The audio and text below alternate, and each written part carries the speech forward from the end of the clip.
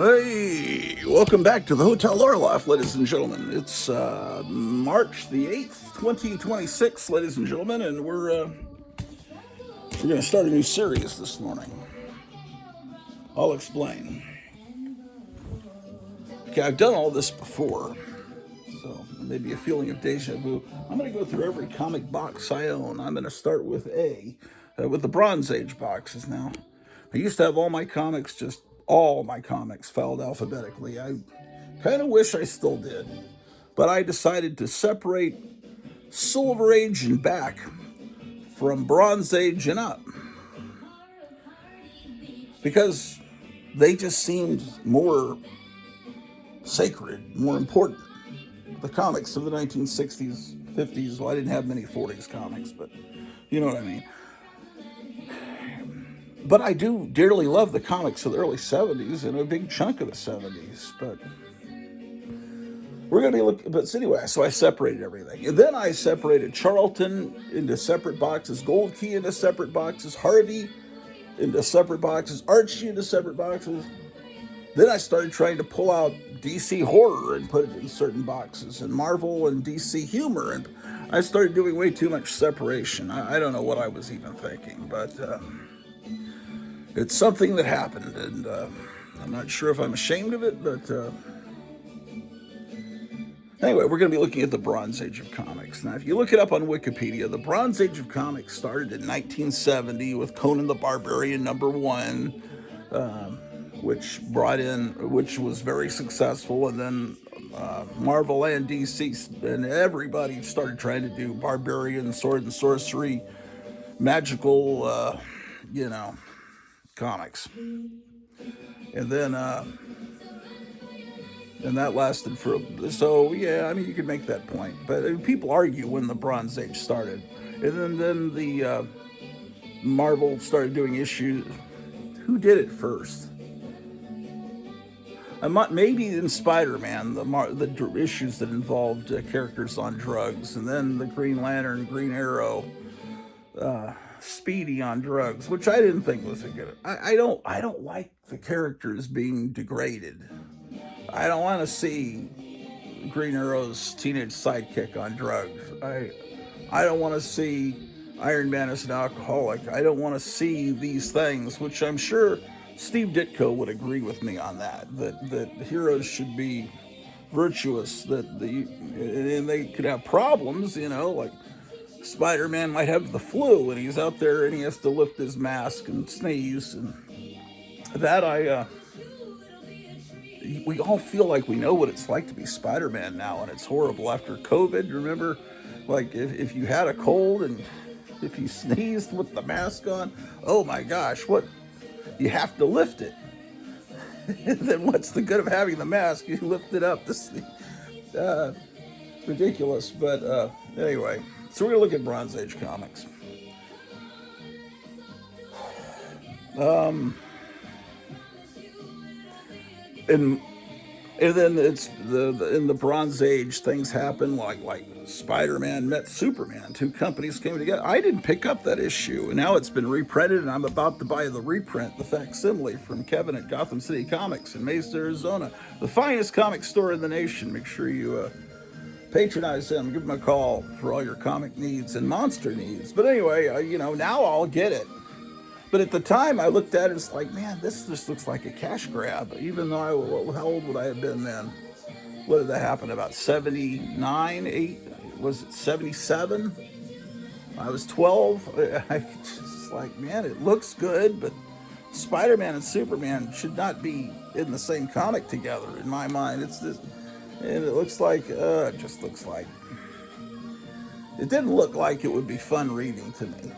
So anyway, maybe it was because it's too expensive. I remember seeing it. I didn't buy it. And then a great thing happened. In the summer of 77, a comic store opened in my town in Arlington, Texas, called Lone Star Comics and Science Fiction.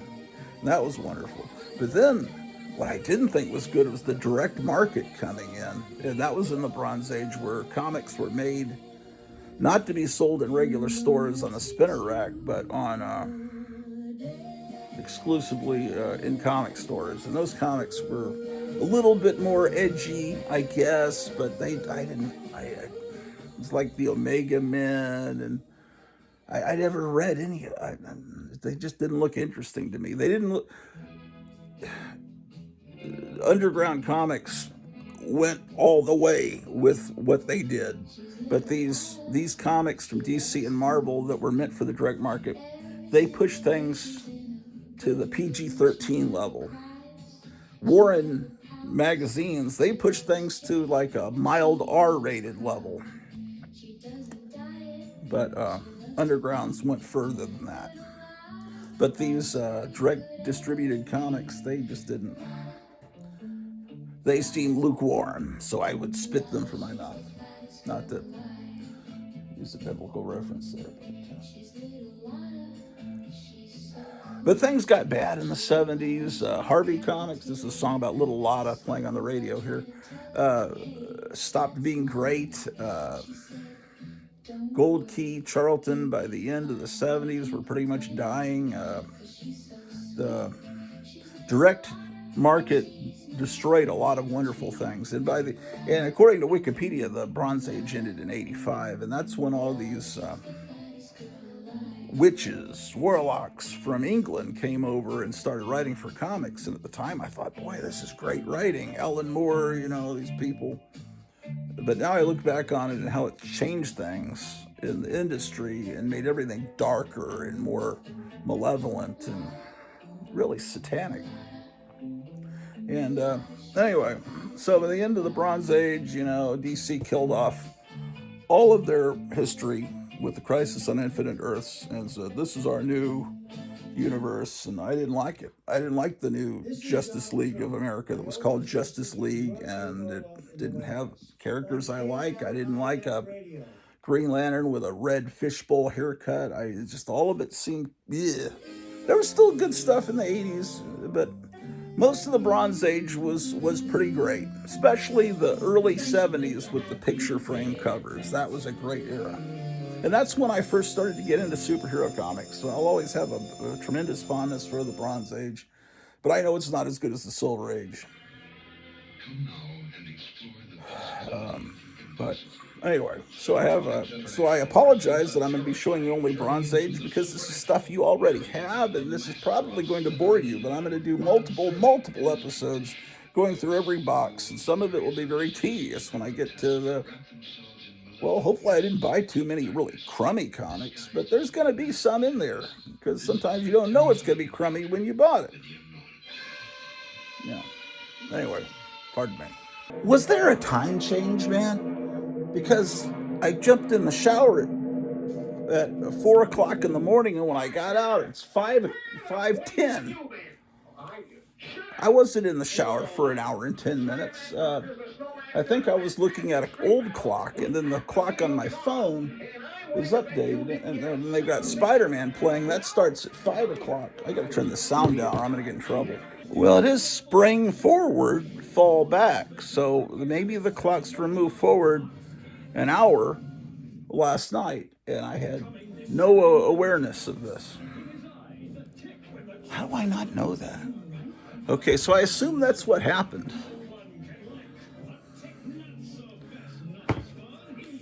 Why don't people tell me these things? Okay, well, whatever. I think it's. I lost the whole hour that I was going to do the show early in the morning. I got up early to do this show, and now it's. How the hell did that happen? Okay, so hold on. All right, so let's get started here, ladies and gentlemen, with. Maybe it'd be better, I don't know, should I put this camera? I'm surrounded by comic boxes I brought down. All right. So the first Bronze Age comic I have here, because, let me explain. As far as me, the Silver Age goes until Marvel drops the corner box. The corner box that, as you know, was created. The idea was Steve Ditko's. But anyway, that corner box, whenever I would see a comic with a corner box as a kid, it was just like, oh my gosh, it was like a religious experience, because that's an old comic from the 1960s. Although they weren't that old then, because I'd look at a comic from 1966 and marvel at it, and it was only 7 years old when I was in third grade, but it just seemed like it was from an impossibly old time that was so wonderful. The time period when my older brothers were my age, it was that was something.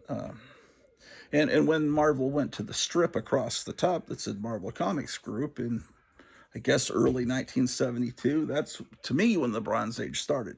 Basically, also, when DC and Marvel went to 20 cents, that to me is the Bronze Age beginning. And that's when I was really starting to buy a lot of comic books, mostly monster comics and Dennis the Menace and that kind of horror. But then starting in late 73, early 74, I really started buying tons of superhero stuff, especially Marvel. But first it was just monster stuff. And I think the Thing being a monster attracted me to the Fantastic Four, and the rest is history, I guess, to use that stupid cliche. So, basically, all of these comics you're going to be seeing are 20 cent and up. Action Comics, lights over here, man. Why am I doing this way? There'll be more light in a little bit when the sun comes up through these curtains here.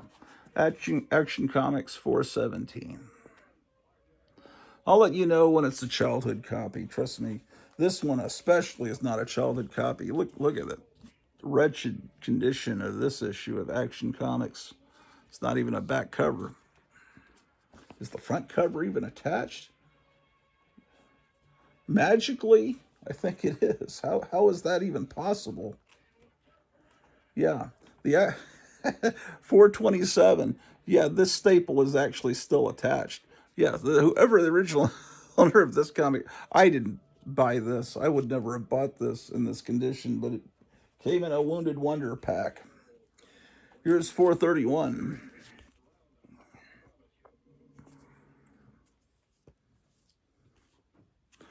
Another copy of 431.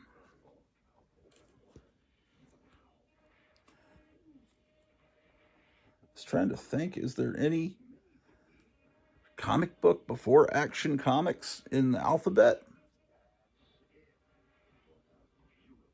I don't think there is in Marvel or DC. I mean, because that would have to be a comic that starts with AA. I think there's some Aardvark comic, but that's an independent thing. Neil the Aardvark, I don't know what, but that wouldn't be in these boxes. I also put all my independent comics and whatever you want to call them, the comics that aren't Marvel and DC, in different boxes. Okay, so AB, there's no comics like Absolutely Best Comics, so they're AC, I think. Oh shit! God damn it! What the hell's going on, man? The dog is going after the cat. It's just jumping on my lap. What the heck? Scared the heck out of me. Okay, here's 435. How about that? What? It's still only 20 cents. Seems like, what? God, I'm starving. Yeah, I guess I don't have many Action Comics from the 20 cent era, because look, it's already they're already switching to 25 cents. This is a great cover. You see, Jor-El and Lara do not look like those creepy looking people that were used in that Superman movie. Anyway. Yes, indeed. Why don't I have more Action Comics from this time period? Oh, I also need to be looking to see if there's any books I need to file in here while I'm doing this. This is a fantastic cover.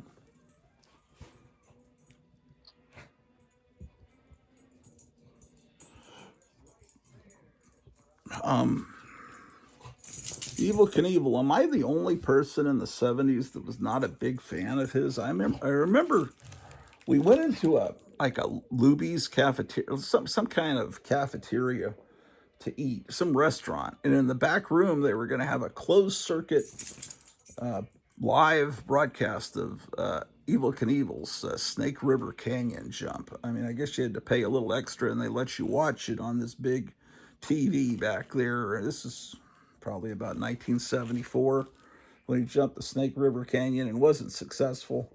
And I remember that.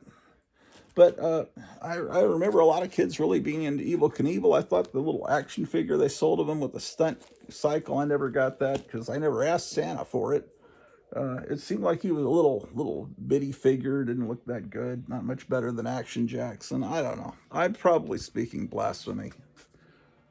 Now I look at Evel Knievel and think he's a lot cooler than I mean, I remember hearing all the stories in the playground about how he broke every bone in his body, and he probably did. Here's another copy of that same issue, more beat up. Look at that. Okay, now we come to my, but anyway, Evel Knievel.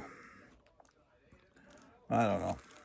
I remember a couple years later, some reporter annoyed him in a parking lot, and he, for some reason, had a baseball bat, and he beat the reporter with a baseball bat, and then his toys stopped selling, and that was the end of his career. A beautiful Nick Cardy cover, number 444. This is the first issue of Action Comics that I bought off the newsstand. Look at the beautiful artwork there, the line work. It's just great. Now, this new Green Lantern series that James Gunn's giving us, they all wear brown, not green. That makes sense, right? For the Green Lanterns to all be wearing brown leather, like they're in a cowboy movie. And but they do have the little green symbol on their chest of the lantern. Makes total sense. This one was also purchased by me as a child. Look at this great outfit she's wearing. 25 cents.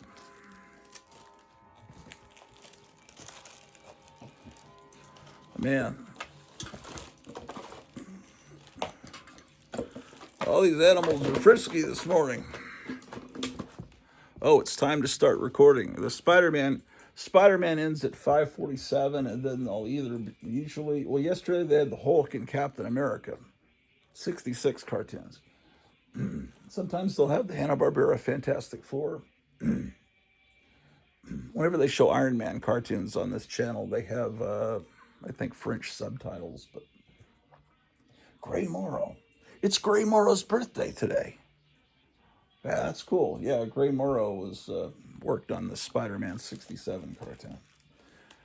Great background music in this from British movie library, movie and TV library music archives. They pulled some great music for the other cartoons that Grant Trey Lawrence did. The Marvel superheroes cartoons were done by the same studio, just in a different animation style.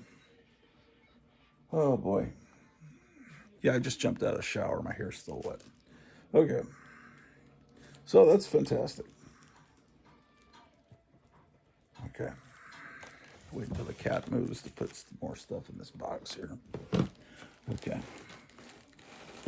Now let me go ahead and start this. As I record these cartoons, even though I now have them probably 7-8 times over in different, I just, yeah. These, Marvel will never, Disney will never release these 60s Marvel cartoons ever. This is a Roku channel that's a little shady from China. They don't care about copyright. So they show whatever cartoons they want. Still having trouble with that channel that I fell in love with that Friar Tuck told us about. I can't keep it. But that's not this channel. He told us about this channel too, but this is IOTV. They show superhero cartoons from 5 to 7 every morning on every Saturday and Sunday morning, rather. Here's 449. Throwback TV is the channel I just discovered, and it's great, but it just keeps shutting itself off. The connectivity. 2 copies of that. This is not one I got as a kid. I got it later. I immediately recognized the ones I've always had.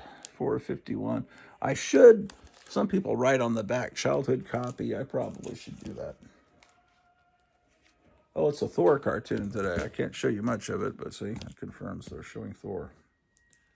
Every hand against him. It's this is one of the great covers, the truly great covers of the Bronze Age. More burgers.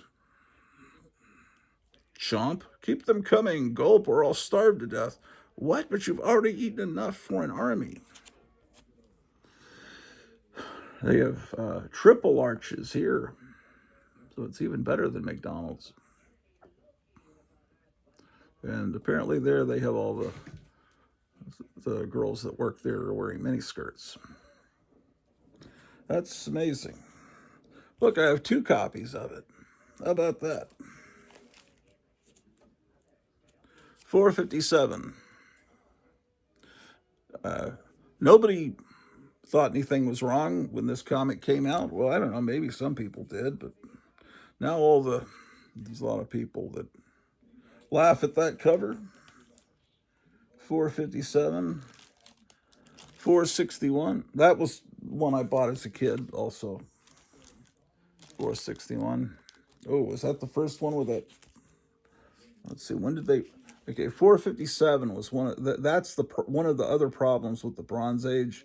See, there's no barcode, UPC, whatever you want to call it, Mark of the Beast. So that was oh, we're already in the 30-cent era. The thing about see, we've only been looking at comics for a few minutes. We already went from 20 cents to 30 cents. The 70s were. See who was president at this point. Carter, I think, had just become president at this point. But comics were going up a lot during the 70s. See, there it is. It just mars the cover. And I've never bought a comic where someone waved a wand over that. Never. I guess maybe somewhere comics were sold in a supermarket where they use that, but it's never happened to me. Charlton 66 works in a comic store where they use that, but I've never been in a comic store personally where they use that. So 462. I can immediately tell it's not my childhood copy because it's got a bit of a, well, that's actually just a printing. What I would do when I was a kid is I would always make sure the spine was perfectly lined up with the art was perfectly lined up with the spine. But oh well. Sometimes you couldn't if it was the only copy left, but 449.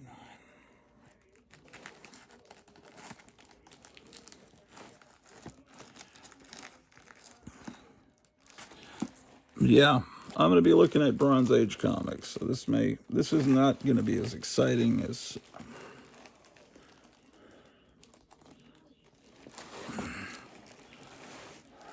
Okay, what?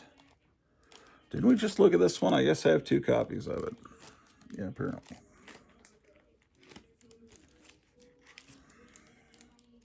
Here's 467. 469. See, this is one I can tell because it's got the myelite on it. Because in the whenever they invented myelite, maybe late 70s, maybe about 1980, I put all my comics in myelite from Lone Star Comics. You see how the spine is absolutely perfectly lined up with the staple? I would pick comics making sure that was the case. It was part of my OCD, but not one of the more obnoxious aspects of OCD. 470. Like, washing hands repeatedly or something. 470, 471.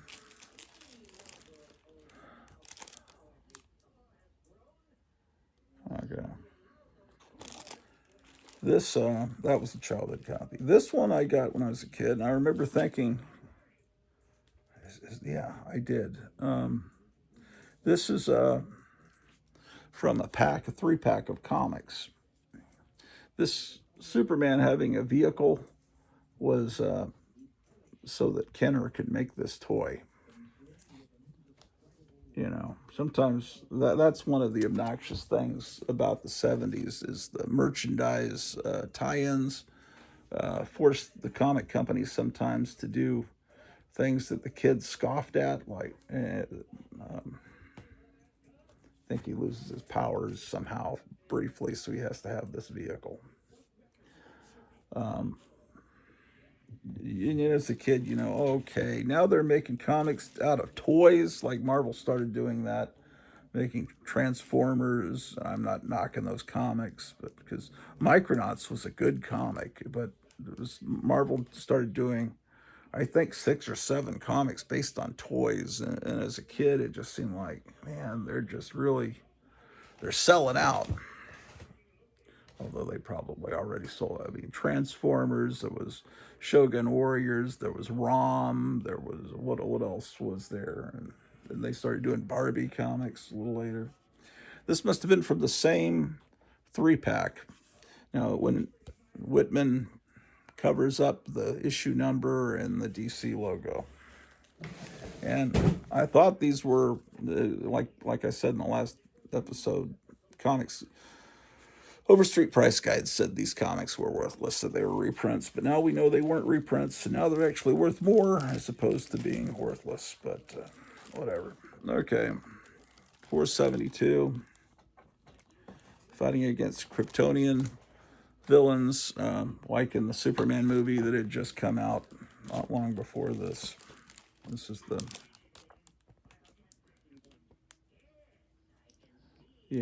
Superman 2, they were they were the main villains. Ooh. You can immediately tell that's a Kurt Schaffenberger cover. I've always loved his artwork. He would do a lot of Lois Lane art. There's a little bit of,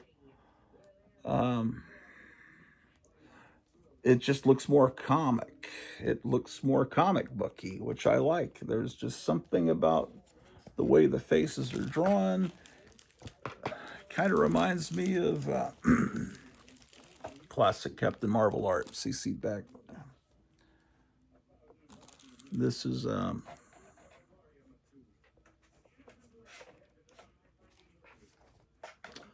475. Just what is that? You could be in the Superman movie. Oh, the Superman movie's not out at this point. 35. Okay. Comics were 30 cents when Star Wars came out. We were just going to 30 cents, and that was 77. Superman, the movie, came out in 78. So I guess when the Superman movie came out, comics had already gone up to 35 cents. 476. So, that's Kurt Schaffenberger. You can immediately tell.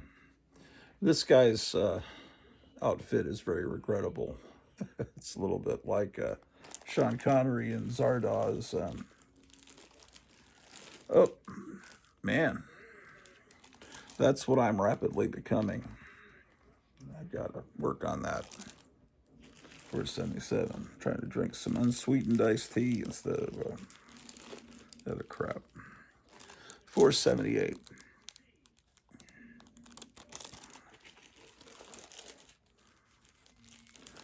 Okay. This is 40th anniversary issue. This is Wedding of Superman and Lois Lane. That's not an imaginary story. I mean, people say, but they're all imaginary stories. No, this is actually the wedding of Superman and Lois Lane. The Superman that was in Action Comics #1. This is his wedding. The Superman that you're reading in the regular comics is a Superman from a different Earth, where this is the Superman that arrived on Earth as a baby, probably in the 1920s, right? As opposed to the Superman here that arrived on Earth probably in the early 50s, maybe. How old would for him? 50s? Yeah, probably. They'd have to keep adjusting it, which is why they created alternate Earths. 485, Neil Adams cover.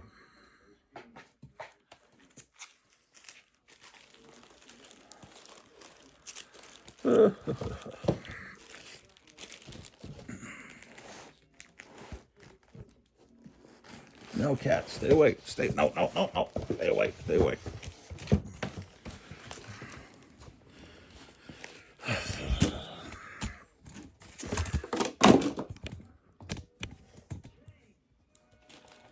Now the cat wants to be on top of the box that I happen to be going through.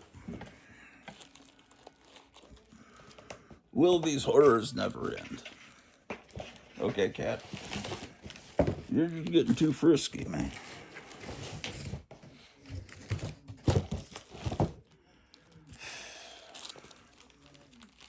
So anyway.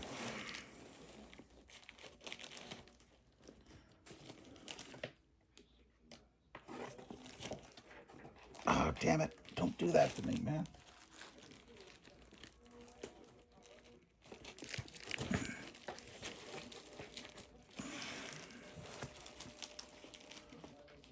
So somebody may be saying, well, comics didn't get worse. They got better. You got older.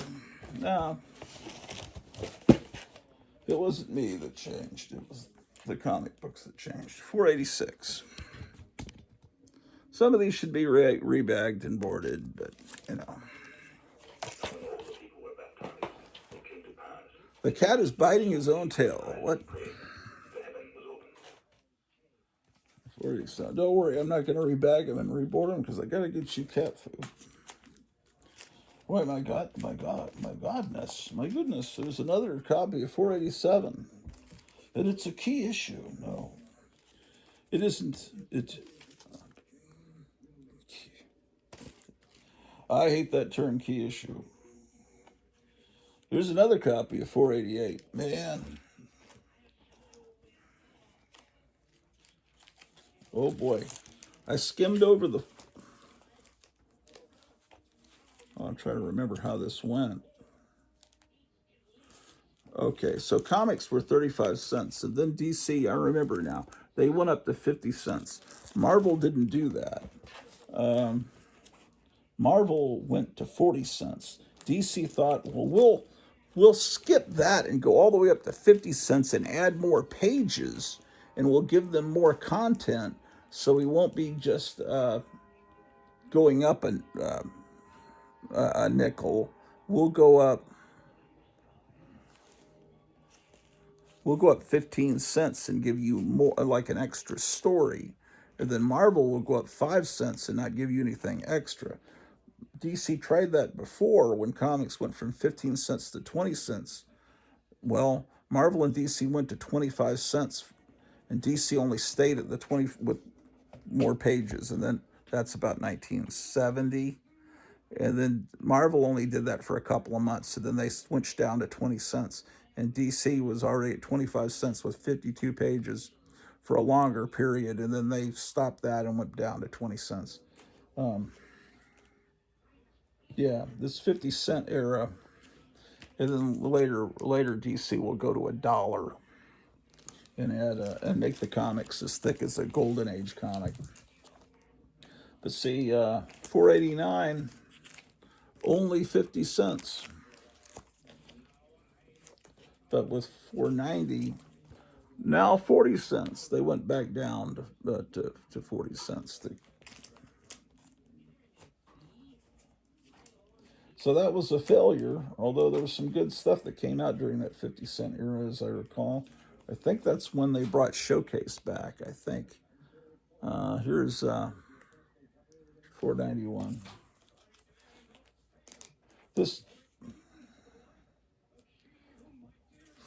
helps me remember what I own, in case I ever, because, I go and I like Kevin at Gotham City Comics will get new comics in, or new old comics in. Someone will bring a collection, and I'll have to say, I don't remember if I had that issue or not.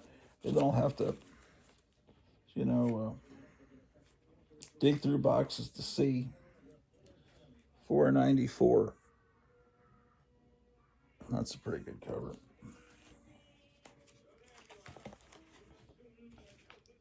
495. Some of these had bags, but not boards, because that was the standard way you did it back then. I remember at Lone Star Comics, they started when you bought the comics. They said, "Would you like boards with those?" And I said, "Board? Why would I need a board? Um, just another thing to buy." But now I realize that yes, you do need boards, but to fully fix my collection and put it, all the way it should be, would cost me thousands of dollars, which I can't do. At this point, things are probably the way they're going to be. I don't know if I could. 497. 498. I don't think these comics from this time period have any value to collectors. I don't think people care about them. I care about them. This is a good cover. 500. Andrew and Giordano drawing this. Be a lot nicer if that wasn't there, but 501.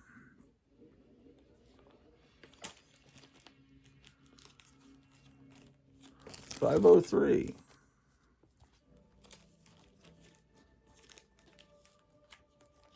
Okay, Thor is over. What will be on next? Will it be Fantastic Four or Iron? I think it'll probably be. I don't know what it'll be. 505.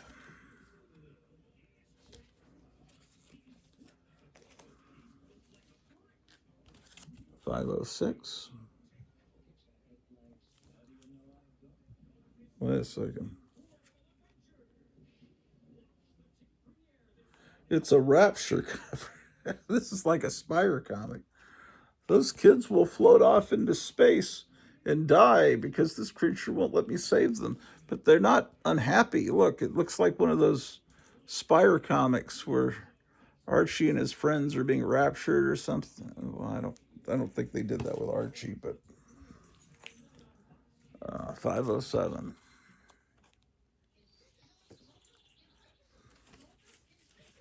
You ever listen to William Sneblin?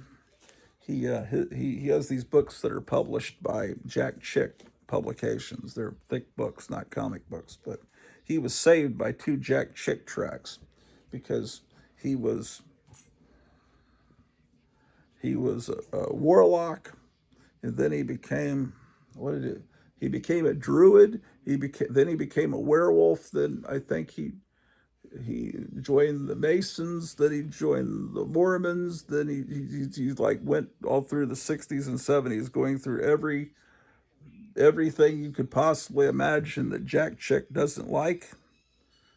He became, because Jack Chick Publications doesn't like Catholics, and he became everything. Then these two witch girls came to his door and got down on their knees and said, "We worship you. You are a wonderful satanic majesty. Here, look at these two funny comic books we got." And they'd written insults and ridicule. Yeah, it's Fantastic Four. They'd written they had mocked the Jack Chick comic tracks by writing, "This is stupid," and he got him and threw him in a drawer. He looked at him later, and then he was saved. And we were listening to him last night, William Sneblin. He's got, he became a vampire. That's right. They said it. At this point in Satanism, you can decide if you're going to be a werewolf or a vampire. He decided to become a vampire. So there's a long series called like Interview with a Vampire, and he's got this long white beard, looks like a rabbi now, but he is, he's like a walking guy on YouTube that is like living embodiment of the Jack Chick tracks. 510. which were another great thing about the Bronze Age was Jack Chick comics. No one ever talks about them being part of the Bronze Age. 517.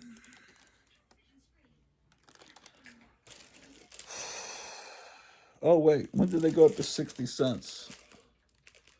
What in the name of heck? Did I miss some issues here? What is going on? Five. Okay, 507 is 40 cents, right? 510 is 40 cents. Looks like I'm not buying every issue. 517 is 50 cents. And it says all new. That's great. No reprints. 517 is 50 cents. 532. Well, I guess that's over a year. It looks like over a year I didn't buy any Action Comics. 532, they're 60 cents.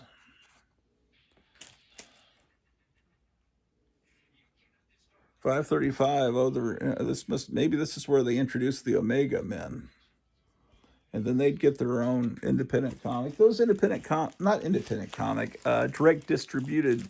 Listen to me, direct distributed comic that would only be sold in comic stores. That they were printed on Baxter paper, and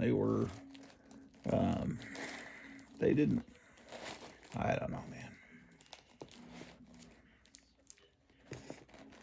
This may be about the time that I'm getting disenchanted, that things are going the wrong way in the comic book industry. Not as bad as they're going now, for crying out loud, but.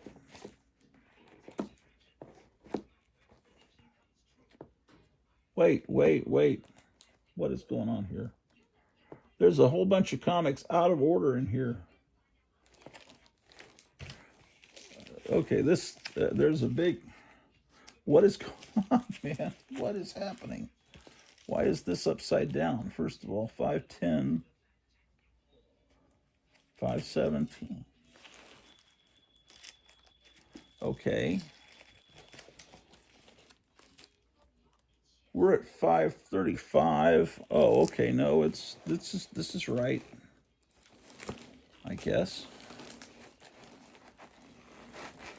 Why didn't they tell us about the time change, man?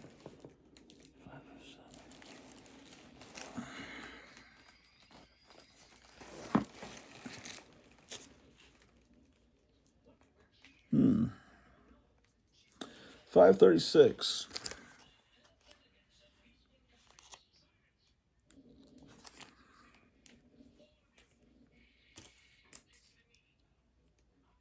$537. This might have some value because they're a little preview of Masters of the Universe. So that would make this about 80.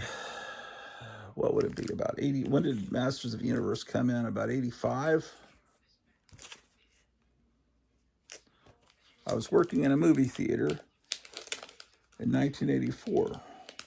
There was a girl that worked at the popcorn. I was the tickets taking guy and the guy that cleaned the theater, one of them. And then there was a separate people that worked in the popcorn concession stand. And this one girl that had a crush on me, but I kind of did not have a crush on her. About a year afterwards, I saw her working in a Toys by Roy. No, not Toys by Roy, Circus World, a toy store at the Six Flags Mall. And she was like, "Oh, hi." But so I have that recollection that it was after I worked at that movie theater. It was later when I saw the Masters of the Universe He-Man toys, and I thought, boy, these are really well made. You know, it was obviously because the Conan the Barbarian movie had come out. Oh man, it's pretty early, 82. I guess I'm completely wrong. The Masters of the Universe toys predate me working at that movie theater. 82? No, there's no way. Does that really say that? I got some new 82?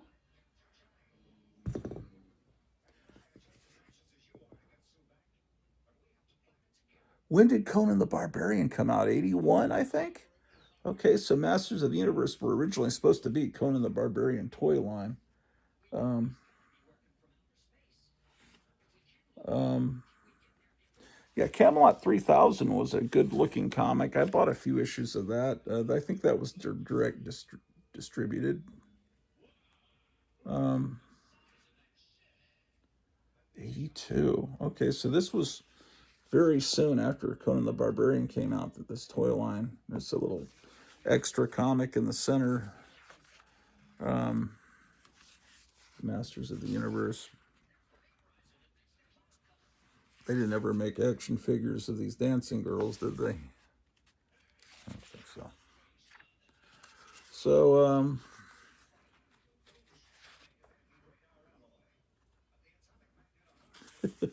it's pretty long. Oh man, they have Superman in the. I didn't realize Superman was in the Masters of the Universe. Yeah, but as you know, 82. Well, I was a junior in high school, but you realize, oh, they're really selling out. Putting Superman in with the toys, and then they did Crisis. Well, they did DC did Superpowers, and Marvel did Secret Wars in order to sell a line of toys. That was another thing that now um, Captain Strangelove says that the Silver Age should extend to about when comics went to 25 cents, about the time that Wolverine was introduced in the Hulk comic, and I could go for that because it does seem like there was a drop in quality around that time. Now there was still great stuff that happened in the late '70s, Jonah Hex, the new X-Men, the new Teen Titans, but there was certainly a drop in quality, and a lot of it had to do just with I think the direct, just that kids stopped reading. Well, also video games in arcades, and then when they came into the home with home arcade systems, um, that really killed comics as well. This is an anniversary issue 544.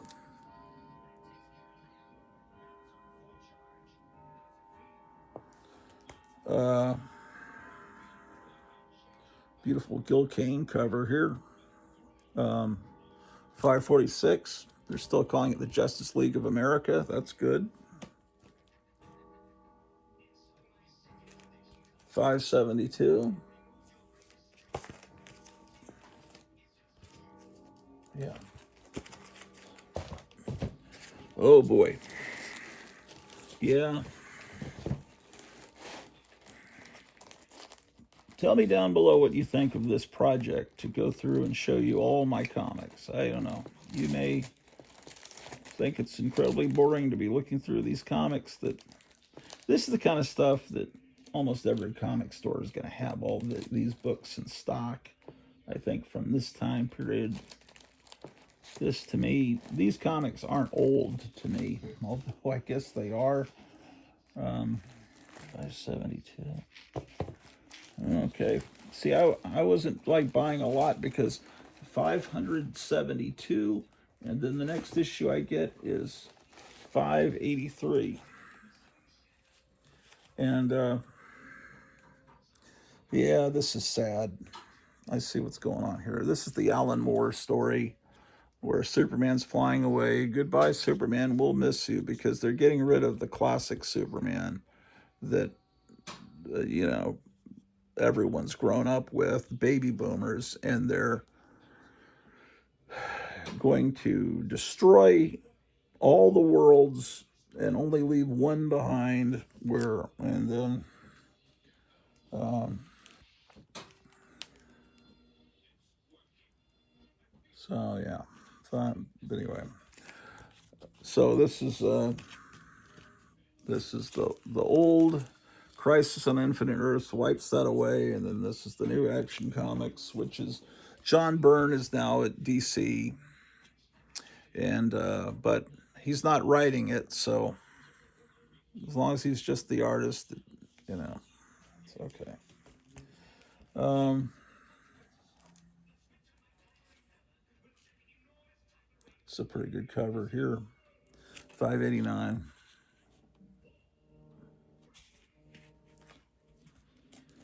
Oh,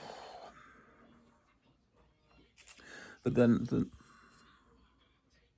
see, this is when it becomes a problem. This is the kind of stuff that pisses me off. Let's open this up. This is when what year are we at now?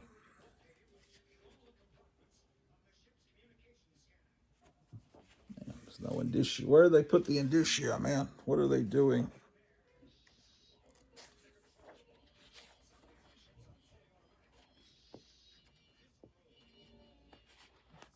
There it is on the third page. That makes a lot like two full page. Come on.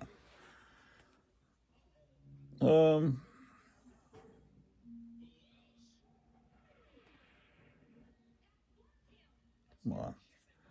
They changed the indicia. They usually put the date in a certain spot.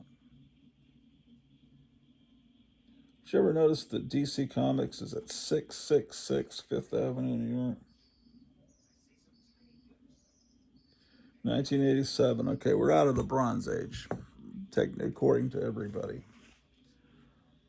So this is there's this villain. I think he's called the Pervert or something, and he's making Big Barda, this Jack Kirby creation, and Superman. Let's see if we can find it. Big Barda is married, and this character is, I guess they're hypnotized or something, so he's going to film an adult film with Superman and Big Barda, right? And then Mr. Miracle, who's married to Big Barda, sees that she's about to, do that and comes. Is this this pisses me off. Look at the code. Look, it's where is it? Oh, there it is. Code approved. Um, I'm sorry. I don't like it. Oh, they can have booster gold. Oh wow. Yeah, things are starting. Yeah, yeah. 7. I was in college at that point.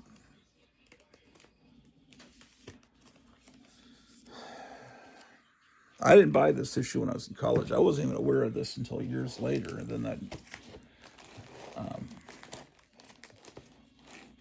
But I think Action Comics is going to have a good period coming up here in a minute, where they stop. Believe it or not, they stop having Superman in Action Comics for a while, and which is strange, and have some other characters, and some of that is good. But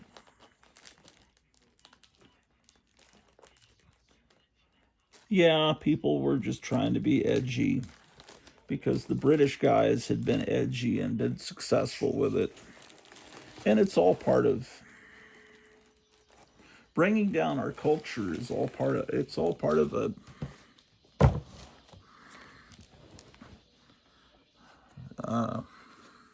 it's all bullshit. Okay, this issue has some value to somebody out there. That I think is it the first checkmate. I don't even know what checkmate is. Some organization. I don't know. Like Shield or something. I honestly have no idea. But I remember it was a comic book that came out called Checkmate that I never bought. Maybe it was great. No offense if it's great. I forgive me. I don't know. Okay, here's issue 600. They try to make it look like a 60s 80-page giant. Except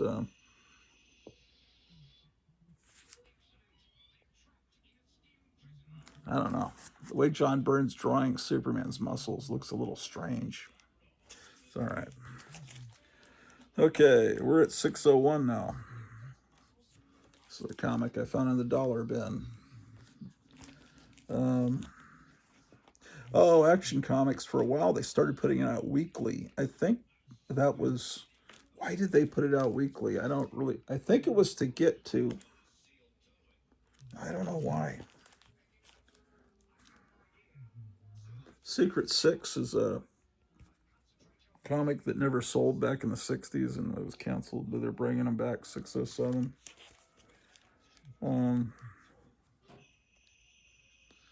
609. Brian Boland was a great artist. Not everyone that came from England was a Satan worshiper. Let's see, 614. I mean, Alan Moore was a great writer. All his people, Neil Gaiman, they're great writers, but, it's like ultimately you realize what their real agenda is with these, with what they're doing. And can't see the Fantastic Four there. Disney doesn't want you to see that. No, actually, the problem with Fantastic Four is not Marvel. Marvel does not own the Fantastic Four cartoon. Warner Brothers, ironically, owns the Fantastic Four cartoon because they bought Warner Communications, or whatever the parent company is, bought Hanna-Barbera. So the Fantastic Four cartoon is not viewable or out on DVD because there's, I guess, a dispute between Marvel owns the characters, but DC owns the cartoon. And then the Marvel superhero cartoons, Disney could release those anytime they wanted, but I think they don't think they're politically correct enough. And they're also too good to release because that would embarrass them with their current product. Okay, come on.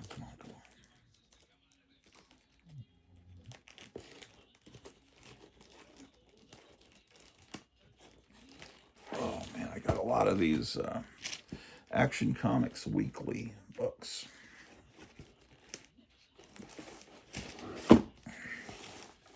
This one is an homage to a 60s cover. Oh, shit, I'm showing Fantastic Four. Damn, that's going to get me in trouble. I'm probably going to have to just edit that out. I'm probably going to get a copyright claim for that. So there probably was just an edit. And that's because I accidentally showed the TV screen. 618. This is an homage to an old Batman cover.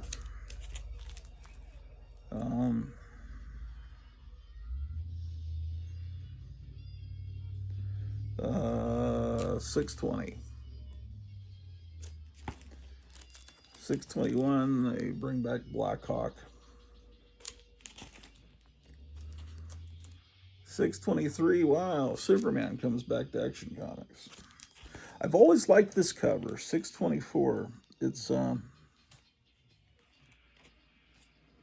can't read that. Alan Davis. I'm not even sure I know who Alan Davis is, but this is a good cover. Black Canary. 624. Oh, another copy. And a third copy. 625, Dead Man.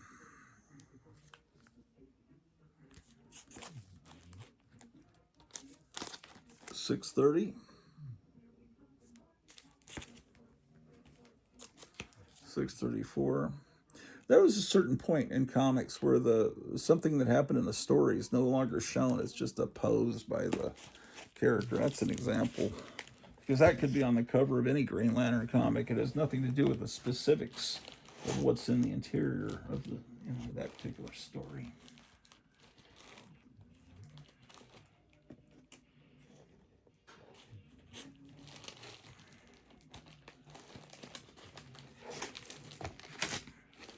Man, will these Action Comics never end? Okay, we're working up towards Adventure Comics. This is another copy of that same issue, bought by accident. This is, well, what do we got?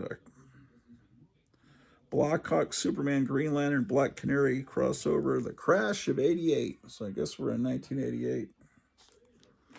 Okay, here we come into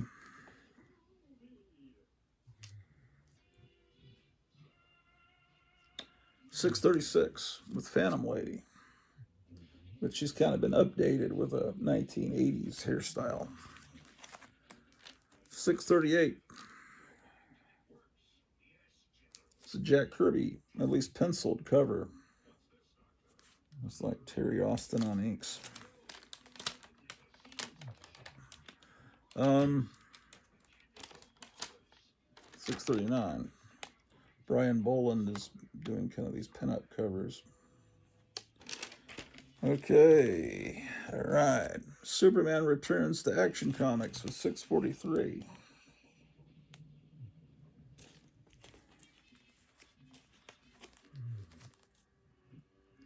648.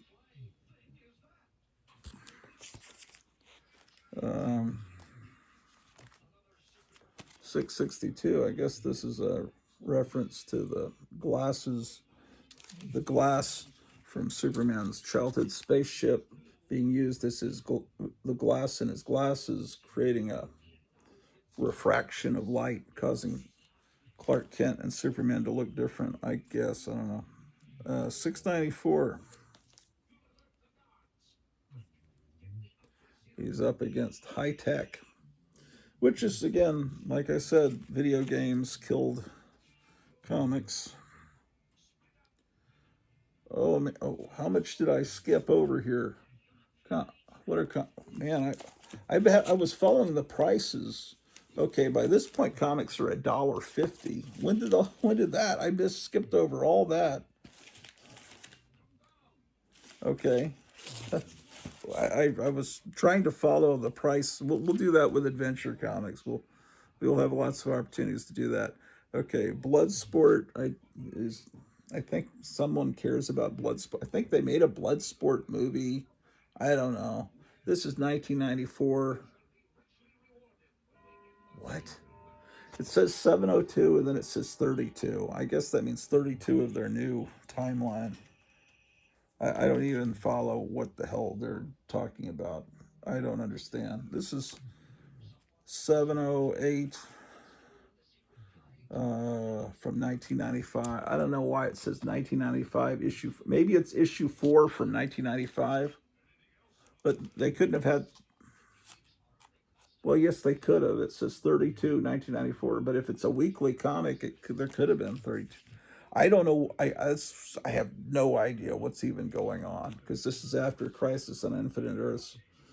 It's completely confusing. What the hell is this crap? 706. It looks like I pulled this out of a dollar bin, issue 806. I don't know what's going on. Supergirls, Abra Cadizzle. That's street magic, yo. What are they even talking about?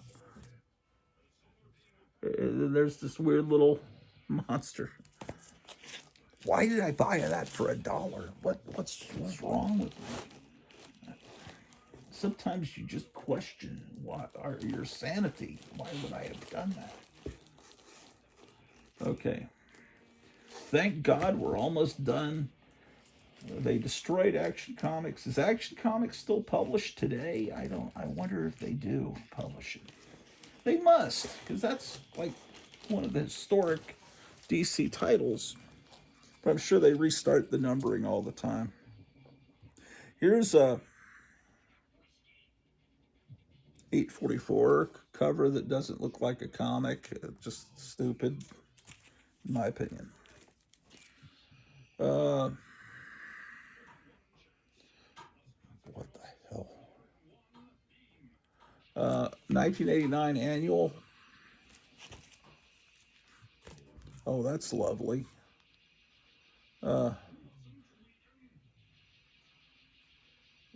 Elseworlds annual. I guess Superman is on the British side during the Revolutionary War and is tearing apart the new American flag. Okay, all right. Let Then that's the end of my Bronze Age into the modern age, I guess, of Action Comics. It's almost half of a long box.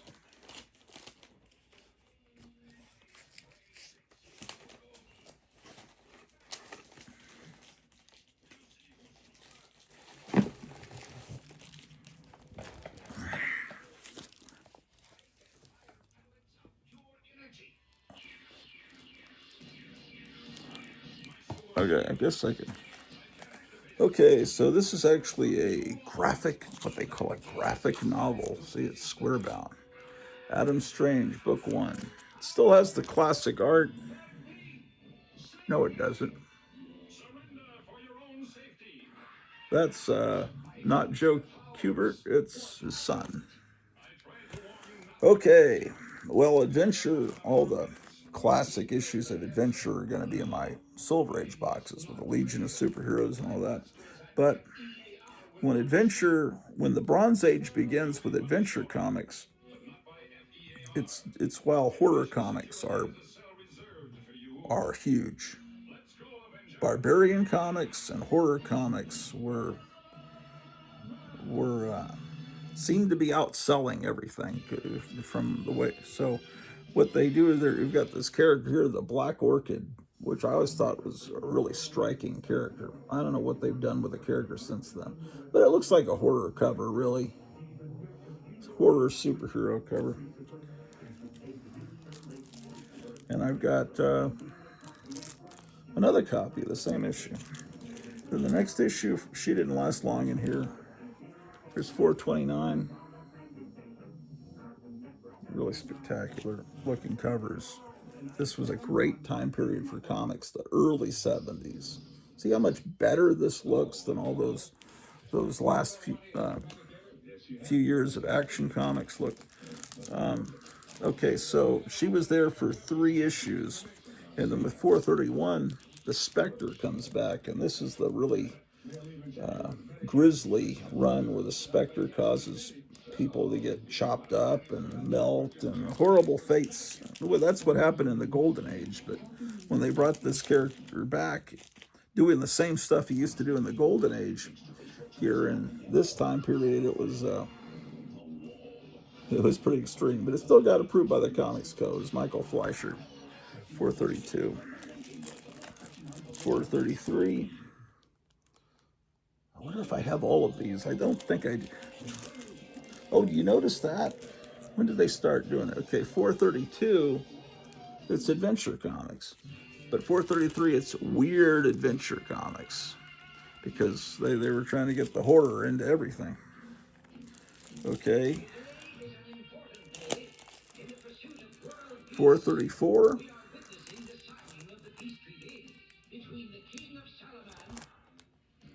Still only 20 cents. 435. There are books that reprint all of these Spectre stories.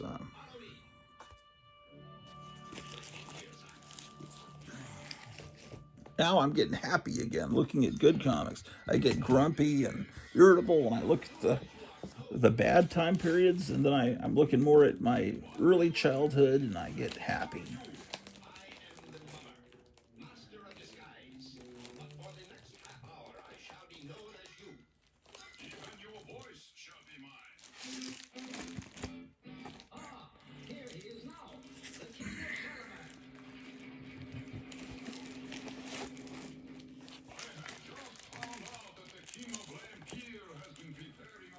Okay, so I guess that time change is getting us ready for the summer, huh? So, what was the issue I just showed you? What number was that? 435? Okay, so I am missing an issue. I'm missing 436. I'm, sorry, my Sean Connery impression. I'm missing 436. This is 437.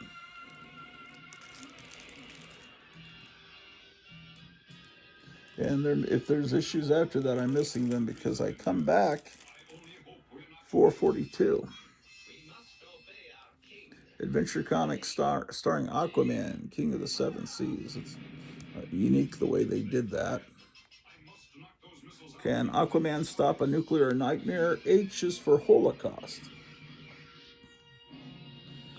Um, the word Holocaust in, oh, they've already gone up to 25 cents. Oh, they're already 25 cents here. Okay.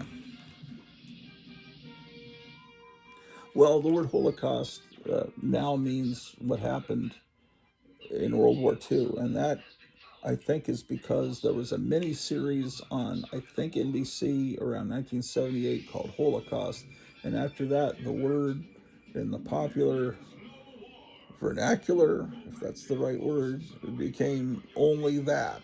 But before that, and this is a few years before that, the Holocaust just meant fiery destruction, and anyway. But you wouldn't see a title like that in a comic today. Of course, who would look at a comic book today?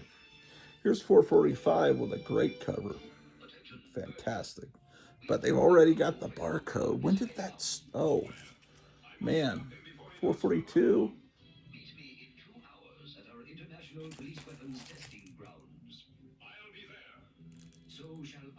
437, 442, 445. They're already 30 cents.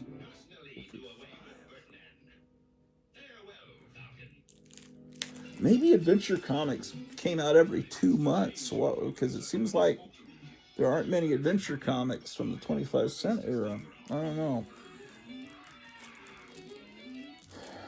451.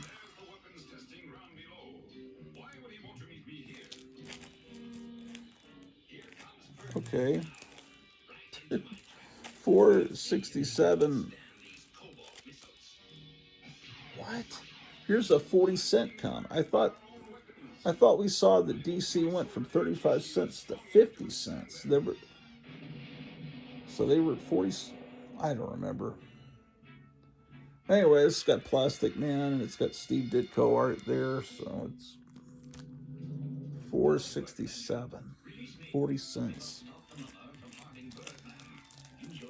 Yeah, DC was all trying to be really experimental, trying to figure out a way to sell comics. This is 4.59. They went up to $1 comic, and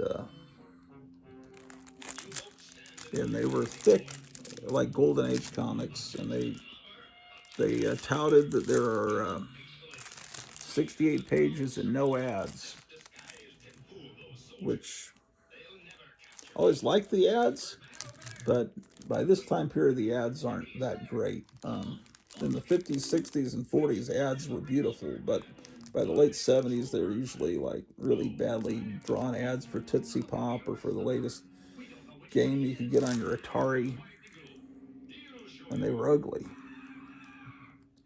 But it sure is a nice cover.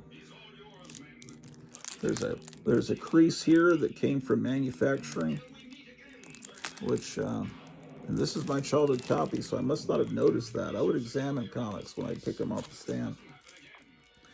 But I remember my older brother Mike shamed me when he saw there was I paid $1 for a comic. He said, "You're paying it? That's ridiculous," because he was paying 12 cents and 15 cents for comics when he was a kid. 460. But what you didn't see was the magic of Jimmy Carter. Although, really, what caused it? Nixon became president when comics were 15 cents. Then he was impeached when comics were. He left office probably in the beginning of the 25-cent era, or maybe the very end of the 20-cent era. Then Ford came in. Ford came in when comics were 25 cents, and Carter came in when comics were 30 cents. Carter was there for 4 years, and comics went from 30 cents to between 70. The election was in 76, so that would be in January of 77 when comics were going up to 30 cents. Yeah, I don't know. Whatever. Whatever, dude. This is the death of Batman. But this the Batman on the Earth where Superman got married, Earth One, whatever they called it.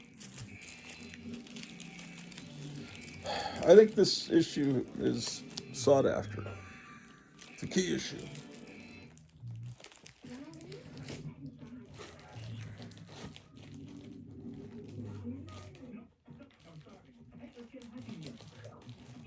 Okay.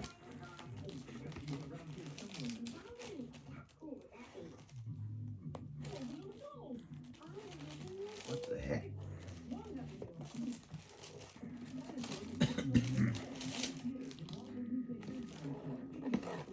Oh my gosh.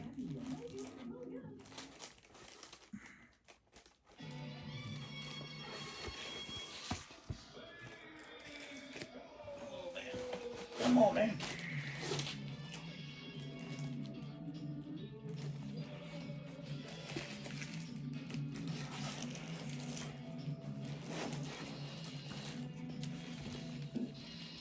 Okay. Who's this artist? Looks like,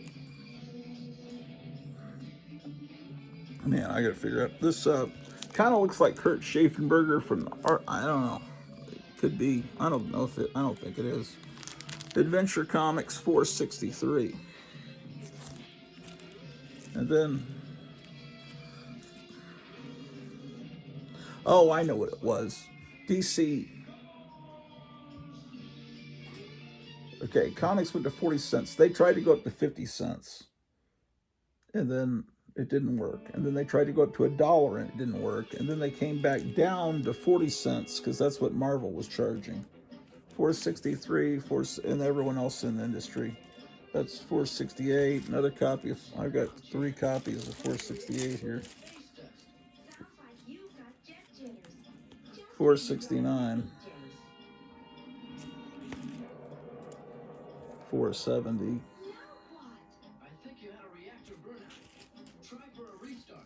471. Without power, we slipped into the gravitational field of that planet. What do we do? I'll call Space Ghost. 475, really nice looking cover. Look, man, not a single spine tick. Ooh, that must be the end. 475. So the next thing, end of my collection, because the next thing I've got is this Adventure Comics number 0. From it looks like it says April of '99. Issue 0. That's ridiculous. And then I've got Adventures in the DC Universe number 2, which is based on the cartoons that were coming out. The cartoons in the 90s, the Batman animated cartoon and the later Justice League of America cartoon.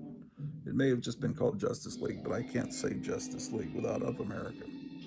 They were much better than the comic books at that time period. Same thing with the X-Men Marvel show, cartoon on Saturday morning was better than the comics were at that time, is my recollection. Here's the Adventures of Kool-Aid Man.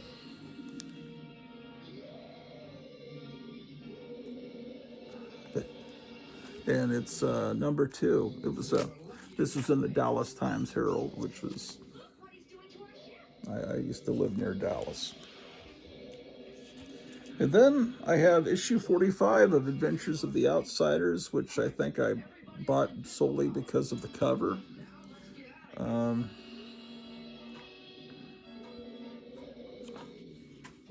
Okay. I bought this when it came out, even though I already had. There was a Planet of the Apes comic magazine, and this just reprints the stories that were in that which were the adaptations of the movies. So this has the first part of the Planet of the Apes, the first movie from '68, and I bought every issue of the Planet of the Apes magazine, of course, because it's Planet of the Apes. And then this came out, and man, I just bought a year and a half ago, or was it even that long before, the same story, and I'm buying it again, but now it's in color, and there's a new cover. And I thought, well, I did the same thing with issue 2, but I thought, man, I'm just buying the same thing over and over again. There's, and so I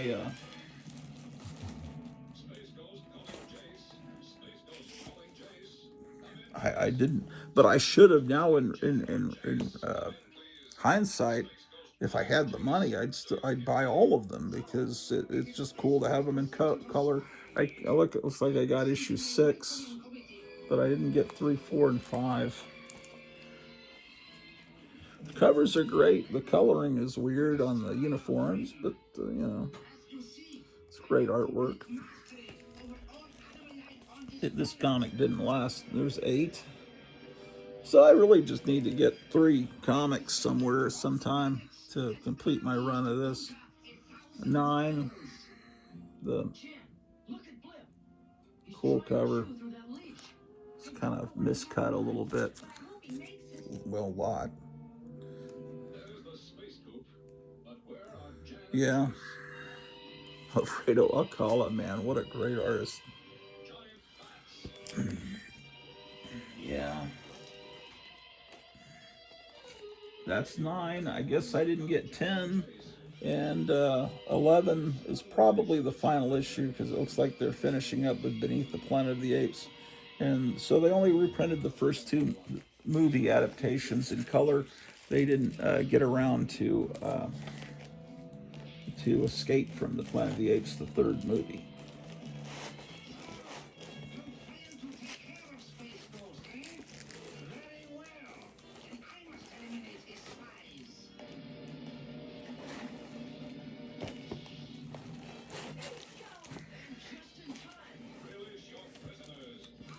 Here's Alf number 4. I bought these more recently because I didn't buy them when they came out. I never watched the show. I bought these because my wife likes the show. And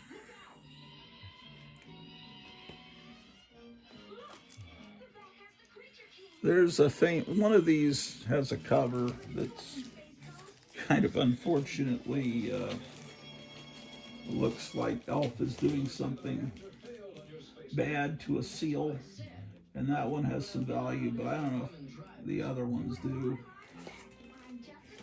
I don't know. Elf.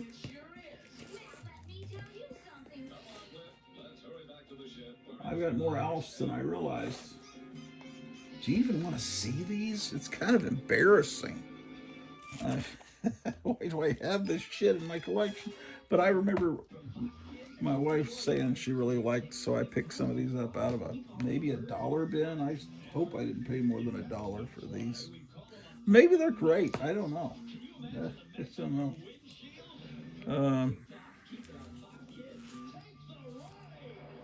Are these even in order? 18, 21, 24, 27, 29. I don't know what number the issue is that everyone wants. I wonder what people pay for that. I paid $60 to see Elf with a seal. Damn, man. Holy cats. So many Elf comics here. No pun intended, because doesn't he eat cats? I think so. 23. 34. 38. I warned you, but stay tuned because I'm going to do my radio show here in a few minutes. I was going to be late for the show because or would I have been early? I don't know. With this time change, It would have been. Now this one, I got a couple of copies of this annual. It's got the a parody of the Teenage Mutant Ninja Turtles, the New Age Mela Mutant Abstract Turtles. Maybe that's a key issue. I don't know. And then I've got a supersized Alf Holiday Special. I guess the artwork in here is pretty good, actually. Maybe this isn't such something to be embarrassed about. I wonder who did the artwork in here. This is like this is good. Who are the artists? Okay. Well, Severin is listed. It says Gallagher, Maniac, and Severin. So maybe Marie Severin's doing the inking, which is probably why this is looking good. Oh, yeah, let's see. Not Maniac, it's Monarch. Michael Gallagher, writer. Dave Monarch, penciler. Jacqueline Rocha, inker. Oh, Marie Severin on this story is just the colorist. Okay. Well, she was not just the color, because Marie Severin was a master at everything she did. She was the colorist for EC Comics. But you know that. Okay, we're done with Alf. Thank goodness.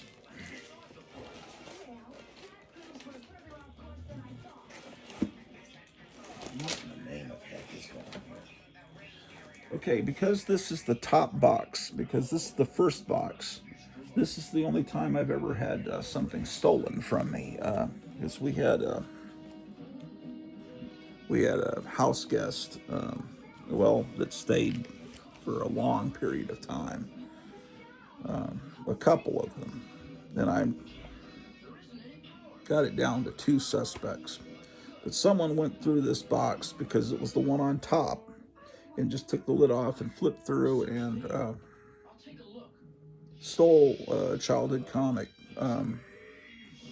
because, well, this is the reprinting of All-Star Comics number 8. But I had, from when I was in fifth grade, All-Star Comics 58 with the first Power Girl in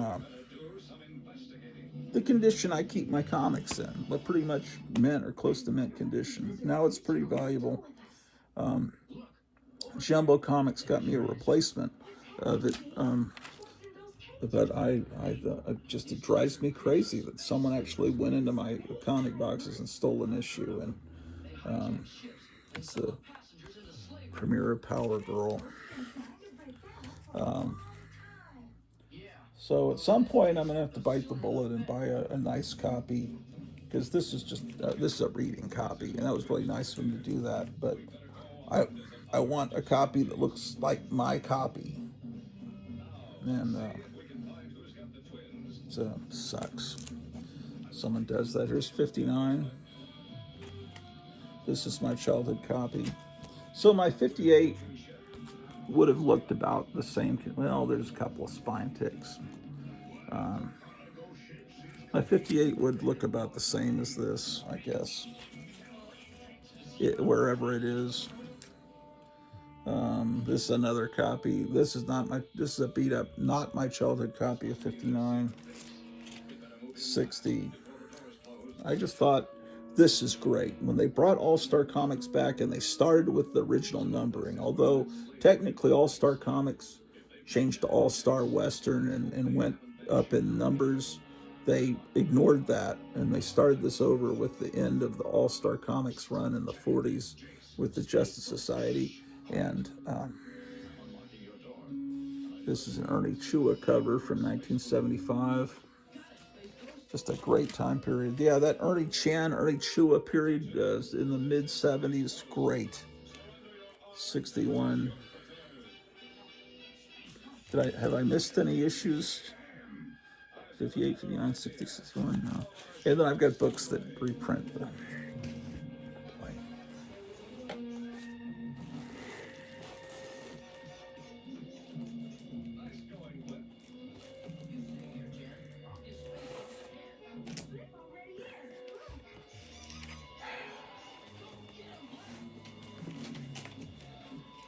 put me in a bad mood again, remembering that incident. Here's 62. And a cover 64 with Wally Wood doing the DC superheroes that just immediately makes me think of the Mad Magazine Super Duper Man, where he's punching out an old man. I think he's punching him in the stomach, and he's like flying through a brick wall, punching an old man in the stomach, and his teeth are flying. His false teeth are flying out in the old Mad parody. Here's 64. Here's 65. You can see the wood there.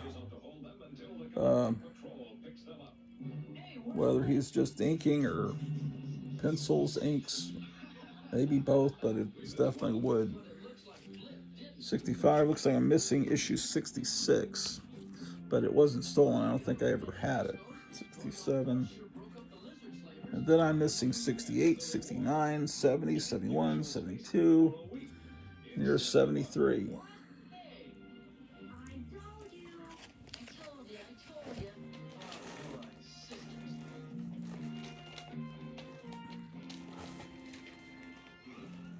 What the heck?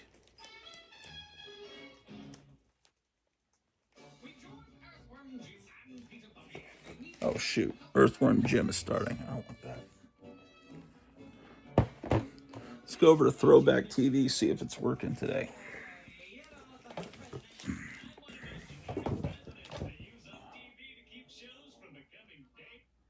Okay, so we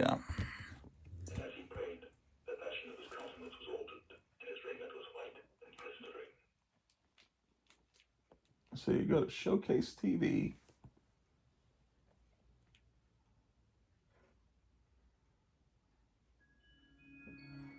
There should be Linus the Lionhearted playing right now. And you press it, then you hit Free TV Zone, then you hit Throwback Television, then you hit Click to Watch Throwback TV.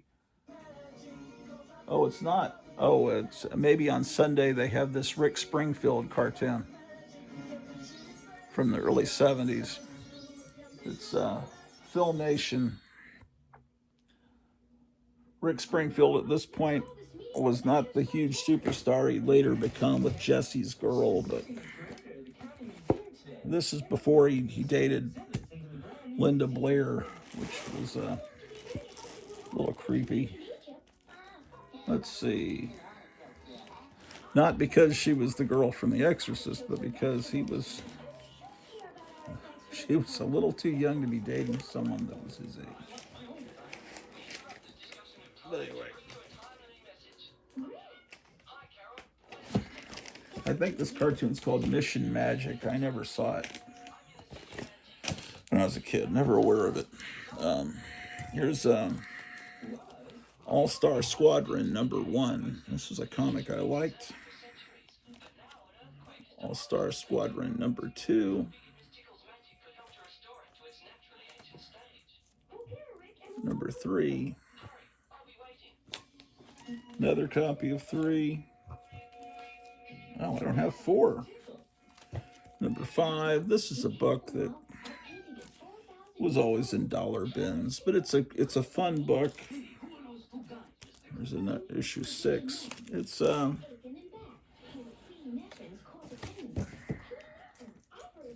lot of fun. There was All-Star Squadron at DC, and over at Marvel they had the Invaders, World War II comics.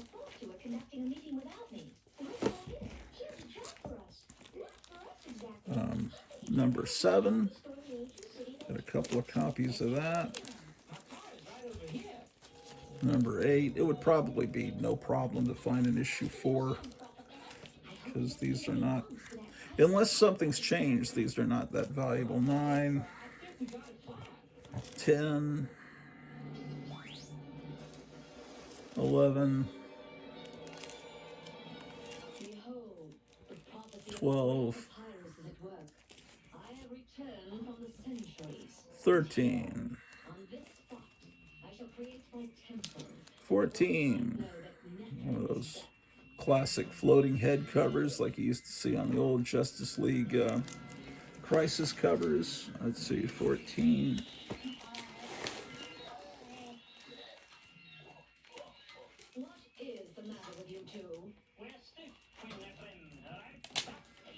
Another copy of 14. 15.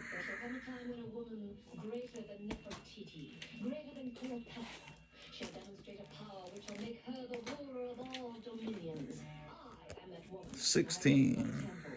Survey the land that I might know the extent of my kingdom. Another copy of 16. Hold on. We have to get back to the classroom to go through the board to it. My mother always told me never to use magic to do jobs that others must do by own effort. You can immediately tell it's a Filmation cartoon just from the voices and the music, because it's like I think they didn't have many different voice actors. It seems like here's one that's not sealed, so we'll open it up and look at it. All-Star Squadron 16. Oh, here's the Saturday morning lineup, Starcade. From what year would this be?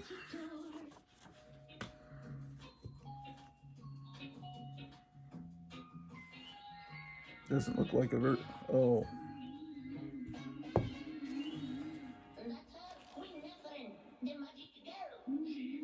1982. Well, the Saturday morning lineup, when I was a junior in high school, I probably was still watching or being aware in case there was something good on Saturday morning, but it wasn't.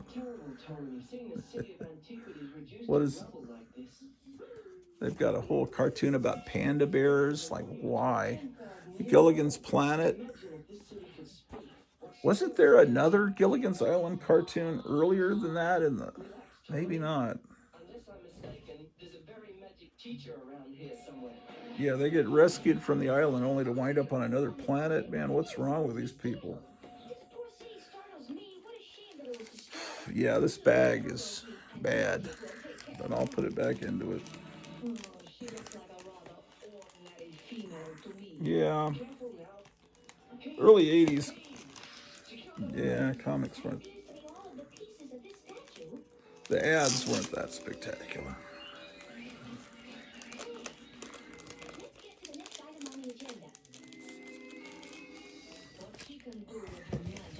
I thought they were going to do away with daylight savings time.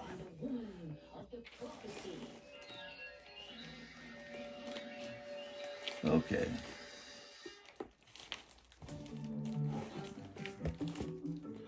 $17. Oh, here comes Ambrose the cat. 18.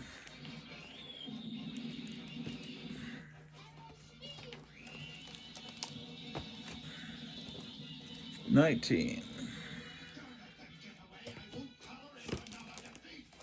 20. This is an easy run to collect, but I still don't have the whole thing. I mean, you could probably go to one comic store and buy the whole run, and they'd probably be so happy they'd give you a discount. Not that it's a bad comic, it's just I don't think anyone cares about it. 23.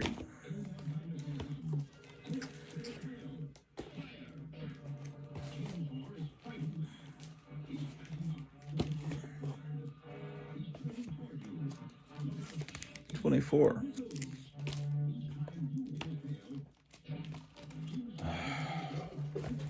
This is going to be a pain in the butt. Maybe I should just do one box per episode. 26. Man. 27. 28. Oh, I'm missing some issues. 29, 30, 31. Here's 32. At a certain point, Crisis on Infinite Earths happens, and then it causes this comic to have to change because then I don't remember what, and they didn't even warn Ray Thomas that they were going to do away with all this. The freedom fighters coming in. 34.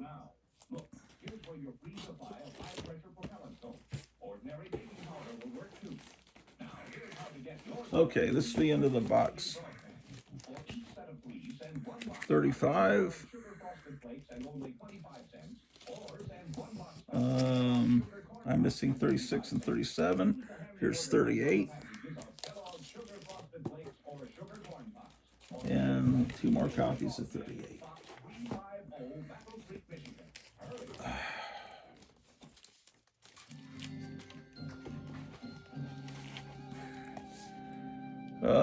Okay, so that's the first box of Bronze Age comics. Let's see what's coming up in the next box here. More All-Star Squadron. Ooh, Alpha Flight. Ugh. We can't do that. We can't look at Alpha Flight. I'll lose every subscriber I have. Tell you what, let's skip past. We're going to skip past the rest of All-Star Squadron and Alpha Flight. And then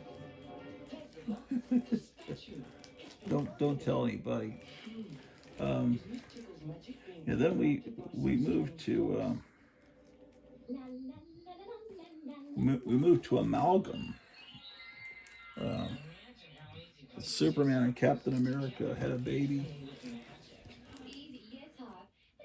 and yeah. Let's see. This is a mixture of the Punisher and Wonder Woman. Iron Man and Green Lantern have a child together. And then Bruce Wayne, Agent of S.H.I.E.L.D. Is that the end? Oh, X-Patrol. I don't even know what the heck that's supposed to be. X-Men combined. That's not Doom Patrol. What? I don't know. It's just so 90s looking. I don't know what that's supposed to be. Because there's nothing Doom Patrol looking about that. I don't know what that is. Spider-Boy. Superboy and Spider-Man. And then Generation Hex. Is that the end? Please let that be the end. Oh, Dr. Fate and Dr. Strange. Okay, amazing. Okay. Amazing Adventures. This is an early 20 cent, probably the first 20 cent. The way it's got it, it's in the circle. The cover's been cut wrong, like severely. Where part of the cover is going to be on the, but you see more of the art on the side, but it's cut so wrong that the box that tells you the issue number is on the back. But you wouldn't have seen a little bit of that artwork if that wasn't done. Anyway, sometimes that would happen. That's issue whatever. Looks like it's also been through a fire.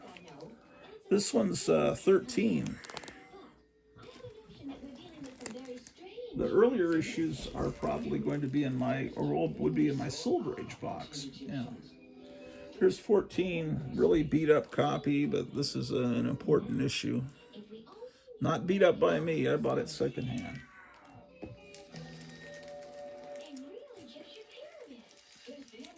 17.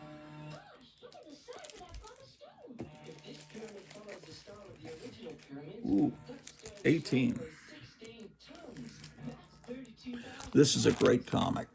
Trust me, it's science fiction, War of the Worlds mixed with Conan the Barbarian. The Martians from War of the Worlds come back after they were defeated, you know, in the original H.G. Wells novel, and he's one of the guys fighting against the Martians, and it's it was the 1970s, you know, so um, these outfits are unfortunate, you know, that we saw Superman fighting a guy like that, and you know, Zardoz with Sean Connery in this, but you just have to get past that 'cause it's a great comic. Also, if you ever show an old Spider-Man comic with Kraven the Hunter to your spouse or someone or girlfriend, whatever, and then they see Kraven the Hunter, they're going to question him a little bit in his choice of outfits. You know, non-comic book people don't see things the same way we do. Here's issue 19.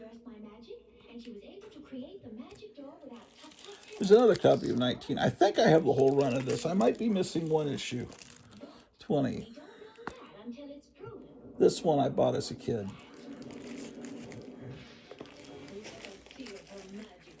Oh, this is so much more fun than looking at Alpha Flight. John Burns is a really great artist, but he needs to have someone else writing his material. Yeah, come on, man.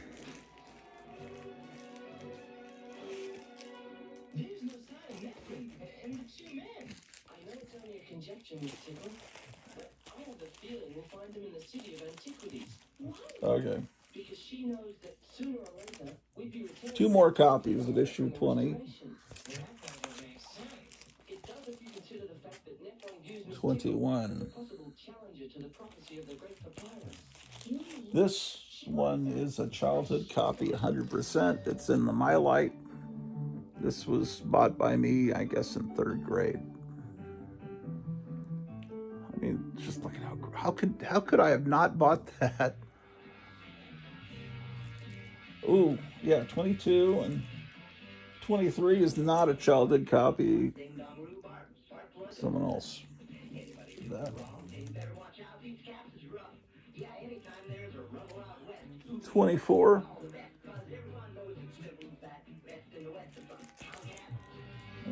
24 doesn't look too good. Ooh, 25. I really need to upgrade this. This is a badly beat up copy. Not by me.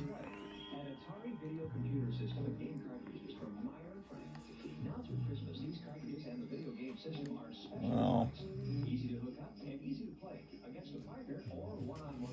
this guy has looks like he's got a bullet hole in his forehead, in his face. 25. 26.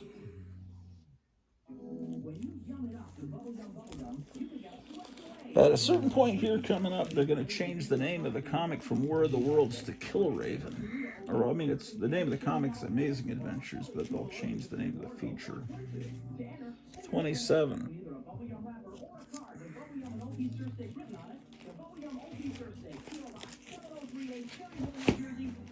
There's another copy of 27. You don't need to see that. 28.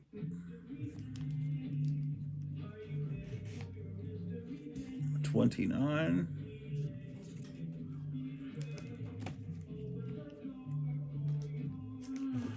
30. Oh, I'm missing 31. 32.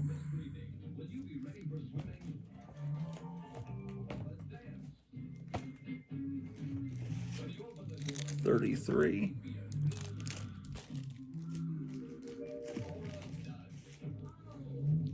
Oh, I'm missing 34 and 35. Here's 36.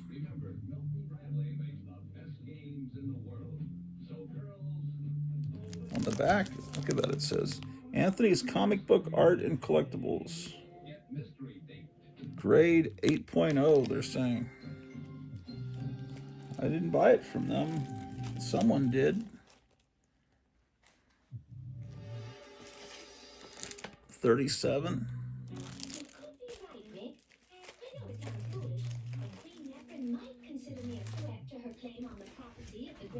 38. I remember getting this one with the Marvel characters attacking him. Oh shit. Hold on a second.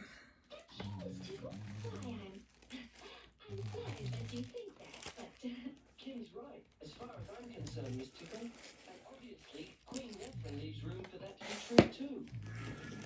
There's a lot of these things, man. Come on, keep going. We've got to gather up all these things for Queen Nephrin, Steph. Could it be that she is the woman of the prophecy? Here's 33. Did I show you that already? Down there. There they are. 39. I think that's the final issue. I wouldn't exactly say that they were anxious to see us. Don't look now. And then, What they're doing. it's back in the box.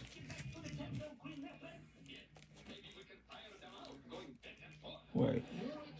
3. With my trophies. I shall be a while longer. She sent the two men back, but she stayed. I smell showdown time coming up. Queen Nephrin, let us talk. You have come across the centuries to my time. We can learn much from each other. What's she waiting for? I guess she figures there's a time to talk. And Just a moment. Putting these books back in. I don't know if anyone collects Kill Raven War of the Worlds books or not. You never heard anyone talk about it.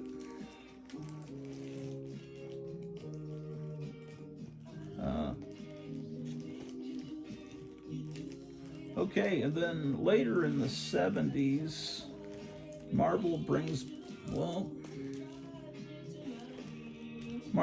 back Amazing Adventures to reprint the early X-Men because X-Men, there's issue 2. The new X-Men was selling so well, they started reprinting the 60s X-Men. That's 3. 6. I wasn't buying every issue. It looks like 9 because I had the Marvel Masterworks, I think, hardcover that reprinted all these. So the only reason I'd be buying them is for the new covers, I guess. You start realizing, hey, I'm buying the same stuff over and over again, like with those Planet of the Apes comics.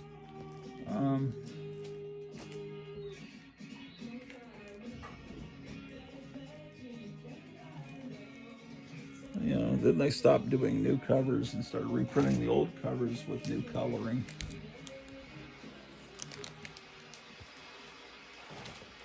What is this? Oh, this is a recent comic from about 4 years ago. Gosh, what is this? I don't know why I own an issue of Ambush Bug. There's got to be a reason. Oh, it's a history of the DC universe. Yeah, I was thinking what had happened to me. What was, had I lost my mind? Ambush Bug. I don't mean to insult you if you like that comic. It might be great, but it always struck me as like a Deadpool or She-Hulk kind of. Aren't we funny because we're talking to the reader kind of comic. That okay, Amethyst, Princess of Gem World. I think this is really intended for a girl audience. It's based on a toy line. This is a 12-issue miniseries, but it has really nice artwork. It's 3.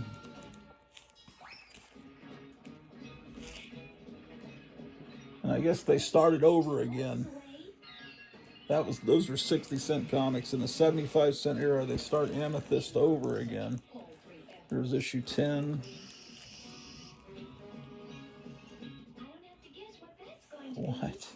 And then then when comics cost $1.25, they did a 4-issue series, and that looks like art out of Warren, like out of Vampirella, because it's Esteban Maroto. That's why. This great job. Okay, I was just reading some some post by Donald Trump just posted up, popped up on my phone. I was trying to read what he said. Said somebody's doing a great job doing something. Amethyst. Maybe we can get through the magic storm.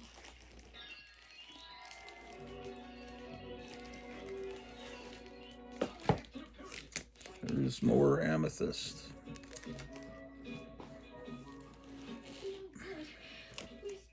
Amethyst. Bullshit. And then this is a character out of Spawn that somehow got sold to Marvel. I don't know how that happened, but no telling. What is this? I guess I tried an issue of Angel and the Ape at some point. Maybe a couple of them. That was a 60s comic. I guess they brought it back. This is another Marvel toy comic based on a toy line called Animax. I don't... Animax. Definitely dollar bin material. This is Marvel's Star Comics imprint for their little kitty comics. It's like, I guess, a Transformers kind of comic. Here's their final issue, number 4. It must not have been a resounding success. Number 4 is their final issue. At this point, the comics started to look brighter. They were using a different printing press or something, or a different kind of ink. And this is in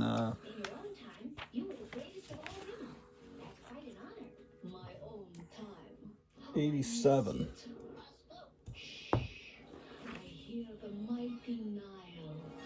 Yeah, Animax. My gosh, the crap I've got in my collection.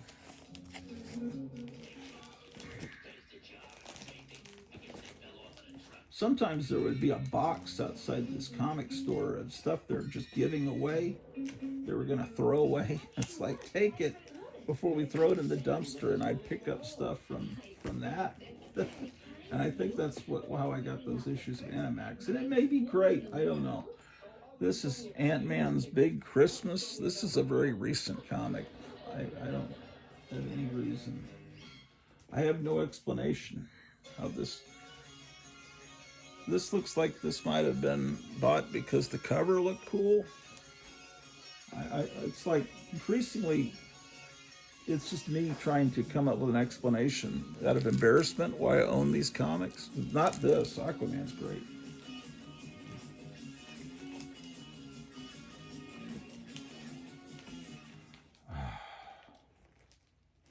I don't know, man.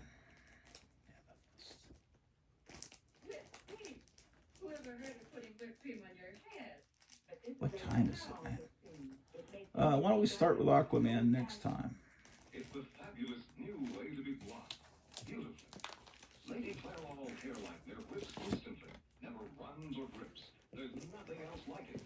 Ease, speed, or beautiful results. In one fast action, Lady Clairol lightens dark hair, transforms dull, mousy, or... Yeah, don't take the free comics that people are throwing away because it junks up your collection. Hold on a second. And it's all there for you too in Lady Clairol whipped cream, the fabulous new hair lightener. So if you want your hair to glow with golden beauty, if you want silky, beautiful blonde hair, try Lady Clairol whipped cream hair lightener and be beautifully blonde. Well, so far this channel has stayed on all through. It hasn't shut off, so maybe we're having a good day for throwback. This is a great commercial. Look at this.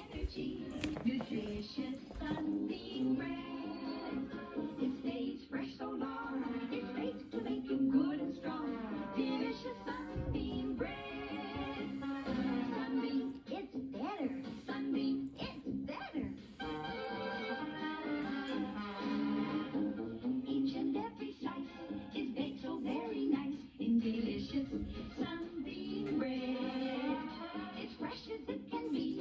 It's full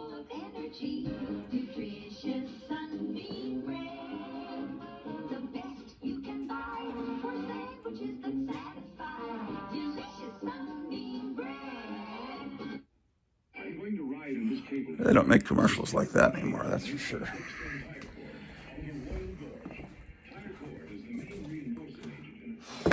Well,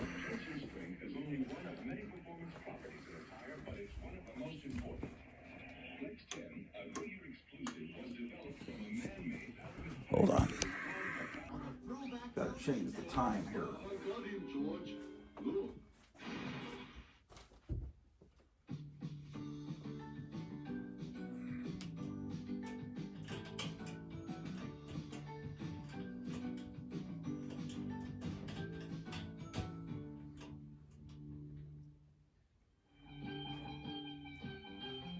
It's 7:30.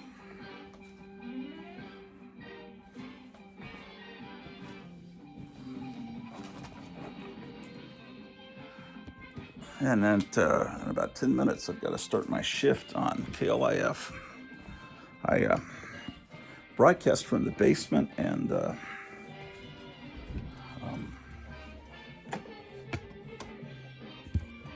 send it up to a satellite that goes to the Dallas facilities.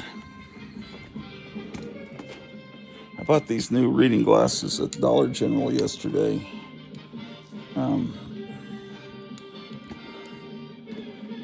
They might help me read a little bit better. I don't know.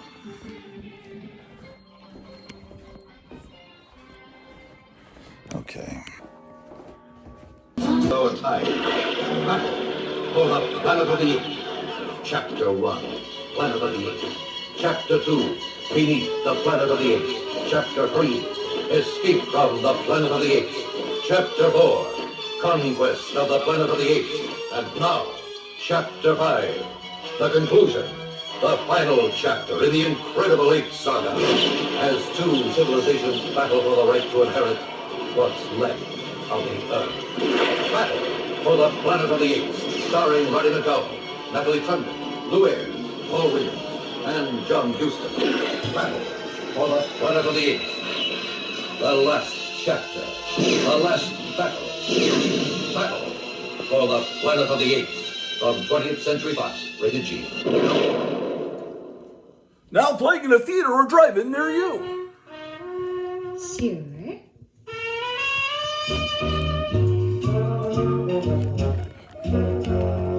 The rainiest kind of weather, the laziest kind of day, and making some hot buttered popcorn while the time away. This calls for Bud. This calls for Bud. Where there's life, there's Bud. While you're waiting for that popcorn to pop, take a good long look at the Budweiser label. You will find the key to Budweiser's special satisfaction summed up with 7 proud words. Choicest hops, rice, and best barley malt. Naturally, the king of beers states its ingredients on the label. An easy kind of day, a lazy kind of mood. This calls for Bud. This calls for Bud. Budweiser.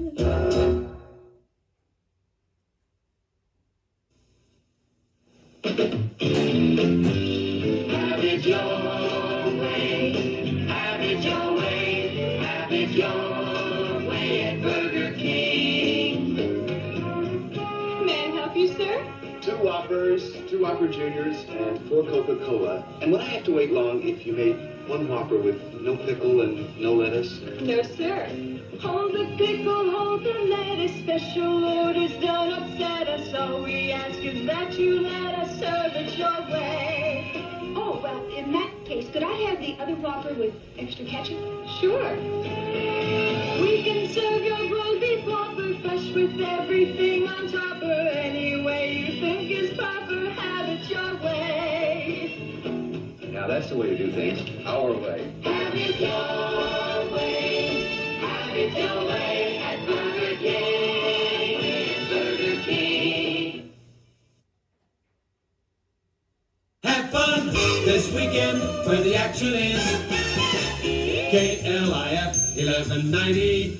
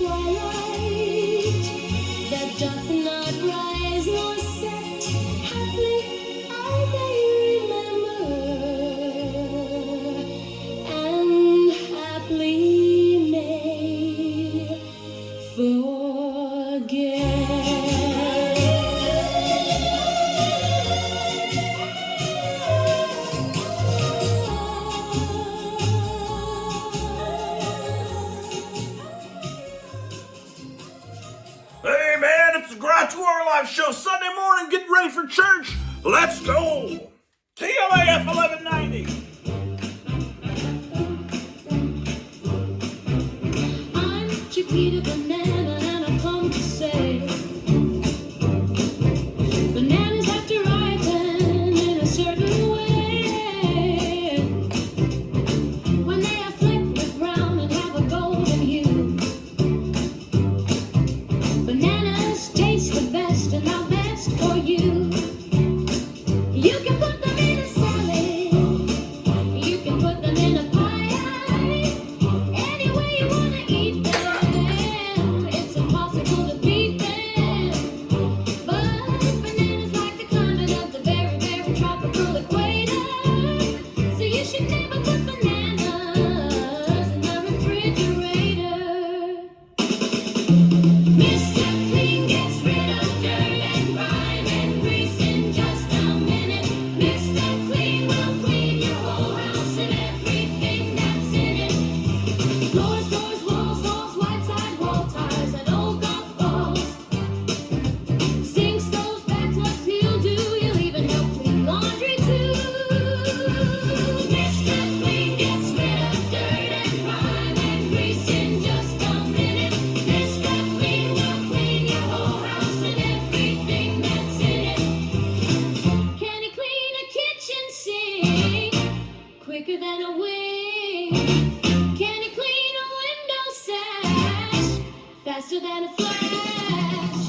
Can he clean a dirty mirror? He'll make it bright and clearer. Can he clean a diamond ring? Mr. Clean cleanse anything. Mr. Clean gets stuff on stuff, cleans kitchens in a minute. Mr. Clean will clean your whole house and every room that's in it. Mr. Clean, Mr. Clean, Mr. Clean, Mr. Clean gets tough on dirt and grime and grease in just a minute.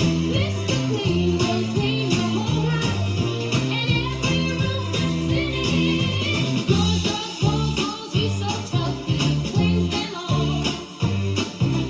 Grimy tubs and tiles he'll do, so your bathroom looks clean as new. Mr. Clean gets tough on stuff, cleans kitchens in a minute. Mr. Clean will clean your whole house and every room that's in it. Mr. Clean, Mr.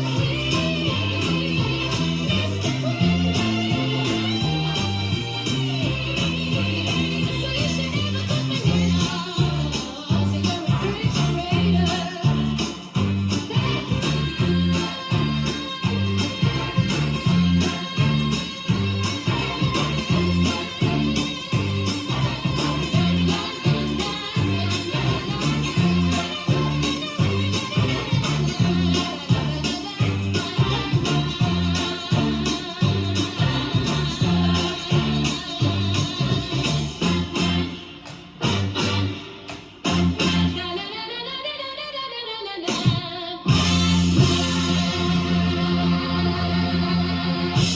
Hey, you're tuned into the Grottu Orloff show here on KLAF 1190. Did you set your clocks forward? I didn't. Quarter Wagner. Oh, baby, when I first met you, you were dressed so fine. Well, what's gone wrong? Now you ain't got a stitch. We were on our honeymoon on a safari. We took the wrong plane and ended up here, and now we're stark naked and we're being haunted by gorillas on horseback here on the planet of the apes. I hope that it don't sound a little uncouth, but I prefer you in a gorilla suit. And I know it sounds crazy, but I prefer you dressed here on the planet of the apes.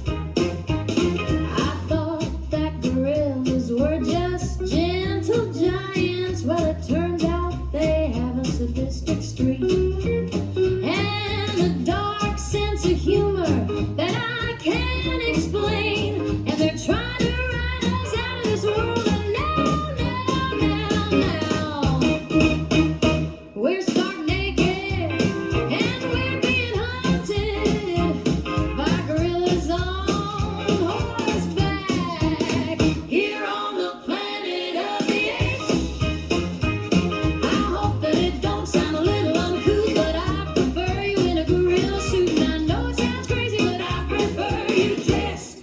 You're on the planet of the apes. Here on the planet of the apes. Oh no, here on the planet of the apes. Oh no, here on the planet of the apes. Oh no, here on the planet of the apes.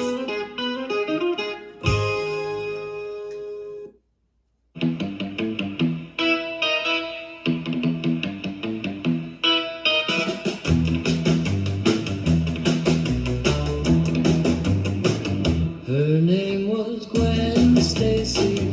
Her face was amazing. Her fate was so crazy. They never should have let her die. Her hair was so blonde. Her stare was so fond. The air in her lungs, it never should have left her. Her name was Gwen Stacy. Her face was amazing. Her fate was so crazy. They never should have let her die. They never should have let her die. They never should have let her die. They never should have let her die. They never should have let her die. They never should have let her die. Jerry Conway from 1973 here on the Grottu Orloff Show, Sunday morning, March the 8th. I guess it started when they landed near Mount Fuji, far from home. I think the army tried to stop them, but the Mysterians had their robot Mogera. Now they've made their declaration. They want some land and all our girls. Now we know their true intentions. Now we're up against a foe with new inventions. Oh,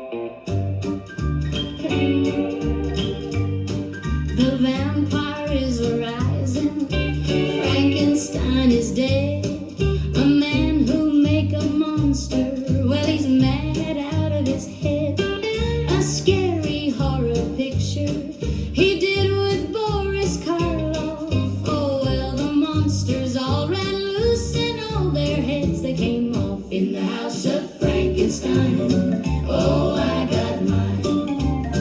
In the house of Frankenstein, oh, I got mine.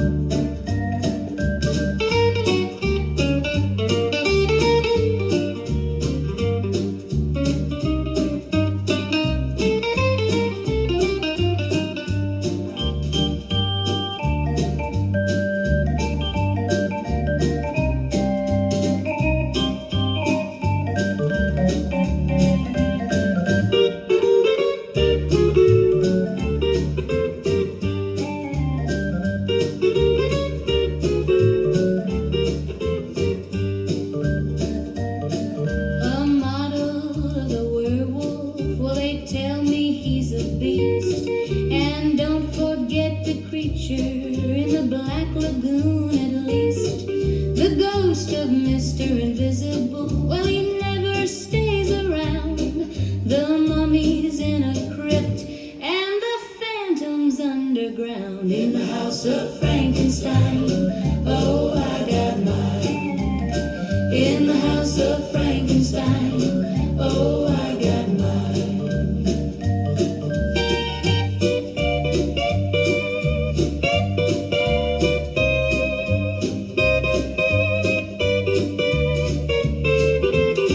In the house of Frankenstein, oh, I got mine. In the house of Frankenstein, oh, I got mine.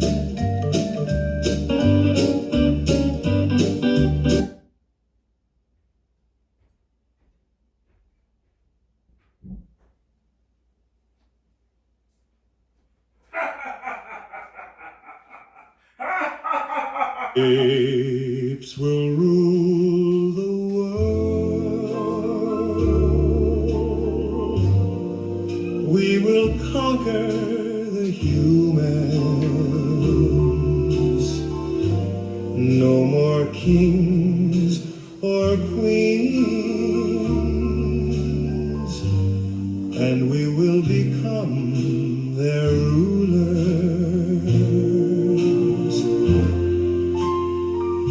Then the planet will be ours.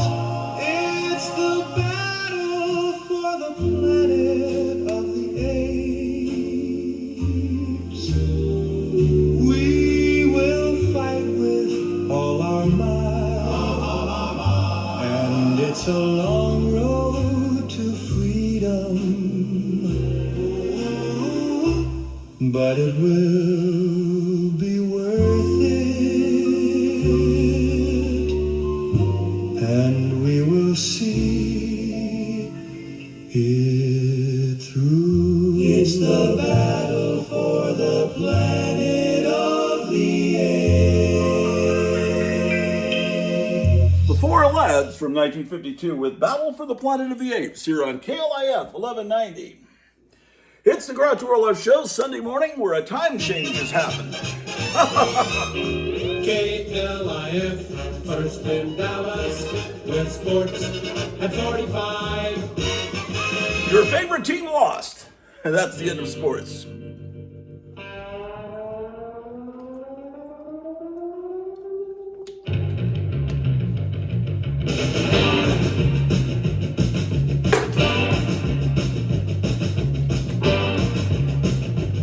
We're devil girls from beyond the seventh dimension. We come in peace. We come to free the male population. We're devil girls from beyond the seventh dimension. We come in peace. We come to free the male population. The human race is unbroken because of the way we deceive our ways. The female species is the only hope. Save the planet from total destruction.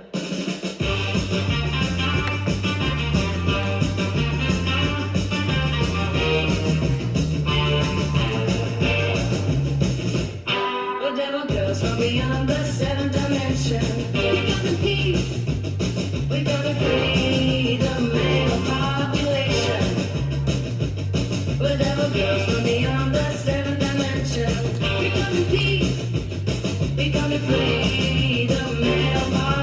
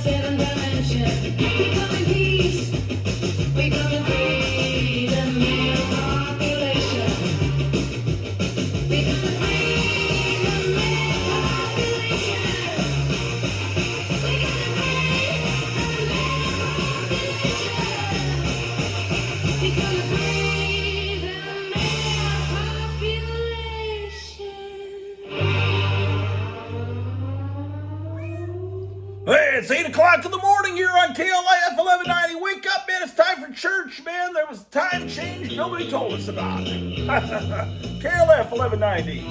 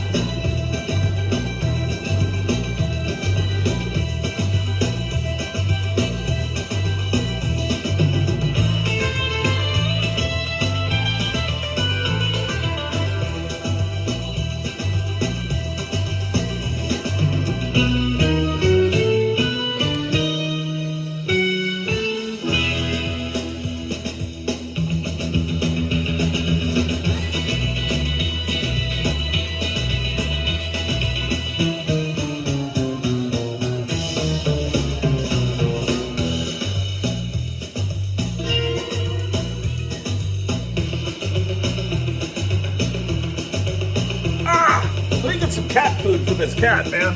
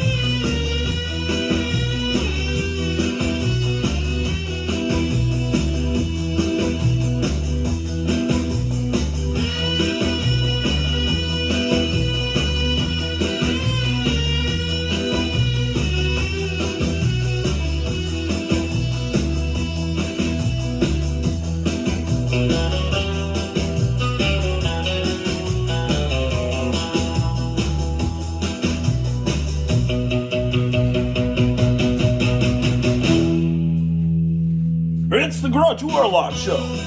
That song's not over.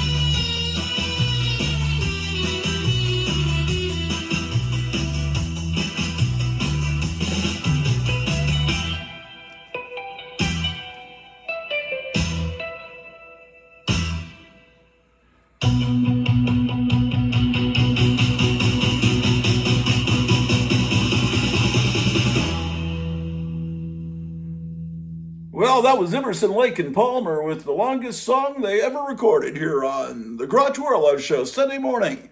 It's 8:10, man. Are you getting ready for church? Well, how about that time change, man? How about that thunderstorm that never happened Friday night? They said we were going to get tornadoes and hail, and nothing happened. But now the lights start working in the back bedroom here in the studio. Well, anyway, you're tuning to KLF.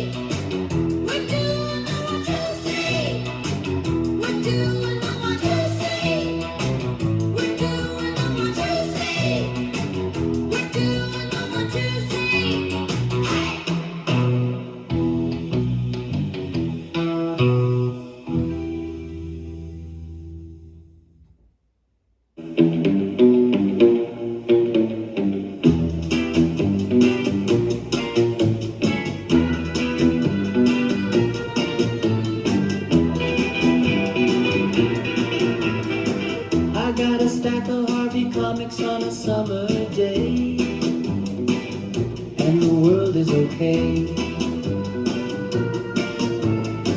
I got my Tonka trucks and Popeye on a color TV. It's good to be home. It's good to be home. It's good to be home. It's good to be home.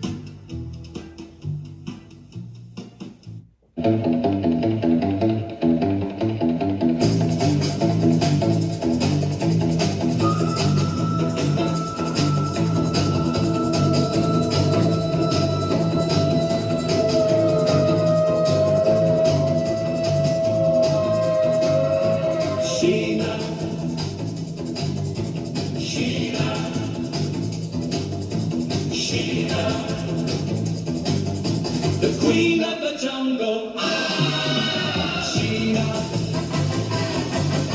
The queen of the jungle, Sheena. The queen of the jungle, Sheena. The queen of the jungle, Sheena. The queen of the jungle,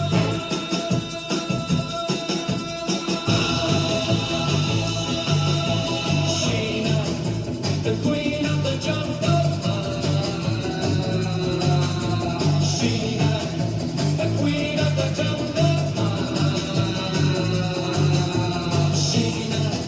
The queen of the jungle, Sheena. The queen of the jungle,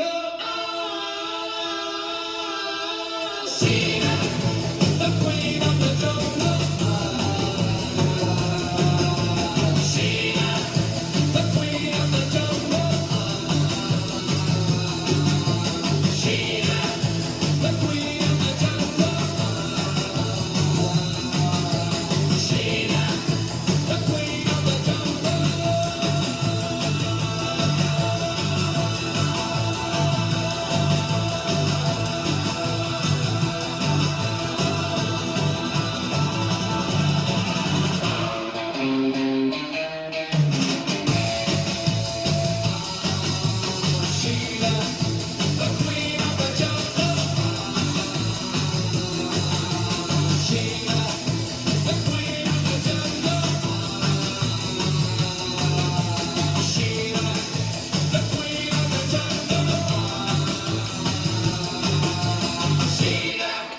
The queen of the jungle.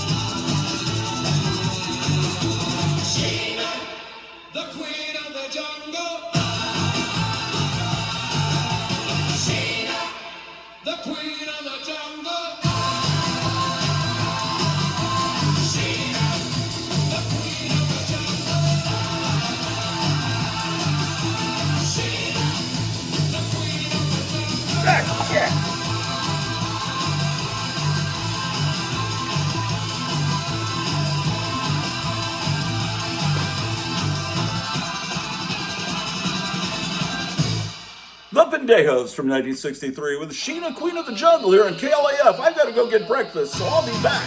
Thanks for the song's not even over. I'll be back. Gotta get some food.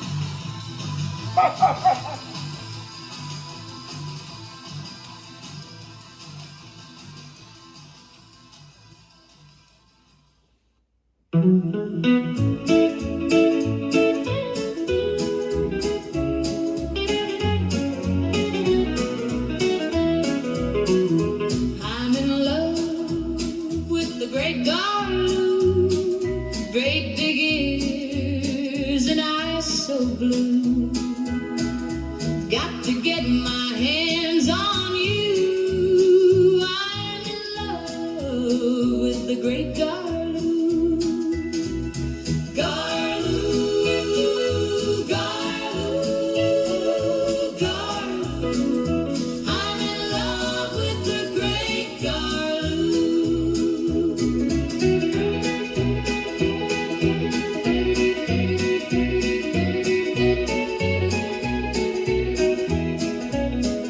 Got no job, not a single clue. He's the only man for you. So many things he can do. I'm in love with the great Garloo. Garloo, Garloo, Garloo, Garloo. I'm in love with the great Garloo.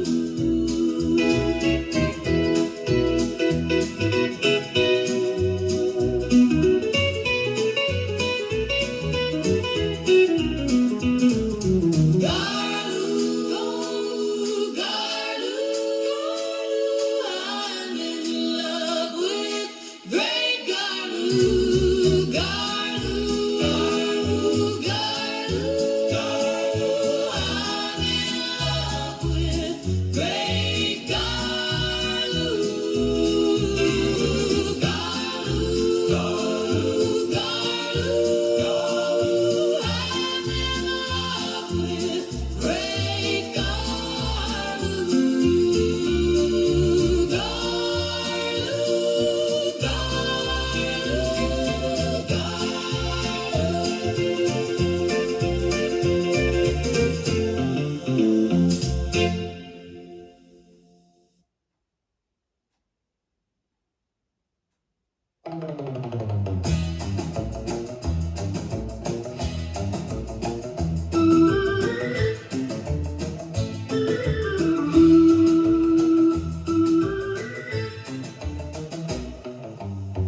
Grew up on horror and war comics. Became a publisher.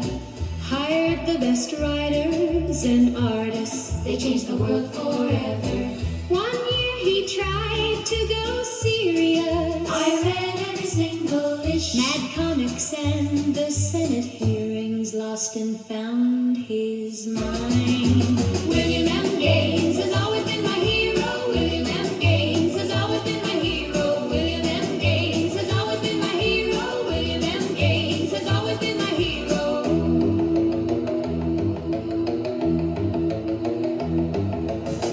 Bill Gates and Harvey Kurtzman. Bill Gates and Al Feldstein. Bill Gates and Jack Davis. Bill Gaines and Wally Wood. Bill Gates and Frank Frazetta. Bill Gates and Wallace Wood. Bill Gates and Bernie Krigstein. Bill Gaines and John Severin. Bill Gaines and Marie Severin. Bill Gaines and Bill Elder. Bill Gaines and Johnny Craig. Bill Gaines and Graham Angels. Bill Gaines and Joe Orlando. Bill Gaines and Angelo Torres. Bill Gaines and Al Williamson. Bill Gaines and Will Elder. Bill Gaines and Woody Gelman. Bill Gaines and Jack Hammond. Bill Gaines and Russ Heath. Bill Gaines and Lyle Stewart. Bill Gaines and Kurtzman. Bill Gaines and Feldstein. Bill Gaines and Davis. Bill Gaines and Wood. Bill Gaines and Fraser. Bill Gaines and Wood. Bill Gaines and Krigstein. Bill Gaines and Severin. Bill Gaines and Severin. Bill Gaines and Elder. Bill Gaines and Craig. Bill Gaines and Ingalls. Bill Gaines and Orlando. Bill Gaines and Taurus. Bill Gaines and Williamson. Bill Gaines and Elder. Bill Gaines and Gelman. Bill Gaines and Gelman. Bill Gaines and Heath. Bill Gaines and Stewart.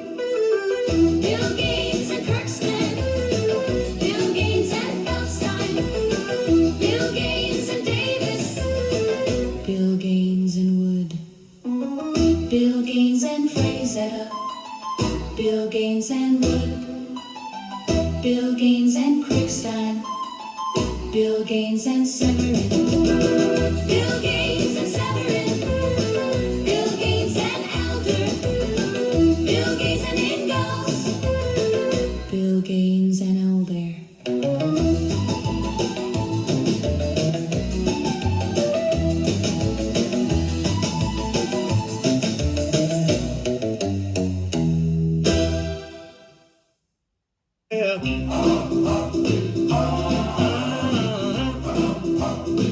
Well, you better believe it. Yeah. Oh, yeah. I got diarrhea. I got diarrhea. I got diarrhea. I got diarrhea. I've got it. I've got it. I've got it. I've got it. Well, I was just sitting in my bedroom, minding my business, and then it started. Oh yeah, I got diarrhea. I got diarrhea. I got diarrhea. I got diarrhea. I've got it. I've got it. I've got it. I've got it. I've got it. I've got it. I've got it. I've got it.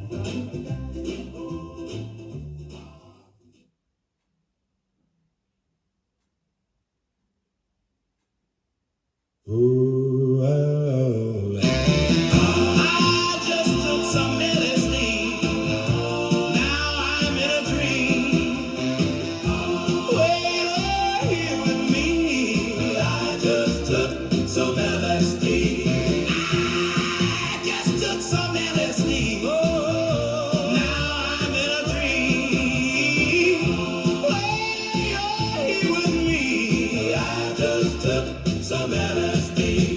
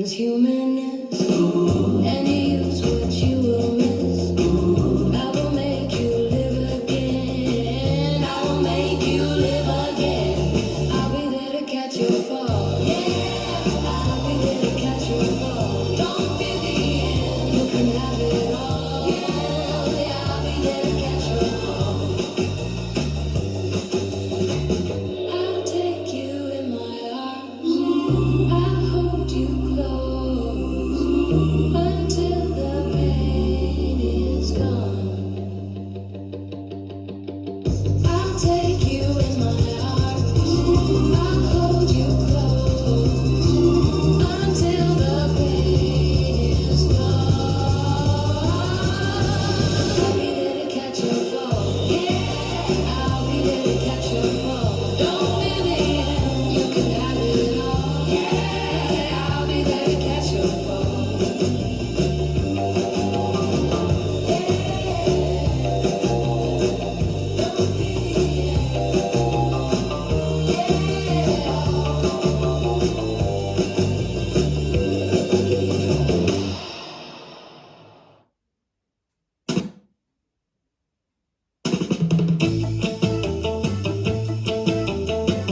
Last night, I had the strangest dream that there was a song that all the groovy kids were singing.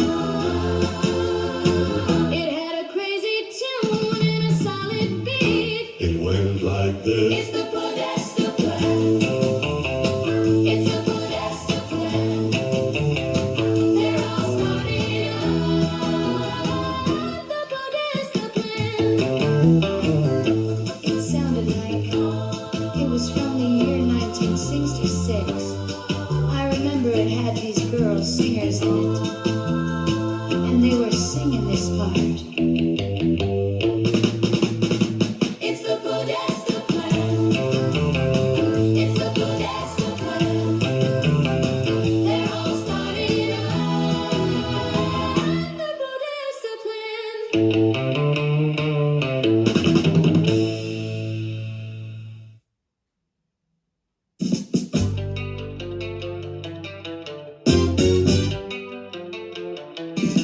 How do you like me in my birthday suit? Am I cute in my birthday suit? How do you like me in my birthday suit? I'm just crazy about my birthday suit. Having a party, it's my birthday. Lots of presents for me today. But most of all, I wanna show a present to the boy who loves me so. Tell me, how do you like me in my birthday suit? Am I cute in my birthday suit? How do you like me in my birthday suit? I'm just crazy about my birthday suit. It's divine, it's all mine. It's so cute, my summer suit. An attraction in any crowd. My birthday suit, it makes me feel so proud. Tell me, how do you like me in my birthday suit? Am I cute in my birthday suit? How do you like me in my birthday suit? I'm just crazy about my birthday suit.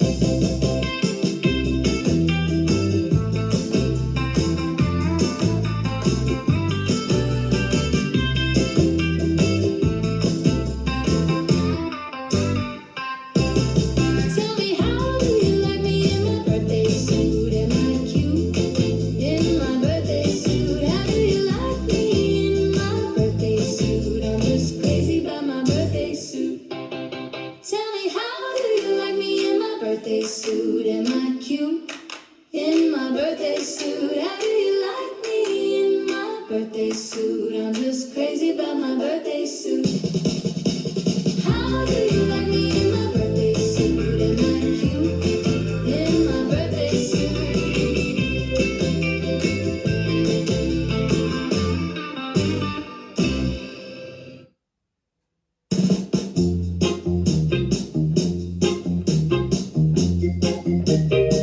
Before we lost the innocence, before we lost the sweetness, before we lost the dream, before we lost the child, before we lost the green, before we lost the wild,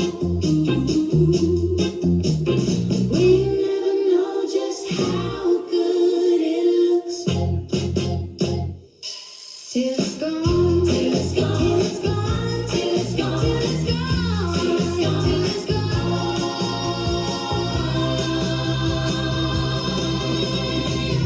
And we lived in black and white all the way to print.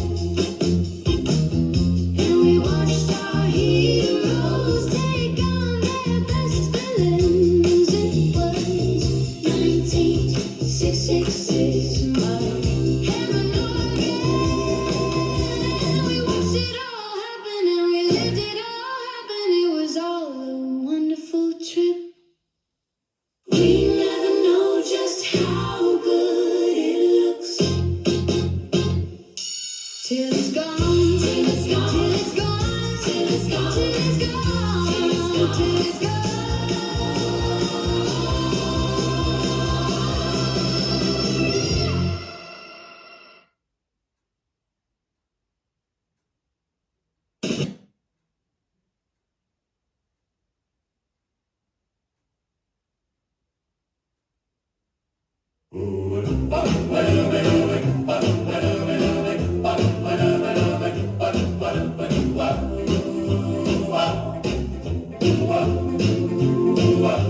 listen to Grottu Orloff on the radio. He plays the best records in all of Detroit. I listen to Grottu Orloff on the radio. He plays the best records in all of Detroit.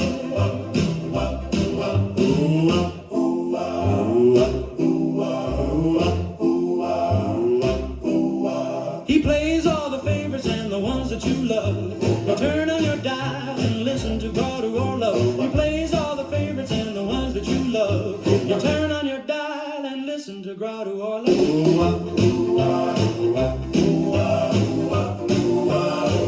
He plays all the new ones and the ones you ain't heard, but they all sound great when you hear 'em on Grottu's turn. He plays all the new ones and the ones you ain't heard, but they all sound great when you hear 'em on Grottu's turn.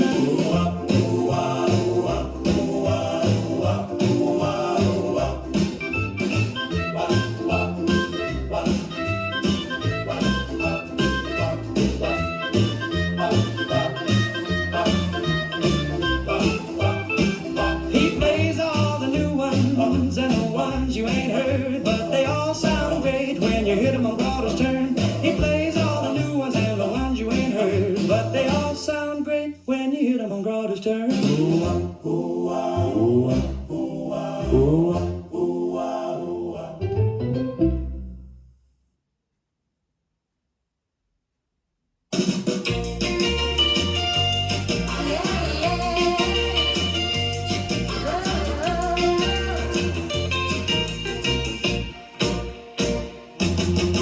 I said we wear mini skirts.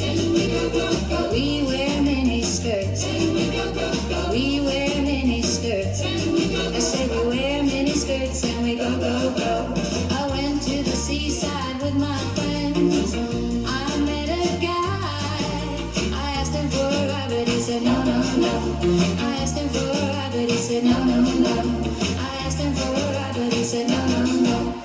Then I turned around and I saw him with a girl with a little red mini skirt. And he said, we wear mini skirts. I said, but we wear mini skirts. I said, but we wear mini skirts. I said, we wear mini skirts and we go, go, go.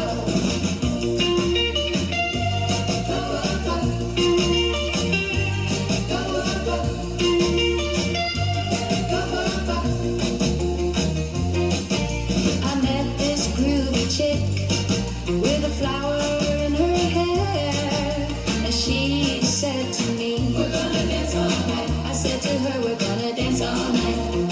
I said to her, we're gonna dance all night. Then I turned around and I saw her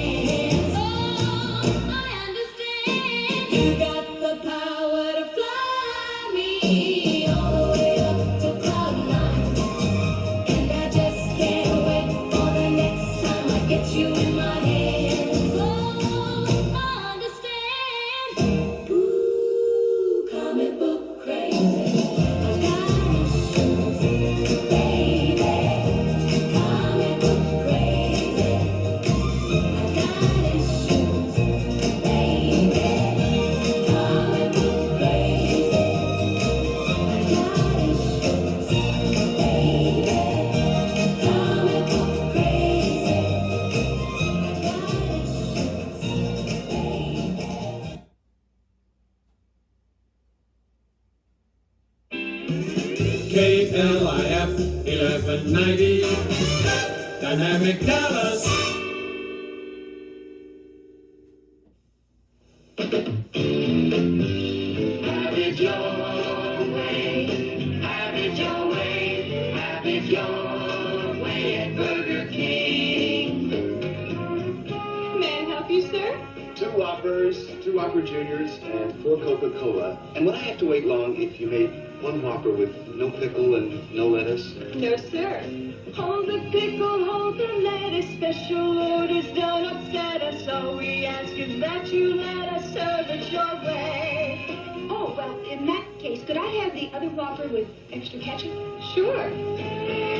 We can serve your roast beef Whopper fresh with everything on topper. Any way you think is proper, have it your way. Now that's the way to do things. Our way. Have it your way. Have it your way at Burger King. It's Burger King.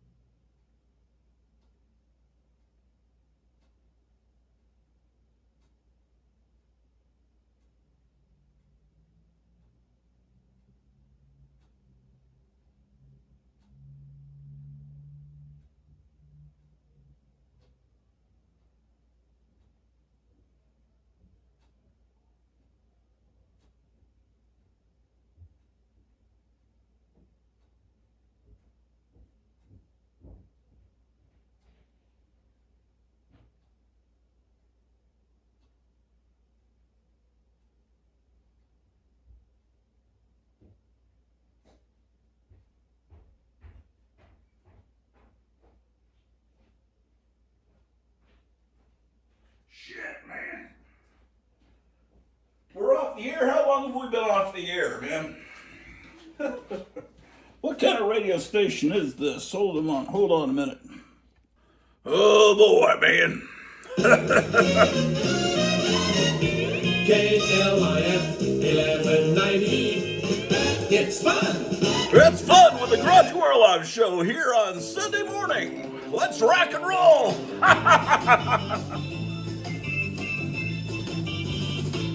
If you grow, and your star is merely known, let your weaker self be wrong. If you howl, if you moan, you can live the life you want. Join the Merry Marvel Marching Society. You can have a lot of fun. Join the Merry Marvel Marching Society. When you have a problem to face, call the boys and girls who'll bend the world in half a pace just to bring it all home to you. You'll belong, you'll belong, you'll belong. You'll belong to the Merry Marvel March Society.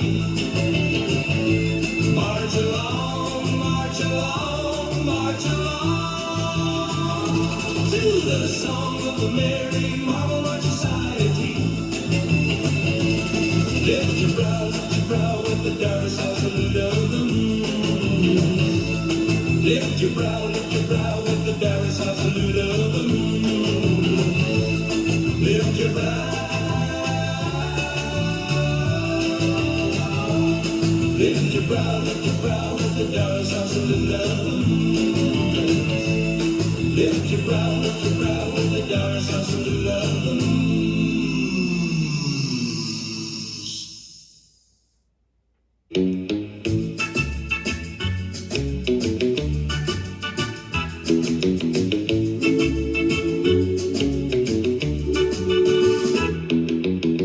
He came down from outer space and said he would destroy the human race.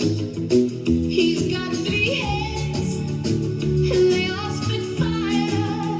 He's got a bad attitude, and he smells like a tire. Look out, it's Ghidra, the 3-headed monster. Look out, it's Ghidra, the 3-headed monster. The planet Venus tried to stop his attack. They sent a princess to warn us, and she never went back. Mothra Rodan, and Godzilla too. they came to Tokyo Bay to protect me and you. Look out, it's Ghidra, the 3-headed monster. Look out, it's Ghidra, the 3-headed monster.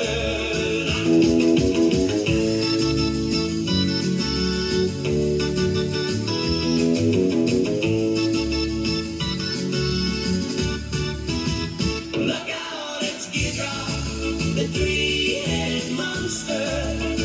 Look out, it's Ghidra, the 3-headed monster.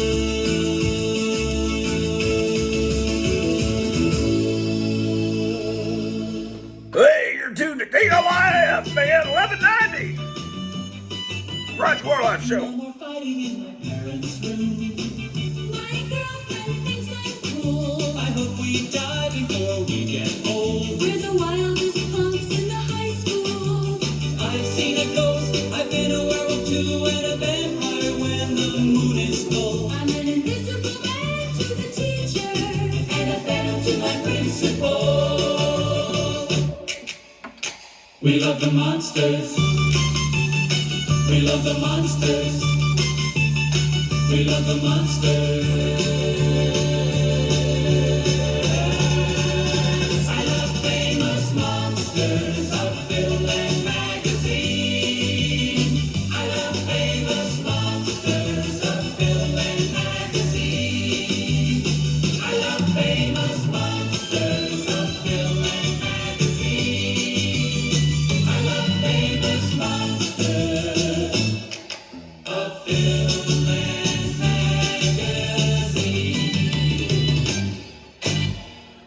Seekers from 1969. Here at the Grottu Orloff Show. Sunday morning, man. Move your clocks forward to 1 hour. Sheena, she's the queen of the jungle. Sheena, I'm the king of the night. Sheena, hey, ooh, Sheena, a little heart of thunder. Sheena, hey, ooh, Sheena, with the love that can bite. Then we go back to her house and it's built on a mountain, and I love her so much I can't live without her. Ooh, Sheena, the baby drives me crazy. Sheena, hey, and I think I'm her baby. Ooh, Sheena, I'm a friend of Tarzan. Sheena, hey, ooh, Sheena, and I'm the first of her fans.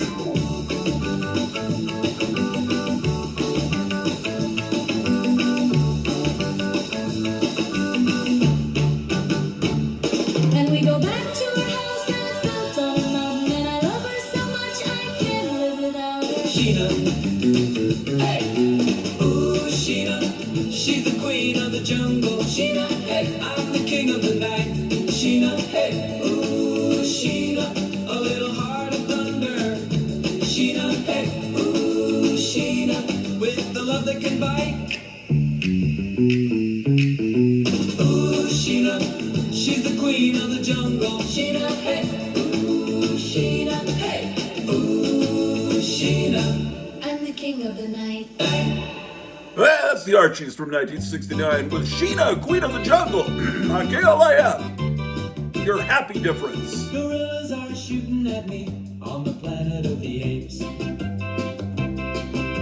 I took a wrong turn on the space highway. Now I gotta get away. Gorillas are shooting at me on the planet of the apes. I didn't think that I would die this way. Gorillas are shooting at me on the planet of the apes. I should have been a little more patient. I should have been a little more brave. Now I'm gonna be a corpse on the planet of the apes. Oh, I went through a wormhole in my mind. When I went through the wormhole, I didn't think that I would find gorillas shooting at me on the planet of the apes. I'm a little more naked than I'd like to be, but at least I have my gun. But now I'm shooting at gorillas on the planet of the apes, and I'm just trying to have a little fun.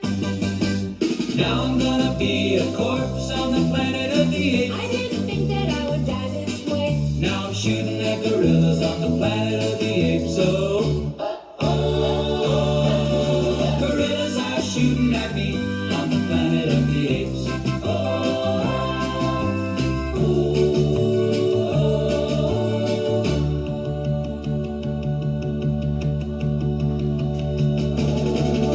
Gorillas are shooting at me on the planet of the apes. Hey, it's Sunday morning at KLIF, MKLIF. How about that war in Iran, ladies and gentlemen? The Grottu Orloff Show.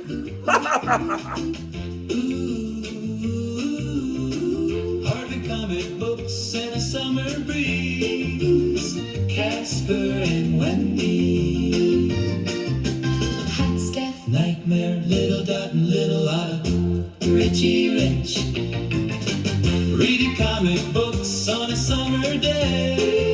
We love the summer. We thought it would never end. I wish I could go back to go sleigh.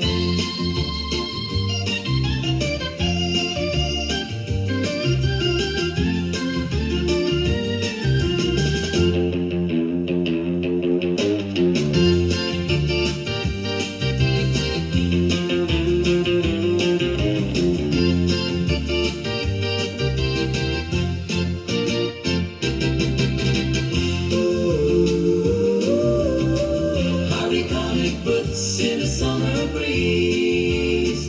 Casper and Wendy. KLIF 1190, man. Down at Trump Doctor, everybody. The Grottu Orloff Show. Casper and Wendy. Little Dot and Little Otter, Richie rich. Reading comic books on a summer day. We loved the summer, we thought it would never end.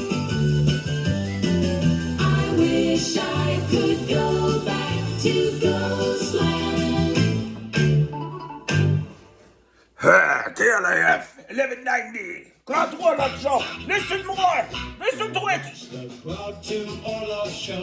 In color. It's all about mid-century culture. Monsters, comic books, wacky packages, Big Daddy Rock, pin-up girls, superheroes, cartoons, slot car racing, Batman, bubblegum cards, and all the stuff your mother threw away. Holy shit!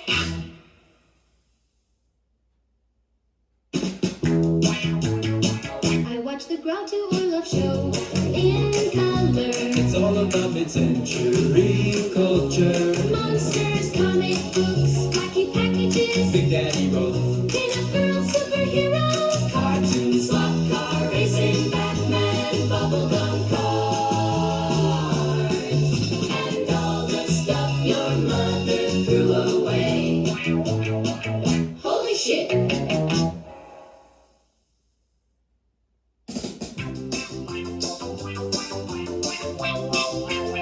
there's a new TV show. Sa sa sa, It's so cool. sa sa sa, There's a new TV show. sa sa sa. I'm telling you. I watched the Grottu Orloff Show in color. It's all about mid-century culture. Monsters, comic books, and naked pin-up girls. Superheroes. Cartoons! And slot car racing, Batman, and all the stuff your mother threw away. Holy shit. Do you wanna watch with me? I watch it every day. Come over and watch with me. It's the Grottu Orloff Show in color. It's all about mid-century culture, monsters, comic books, and naked pin-up girls, superheroes, cartoons, and slot car racing, Batman, and all the stuff your mother threw away. Holy shit. I watched the Grottu Orloff Show in color.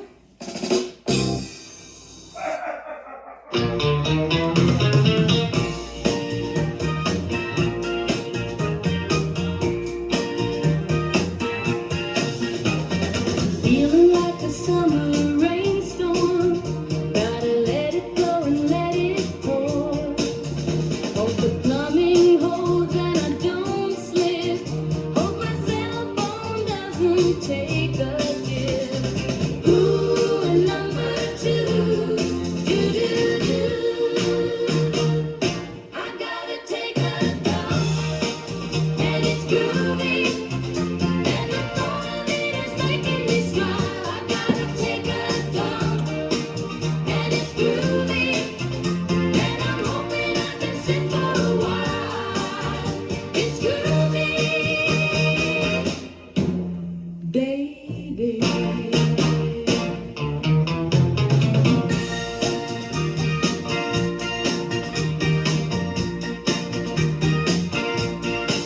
I've got the paper and the seats warm, but the party in my pants can't wait no more. Try to make it quick, but take my time. Put the magazine down and just unwind. Ooh, number two. Do-do-do. I've gotta take a dump, and it's groovy. And the thought of it is making me smile.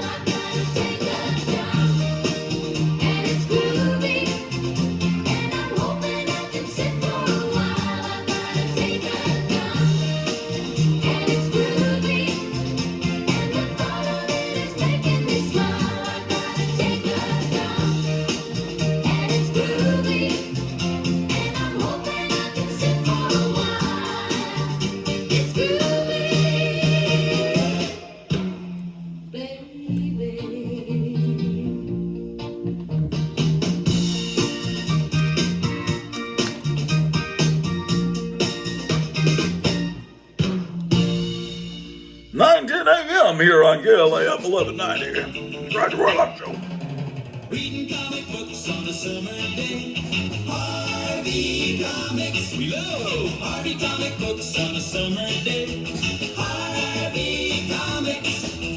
Casper and Wendy, hot stuff and nightmare. Little Dot and Little Otter, Richie Rich. Reading comic books on a summer day. Reading comic books on a summer day. Yeah! Yeah! We love the summer. We love the summer.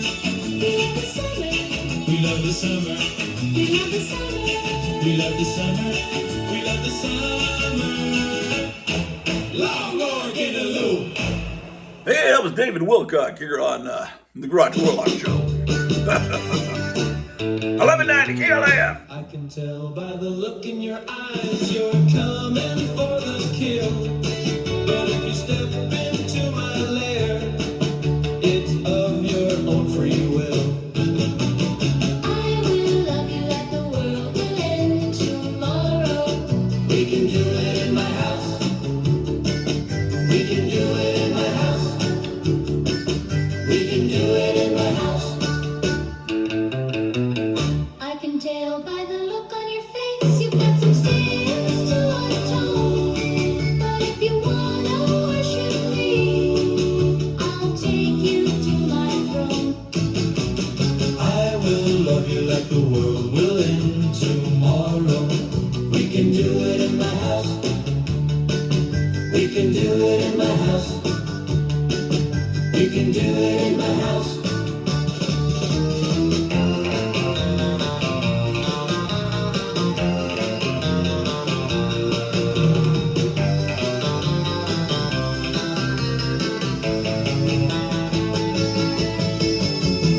I can tell by the look in your eyes you're coming for the kill. But if you step into my lair, it's of your own free will.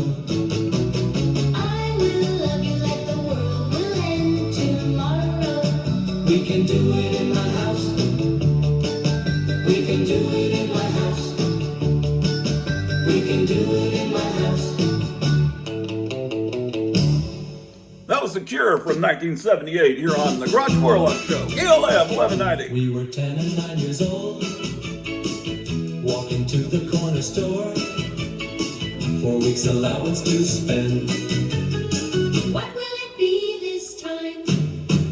Famous monsters of Filmland magazine. We're monster kids. The monster kids. The monsters kids. Did you see the new trailer? We're gonna ride our bikes to see it. Opening weekend, popcorn, soda, and some candy. Get out the flashlight and the tent. Famous monsters of Filmland magazine. We're monster kids. The monster kids. The monsters kids. Famous monsters of Filmland magazine. We're monster kids. The monster kids. The monsters kids. KLIF 1190. Dallas Fort Worth, Grottu Orloff Show, man. Let's go. Sunday morning, 39 degrees. We're going to a place that's way out far where all the cool cats know just who they are. It's a hangout for the chosen few. We know a place and we're gonna take you. So get in my GTO. Gonna go down to Gotham City Comics in Mesa, Arizona. Tons of comic books, toys, and monster memorabilia. All the cool cats go there. We're going to a place that never sleeps. Got tons of comic books and toys, and they are cheap. It's a hangout for the chosen few. We know a place and we're gonna take you. So get in my GTO. Gonna go.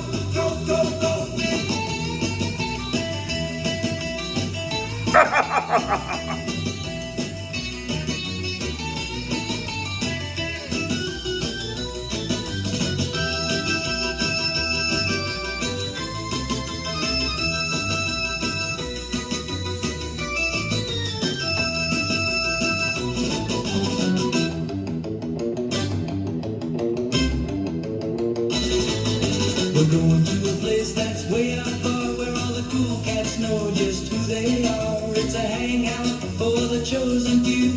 We know a place and we're gonna take you. So get in my GTO.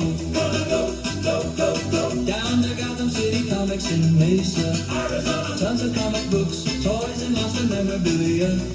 All the cool cats go there.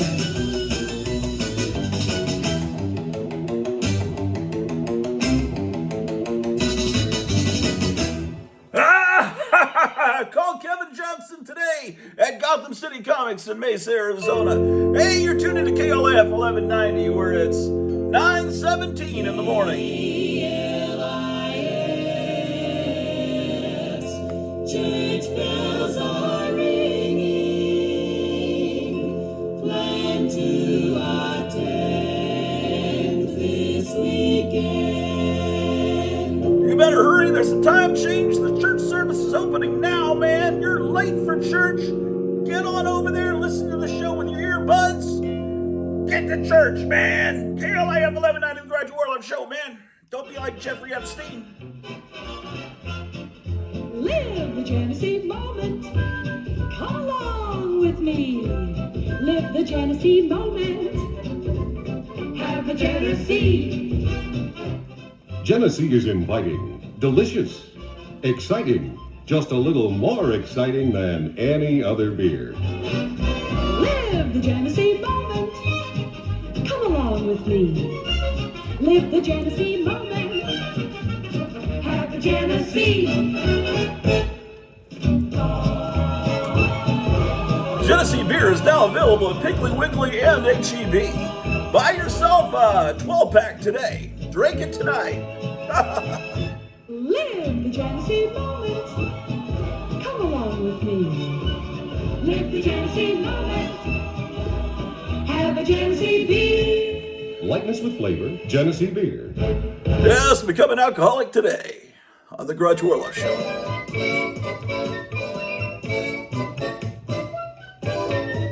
Under the flags of Chevrolet, wonderful things for 66.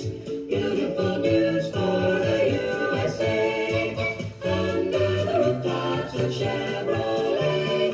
Under the rooftops of Chevrolet, a selection of excellence for 66. The remarkable Corvair, America's only rear-engine car. Unsafe at any All speed. new styling. Chevelle, a sleek sensation. Headlined by the new SS396. And the big one, America's favorite Chevrolet.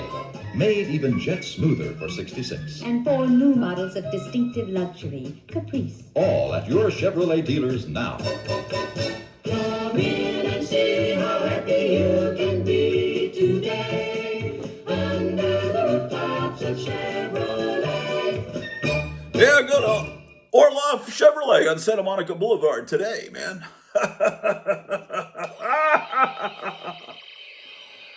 All right, next commercial. Come on.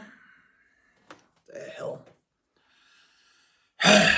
Nothing works here at KLIF, man. Screaming tires or squealing lemon. They're all the same to the speed merchants of the Fireball 500.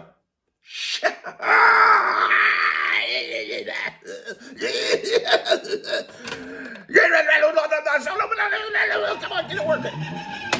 Screaming tires or squealing lemon. They're all the same to the speed merchants of the Fireball 500. By day, the dirt track is a jungle as the kings of the speedway fight for survival. By night, it's the same when they meet their women. That's playing rough, Dave. Someone could get hurt. Only chickens get hurt. Stop crowing, baby. You're a man.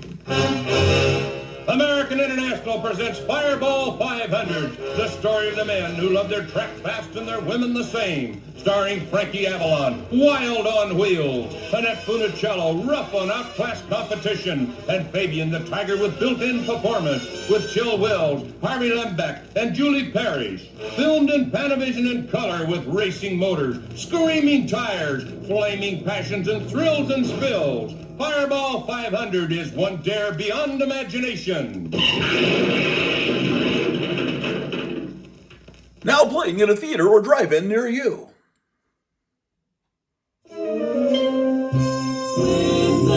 sun goes down, you'll love the sounds of KLIF in Dallas. Oh, how beautiful. Hey, it's KLIF 1190. It's the Grottu Orloff Show, Sunday morning, 9:20. The Ventures from 1964. With Joni Mitchell singing along with them.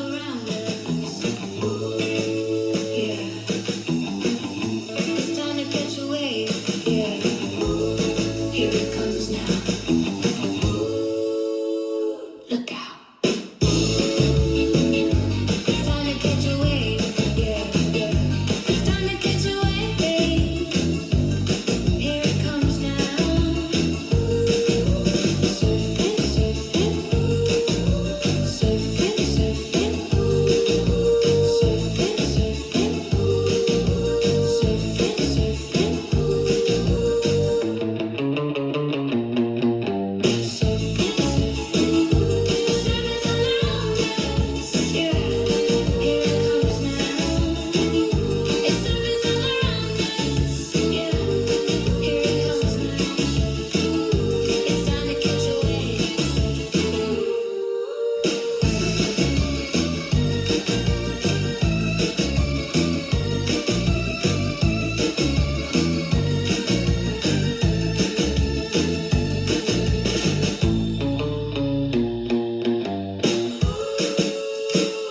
It's time to catch a wave, yeah.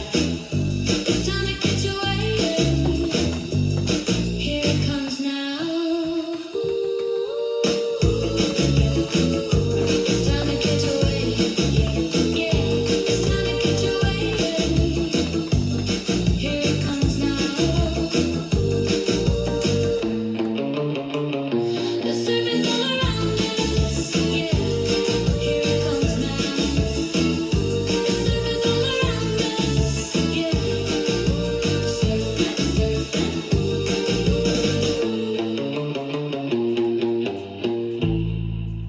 Oh, yes, Joni Mitchell with The Ventures backing her up from 1964 on the Grottu Orloff Show.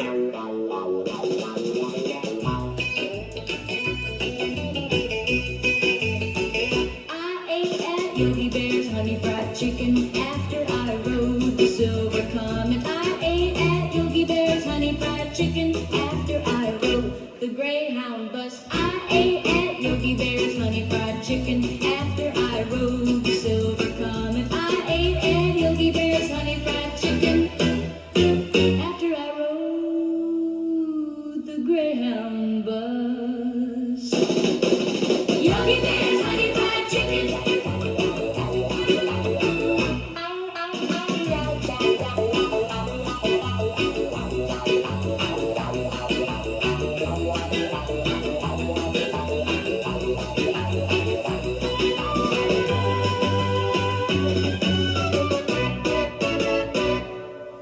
Hey, I think I'm going to have some fried chicken for dinner today. You're on KLIF 1190, man.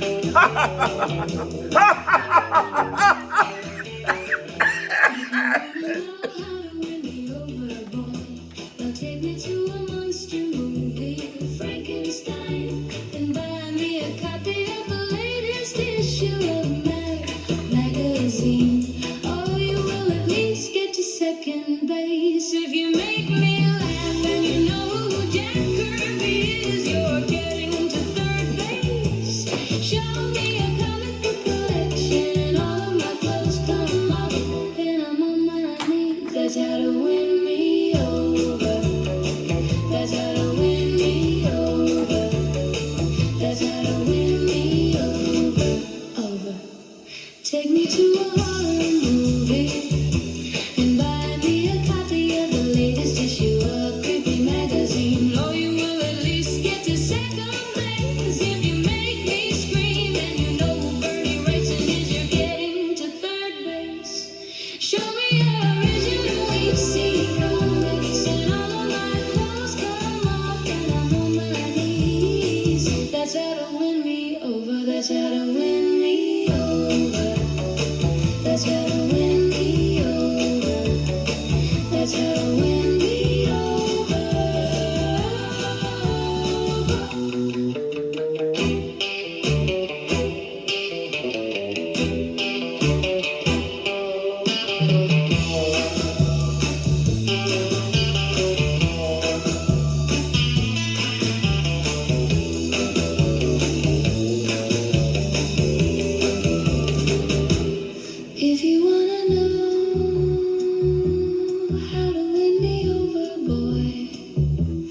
Take me to a sci-fi movie and buy me a copy of the latest issue of Heaven magazine. Oh, you will at least get to second base if you make me gasp. And you know who Mobius is, you're getting to third base.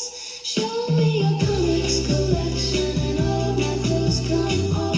And I'm on my knees, that's how to win me over. That's how to win me over. That's how to win me over.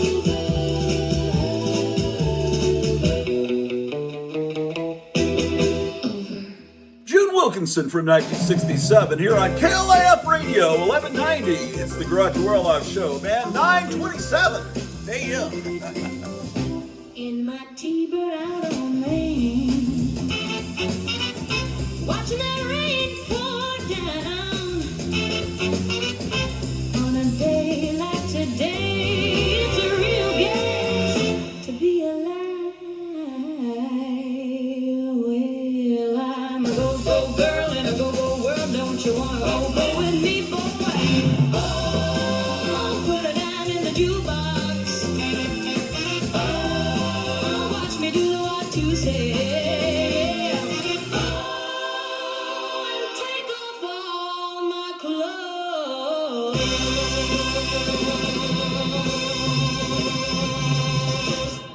Colonel Doda from 1966 here on the Grottu Orloff Show 1190 KLAF. The music of your life.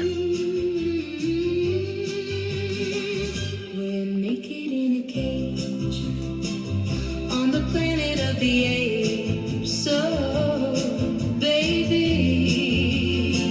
make love to me. We're just animals, human beings. Let's breed, let's breed, let's breed, let's breed. I can see that you like me. It's obvious. Get me pregnant while the gorillas watch and laugh at us. Let's breed, let's breed, let's breed, let's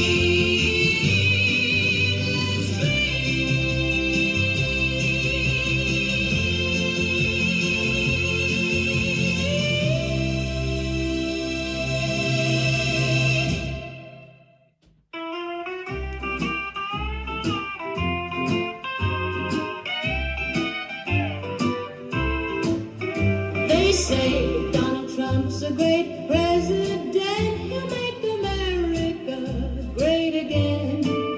If you think Donald Trump is a great president, if you think he's making America great again. Oh, Trump, my president, making America great again. If you think Trump is a great president, if you think he's making America great again. Oh, Trump, my president, making America great again. If you think Trump is a great president, if you think he's making America great again. Oh, Trump, my president, making America great again. If you think Trump is a great president, if you think he's making America great again.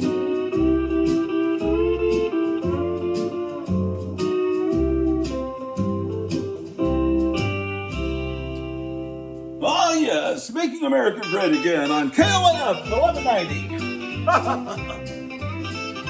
He's got fangs and he walks on four legs.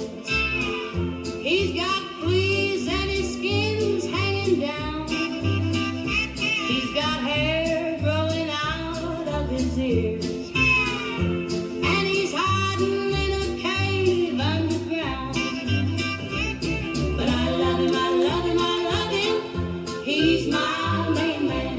Yes, I love him, I love him, I love him. I'm in love with the wolf man. Yes, I love him, I love him, I love him. He's my main man.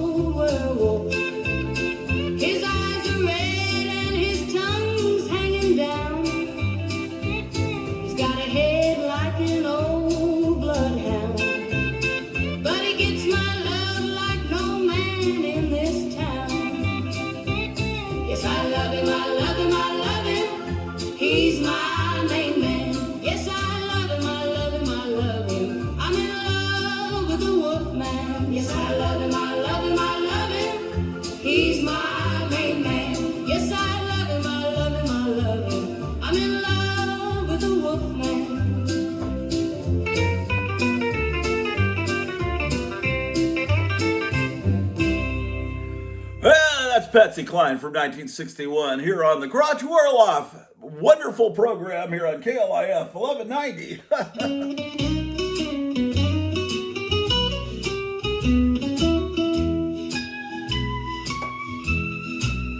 I'm sitting here with my burrito. It's a wonder how it keeps together with all the meat-o and the lettuce and the beans and the cheese and the sauce. But the price was right, so I guess I'm at a loss. But ooh, I can't believe what I've seen.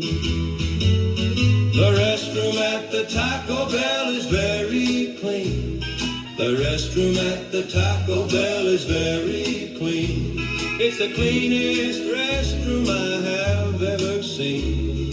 The restroom at the Taco Bell is very clean.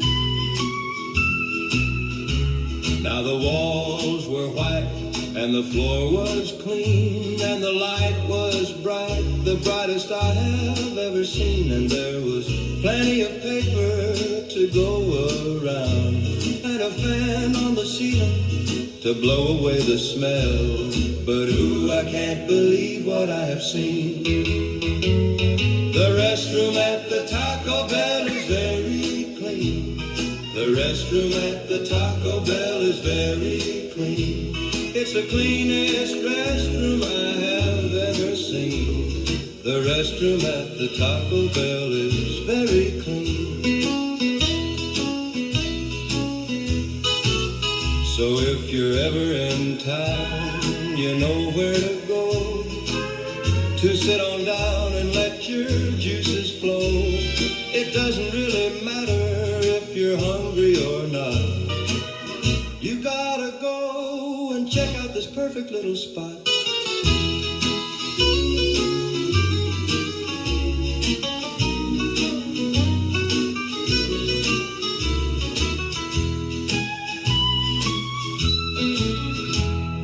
The late Edgar Casey, and hey, don't you be late. There was a time change last night. It's 9:35, not 8:35 on KLIF 1190. Grave robbers, A little shovel, a little lantern, a little banditry. in the midnight hours, it's a dream come true. Me and you, Who would have thought that my life's meaning would be to go grave robbing with you? we're grave robbers. We're grave robbers. We're grave robbers. Grave robbers, I never knew. I never knew. When I was born in 1922, When I was born in 1932, I would end up as a grave robber. I'd like to thank my friends and family for always believing in me and supporting me in all of my endeavors. We're grave robbers. We're grave robbers.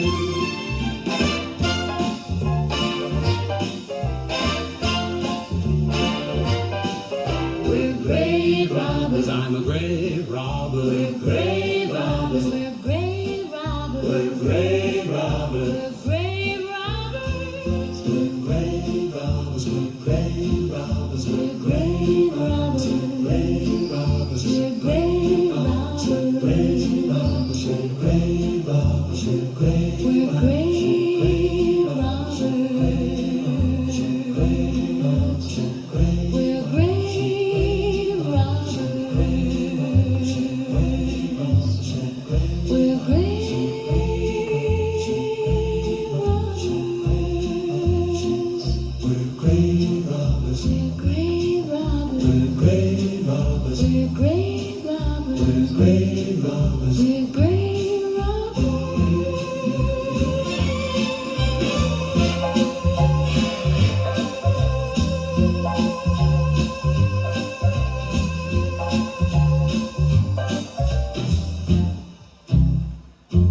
Stephen Eady from 1959 here on KLIF 1190, the Grottu Orloff Show. Shoo-ba, shoo-ba, shoo-ba, Don't have a boat, but I got my rig. We got an idea and it's pretty big. We're going to Piggly Wiggly. We got a pig that needs some food. You got a ham that needs some love. So we're going to Piggly Wiggly. Piggly Wiggly. We're going to Piggly Wiggly. It's been a long day. I need some treats. I got no water, got no gas. But you know what? We got some cash, so we're going to Piggly Wiggly. You know what I want, you know what I need. Some ground beef and some baby greens. So we're going to Piggly Wiggly. He wants a sandwich, so he wants some cheese. He wants some meat, so he wants some peas. So we're going to Piggly Wiggly.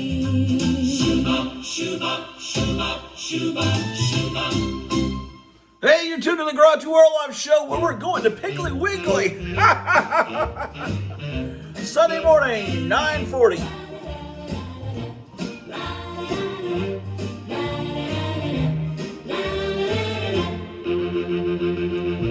A whisper of smoke in the fog.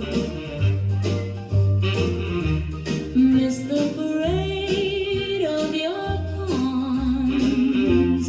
Is that just Mars calling me in the dark? Just to see who we are in the movie's regard. In the script of our lives, so carefully transcribed, so perfectly inscribed. Mars needs women. Yeah, yeah. Do you think I'm losing my mind? Mars needs women. Do you think I'm losing my mind? Yeah. Mars needs women. Do you think I'm losing my mind? Yeah. Mars needs women. Do you think I'm losing my mind? Yeah. Mars needs women. All the glitter's gold. I'll meet you in the centerfold. Do you think I'm losing my mind? The rocket ship is mine. You might as well come inside. Mars needs women. Do you think I'm losing my mind? Yeah. Mars needs women. Do you think I'm losing my mind? Yeah. Mars needs women. Do you think I'm losing my mind? Yeah. Mars needs women. Mars needs women. Yeah. Mars needs women.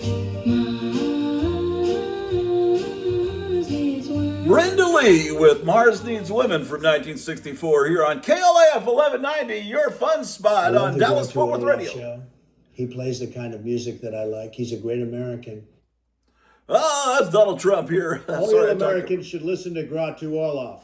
Holy shit, on KLF Radio. Ah, yes, KLAF Radio. KLI.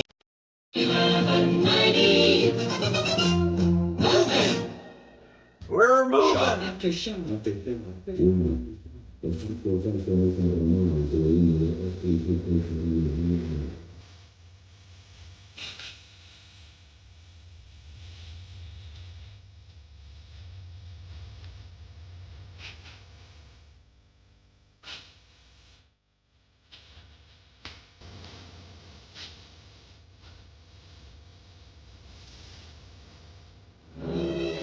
Now playing in a theater or drive-in near you. Where you are in the house at this precise moment, but run and get your mother and tell her why she should go and see the Rocky Horror Picture Show. It's like orange juice. It's like everything you've ever known that's good for you. see the Rocky Horror Picture Show. Rated R. Under 17. Not admitted without parent. Now playing at the Forum 303 Mall in Grand Prairie. Our Earth devastated. The monsters are in revolt, and civilization is in chaos. Godzilla is laying waste to New York. Rodan is attacking Moscow. Manda is smashing London, and Peking trembles under the wrath of Mothra. Our battle cry must be, destroy all monsters.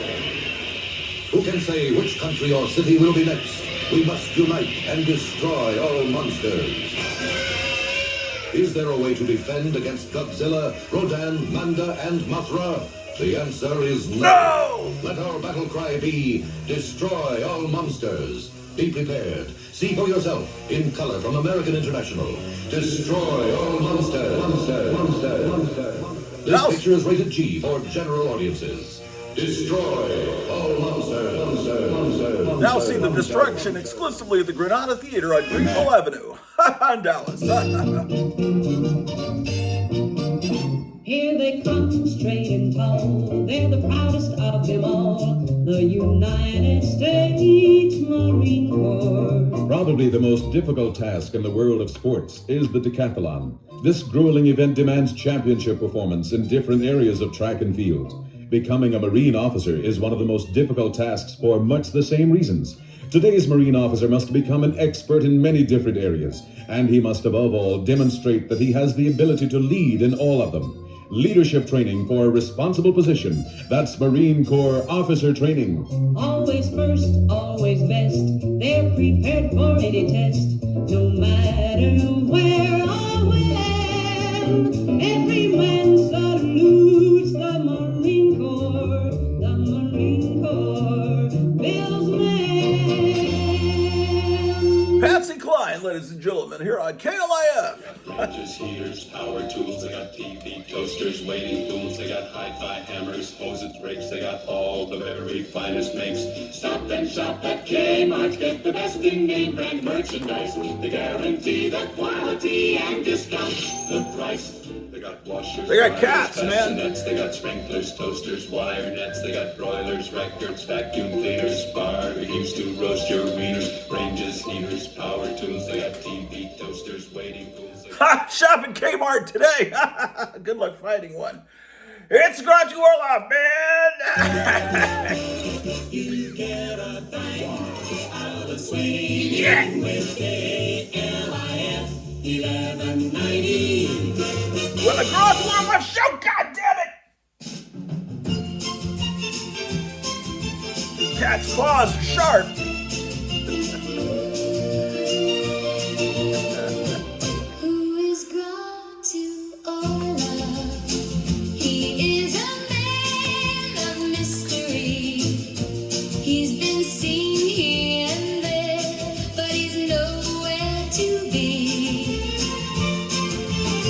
I'm going, man. He has many friends.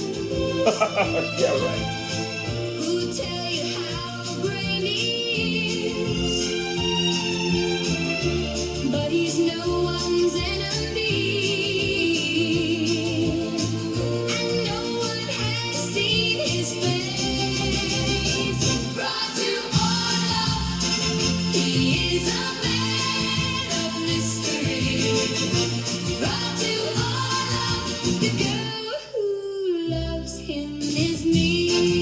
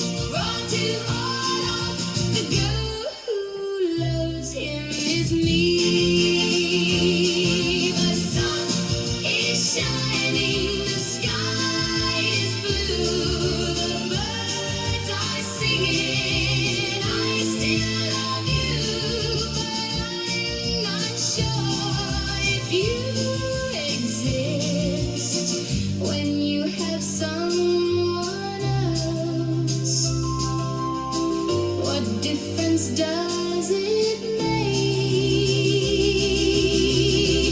Who is Grottu Orloff? He's a man of mystery. He's been seen here and there, but he's nowhere to be. They say he has many friends who'll tell you how great he is, but he's no one's enemy,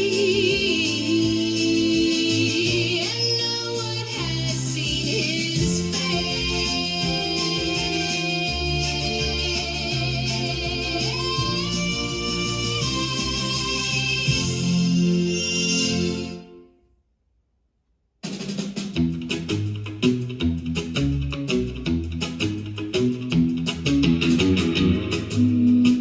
There's this magazine I read,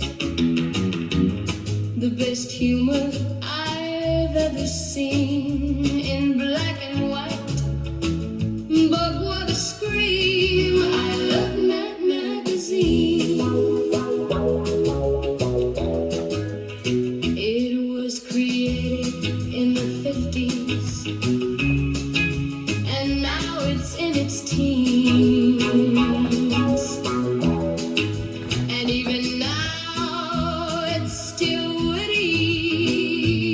I love Mad Magazine. They love the satire parody. That's their thing. Don Martin's humor, Sergio's crazy scenes. I love Mad Magazine.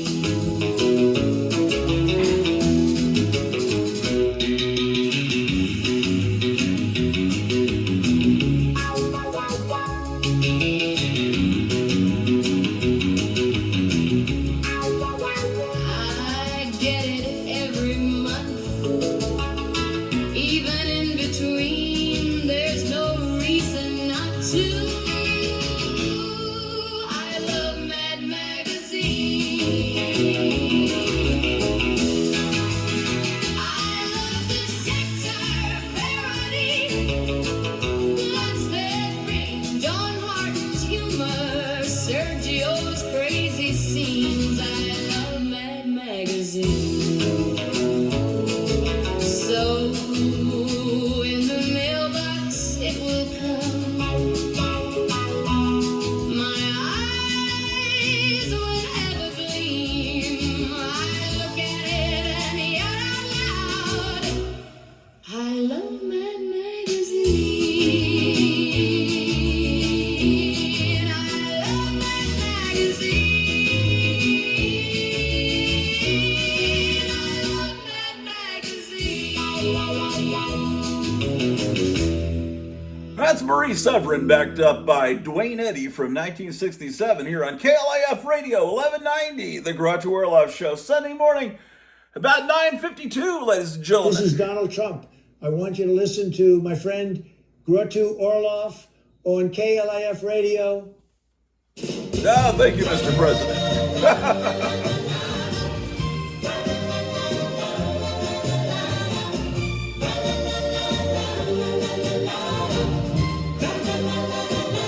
He's a man of mystery. Nobody knows his name. They call him Grottu Orloff, but they don't know if that's the same. Who is Grottu Orloff? Grottu Orloff, Grottu Orloff, Grottu Orloff, Grottu Orloff, Grottu Orloff, Grottu Orloff, Grottu Orloff, Grottu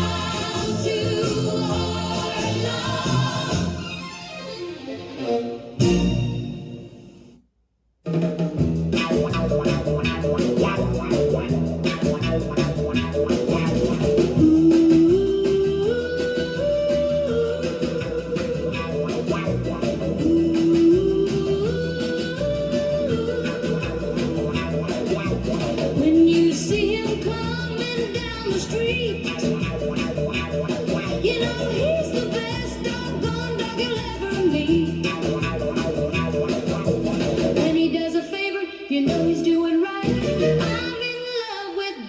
deputy dog tonight. I'm in love with deputy dog. I'm in love with deputy dog. I'm in love with deputy dog. I'm in love with deputy dog. When he comes around, he turns my world upside down. And you know he's got a real cool car. When he comes to see me, I know I'm doing right. I'm in love with deputy dog tonight. I'm in love with deputy dog. I'm in love with deputy dog. I'm in love with deputy dog. I'm in love with deputy dog.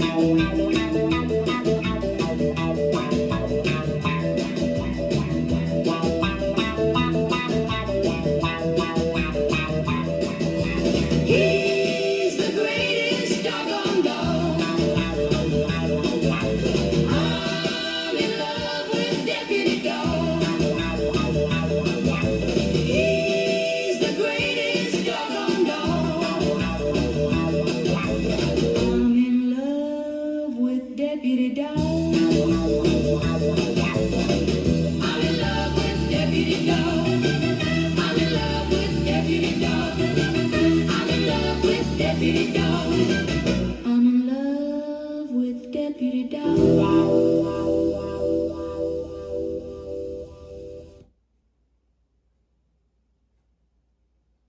Holy shit. Grottu Orloff plays the greatest music of all time on the KLIF Psycho Freakout. Oh, yeah. KLIF 1190.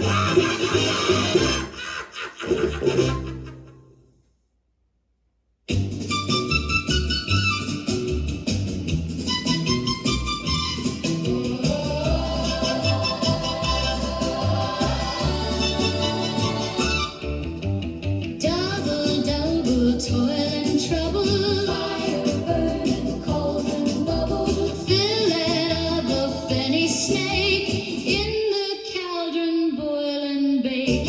Eye of Newton, toe of frog. Wool of bat and tongue of dog. Adder's fork and blindworm sting. Lizard's leg and owlet's wing. For a charm of power for trouble. Like a hell-brought boil and bubble. Double, double, toil, trouble. Fire burn and cauldron bubble.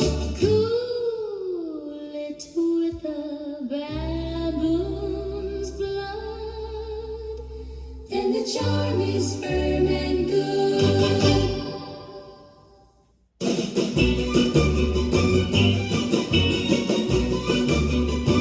Heart of Party Beach. It was one big bash till the party crashed. Teens in the sand. There's a problem at hand. Monsters at large, not far from the surf. Guitars. So run for your life, get out while you can. Run for your life. So run for your life, get out while you can. Run for your life. Run for your life, get out while you can. Run for your life. Run for your life, get out while you can. Run for your life. Don't stay on the beach. These creatures are mean.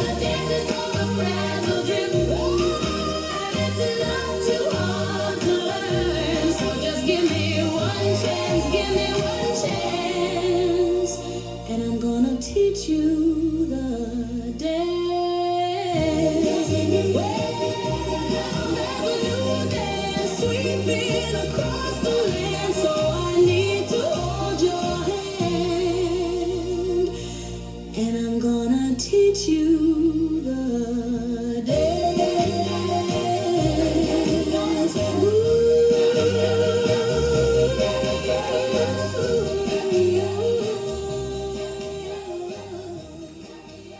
Hillary Clinton from 1976 here on KLIF 1190, the Grottu Orloff Show.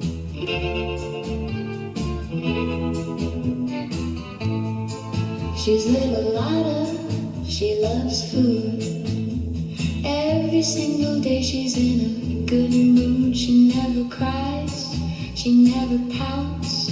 She loves chicken and she loves crow. She doesn't diet, she loves to eat. Little Lotta's the best girl you could ever meet. Lotta, Lotta, Lotta, she's the fattest girl alive. She's little Lotta, she's so cool. She ate my lunch in the cafeteria at school. I tried to tell her, hey, that's mine. She said, don't worry, you'll be fine. But I can't complain, 'cause she's so sweet. She's little Lotta, and she's my little treat. Lotta, Lotta, Lotta, she's the fattest girl alive.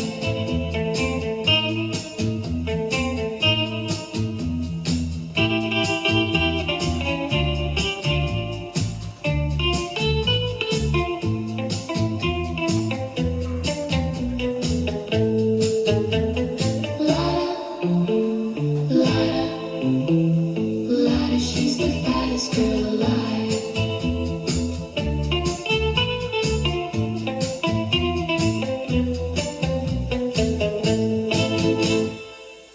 The Shangri-Las. This is with Donald Lotta. Trump. I always listen to Grottu Orloff in the White House on KLIF radio.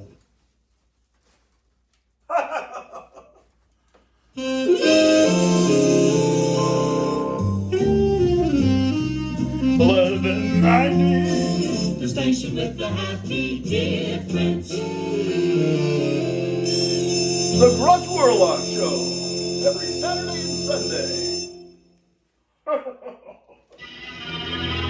Come now and explore the possibility of the impossible.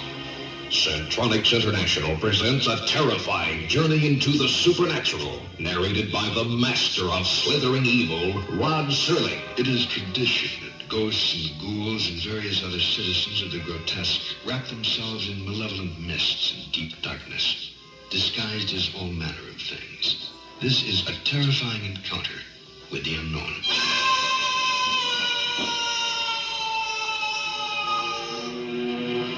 A tale spun by devils.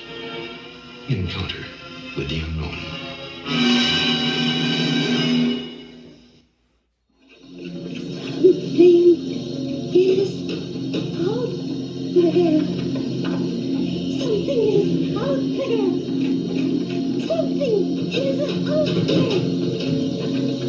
Something is out there. Something is out there. Something is out there. Something is out there. So terrifying you've only seen it in your nightmares. Rated PG from Film Ventures.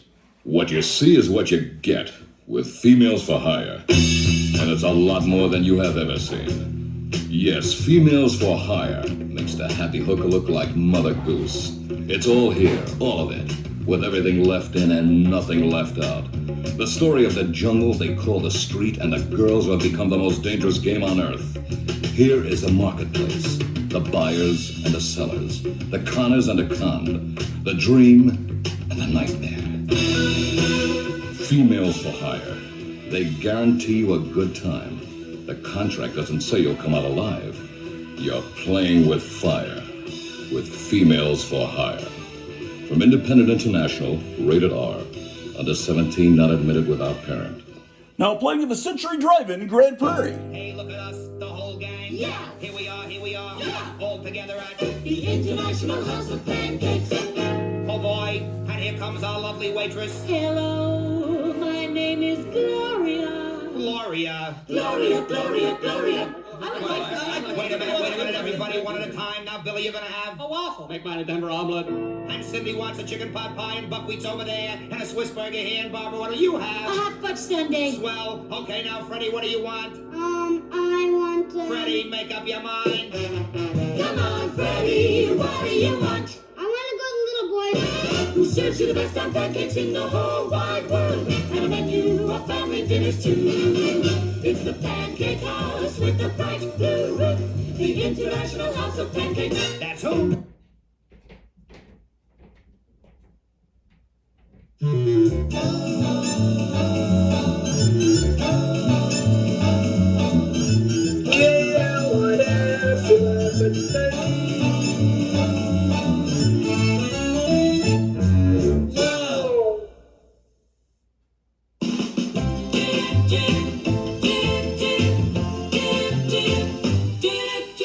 Down in the graveyard, scratching at the ground, with a voice like a dog and a big dumb frown. There was a boy that I used to know. I gave him my heart and then I let him go. Then he died and I buried him deep. But every night he creeps, the curse of Frankenstein. Oh, what a waste of time. His head is full of air, his skin is full of hair. The curse of Frankenstein. I know I should have let him die, but now he's digging his way out. So I better get my hammer now. It's the old story, be careful what you wish. But I thought I'd be fine if you live without a kiss. Oh, I thought I was being kind when I left him behind. Oh, he looked like a prince, but he was dumb as a post. And now I have to burn his bones. The curse of Frankenstein. Oh, what a waste of time. His head is full of air, his skin is full of hair. The curse of Frankenstein. I know I should have let him die, but now he's digging his way out. So I better get my hammer now. His eyes are green, his heart is true. He just can't remember his own shoes. He'll always come a creeping through. Every time you hear, I love you. If you want to make a man, here's what you do. Remember all the parts you have to include. You might be tempted to cut a few, but if you do, you'll end up like me. The curse of Frankenstein. Oh, what a waste of time. His head is full of air, his skin is full of hair. The curse of Frankenstein. I know I should have let him die, but now he's digging his way out. So I better get my hammer now. The curse of Frankenstein. Oh, what a waste of time. His head is full of air, his skin is full of hair. The curse of Frankenstein. I know I should have let him die, but now he's digging his way out.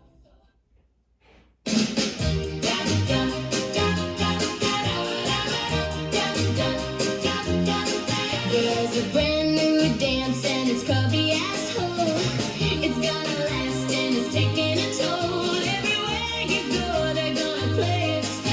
If you see it, just watch it, don't say it. They do it up in Boston, hometown, and in Los Angeles, where it never rains. New York and Miami, no kidding, y'all. They're doing it in Memphis and in Dallas, doing it in Florida, doing it in Florida, they're doing it in Texas, they're doing it in Texas, they're doing it in Florida, they're doing it in Texas, they're doing it in Texas. It's not hard to do, you just act like a jerk, pretend that you're a manager and you're late to work. Say something rude, then make them apologize. You don't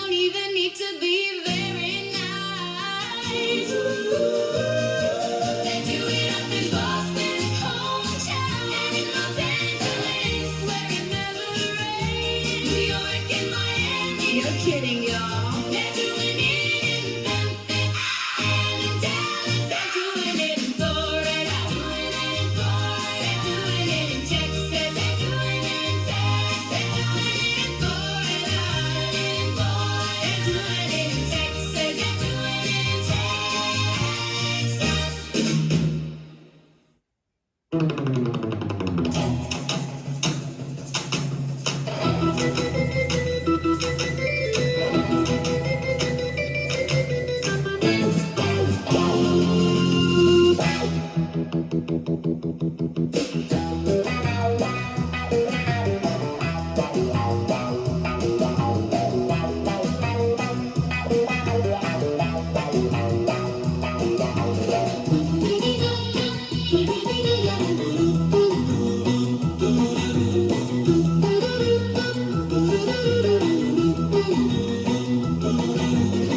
out for Deathlock, the demolisher.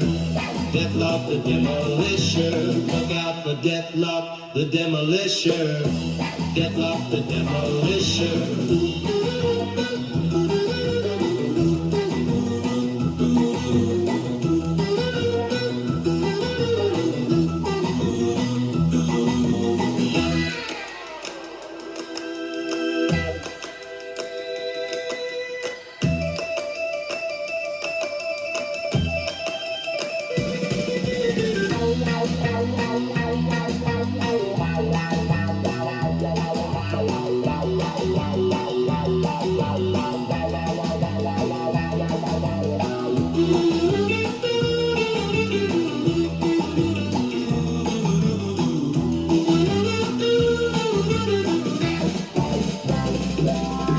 Look out for Deathlock, demolisher, reanimated human with cybernetic enhancements.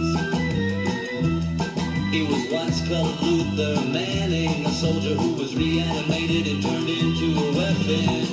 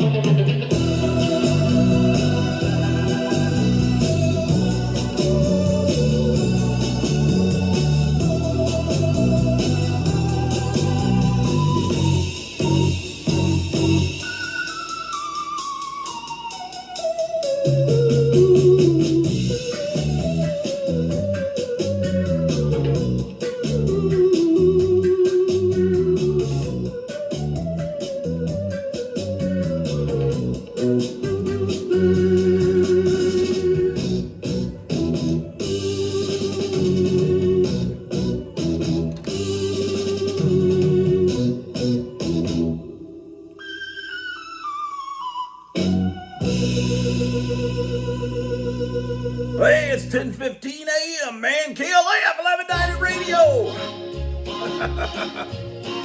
Werewolf by Night by Diane Renee from 1963.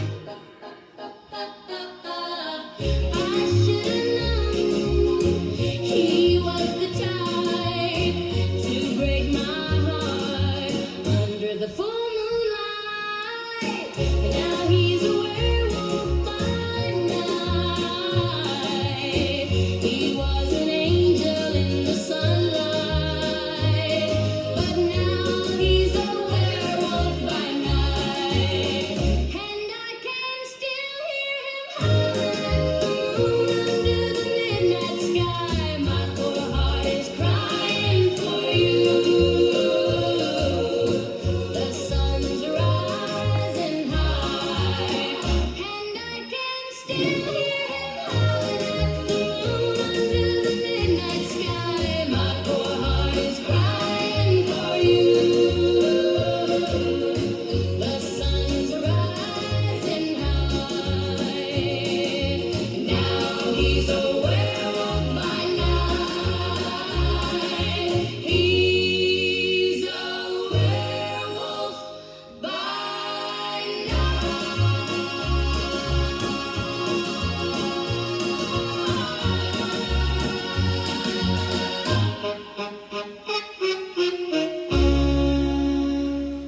by night. You're on KLAF 1190, the Grottu Orloff Show.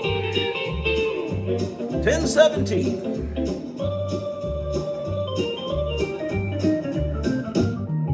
The vampire is arising, Frankenstein is dead. A man who make a monster, well, he's mad out of his head. A scary horror picture he did with Boris Karloff. Oh, well, the monsters all ran loose and all their heads they came off in the house of Frankenstein. Oh, I got mine in the house of Frankenstein. Oh, I got mine.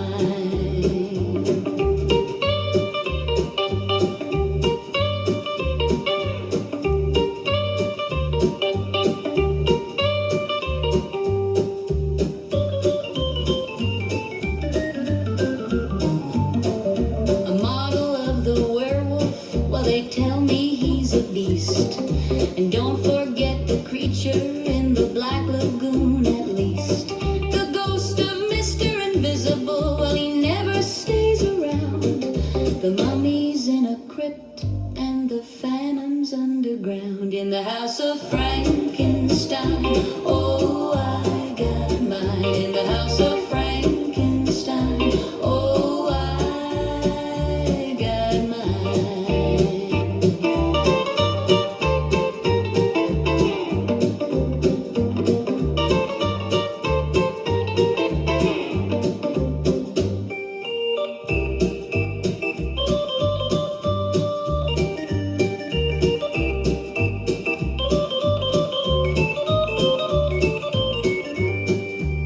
In the house of Frankenstein, oh, I got mine. In the house of Frankenstein, oh, I got mine.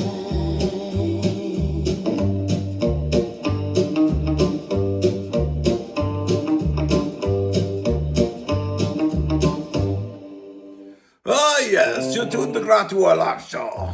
1190, KLAF.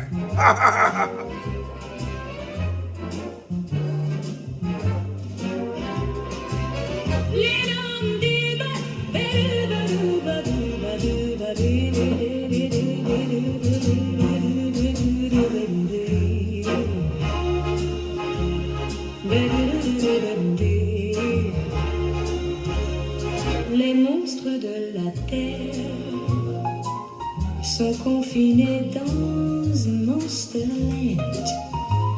Mais une race d'extraterrestres, les qui l'a envahi la planète, lave le cerveau des créatures et les envoie attaquer les grandes villes du monde entier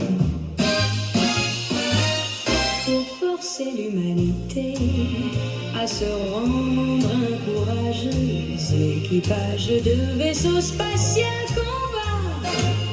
Les extraterrestres réunis, tous les monstres de la Terre, pour riposter, ce qui aboutit à une bataille gigantesque contre le monstre spatial à trois têtes, King Ghidorah sur la Lune,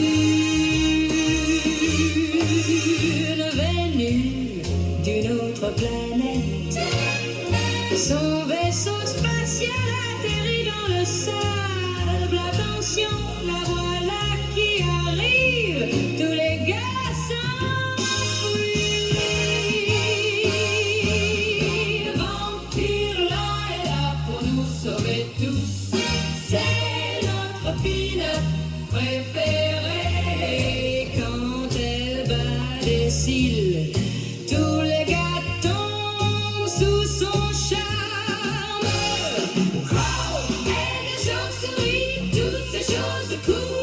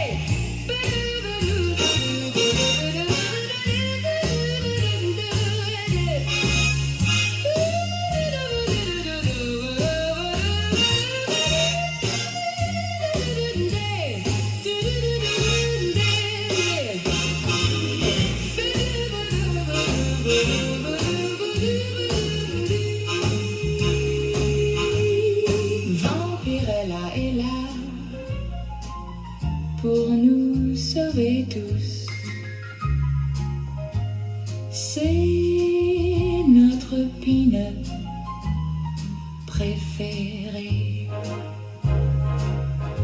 Et quand elle bat des cils, tous les mecs tombent son charme. Et des chauves-souris, toutes ces choses cool, c'est notre fille préférée. Elle n'est pas de ce monde. Et elle n'est pas de ce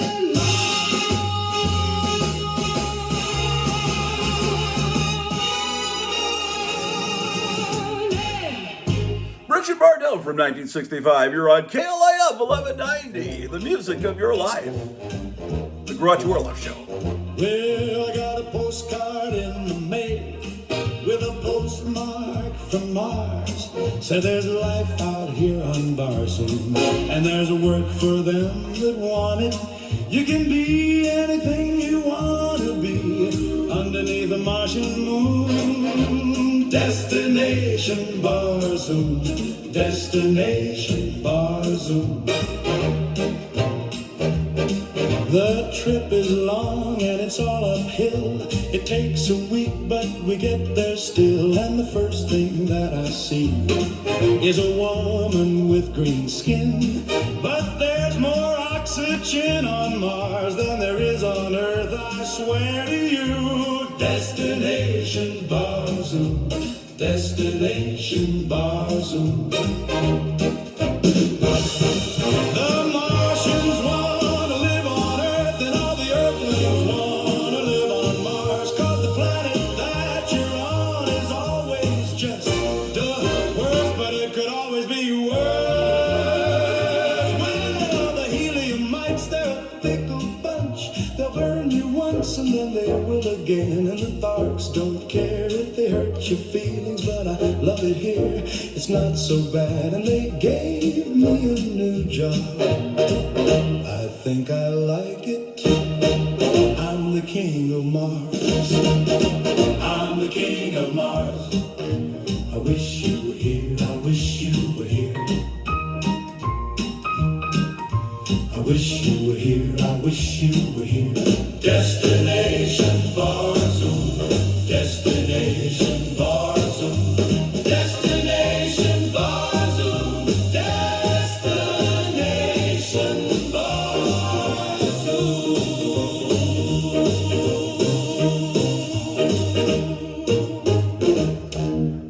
Destination Barsoom here on the Grottu Orloff Show, KLIF 1190.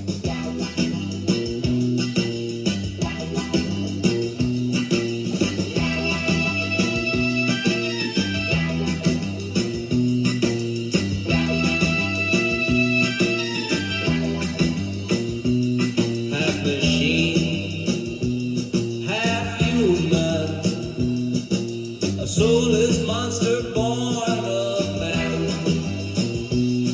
A soldier once now down the war to win. Look out for death like the demolisher. Death like the demolisher. Death like the demolisher.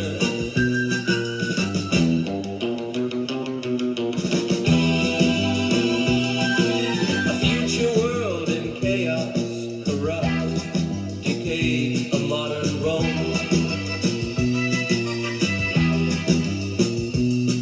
No heaven, earth, or hell. He walks alone. Look out for death like the demolisher. Death like the demolisher. Death like the demolisher.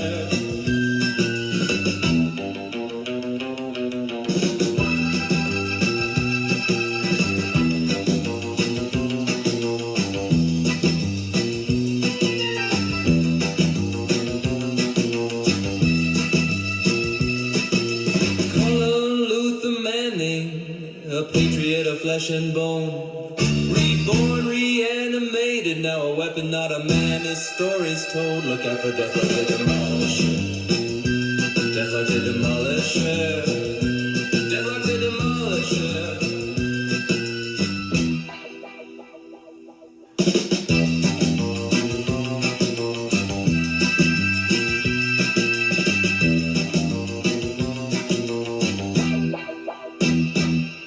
Deathwalk the Demolisher here on KLAF 1190, the Grottu Orloff Show.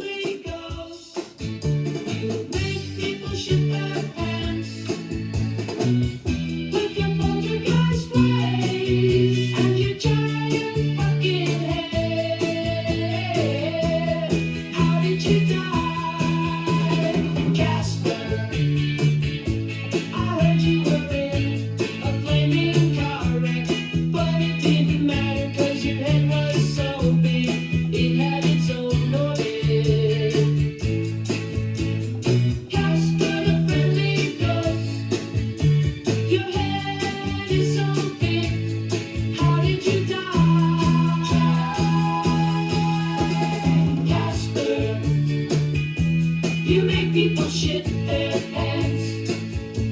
I heard you were in a flaming car wreck. It didn't matter 'cause your head was so big and your head had its own orbit with your poltergeist ways. Casper the friendly ghost, how did you die? Casper, you make people shit their pants. I heard you were in a flaming car wreck.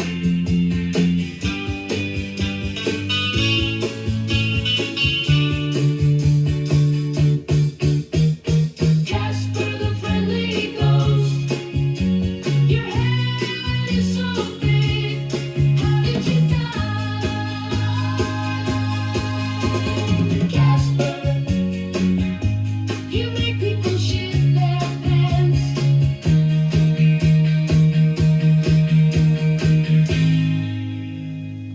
Oh man, Ron Dante with Casper the Friendly Ghost here on KLAF.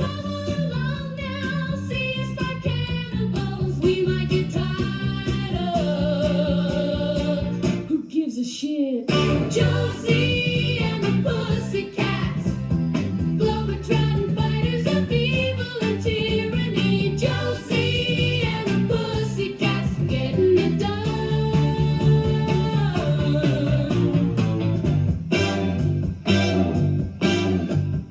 Tossing the drums, playing the songs. Here we come, wherever you are.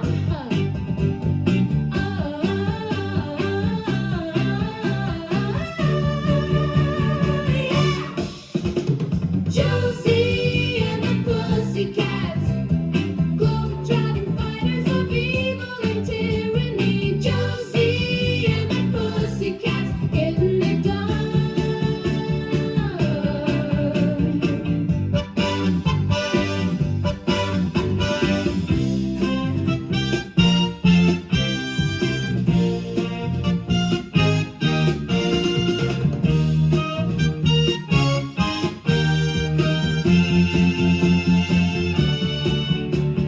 Josie and the Pussycats, furry felines and headbands, guitars and leotards. Josie and the Pussycats, Josie and the Pussycats, globetrotting fighters of evil and tyranny. Josie and the Pussycats getting it done.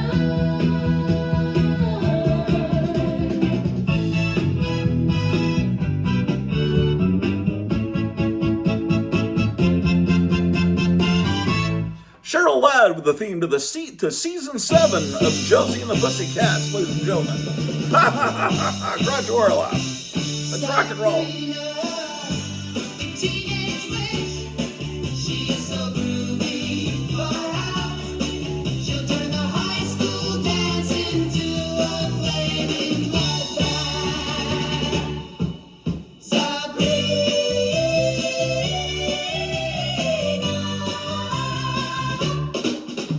Satan's power at your command.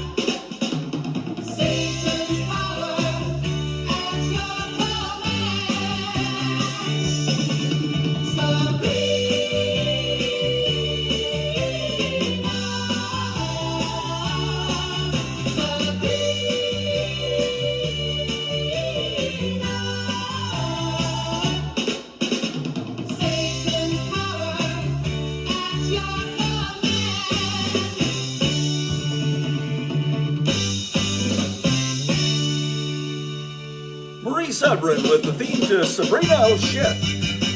So go ahead.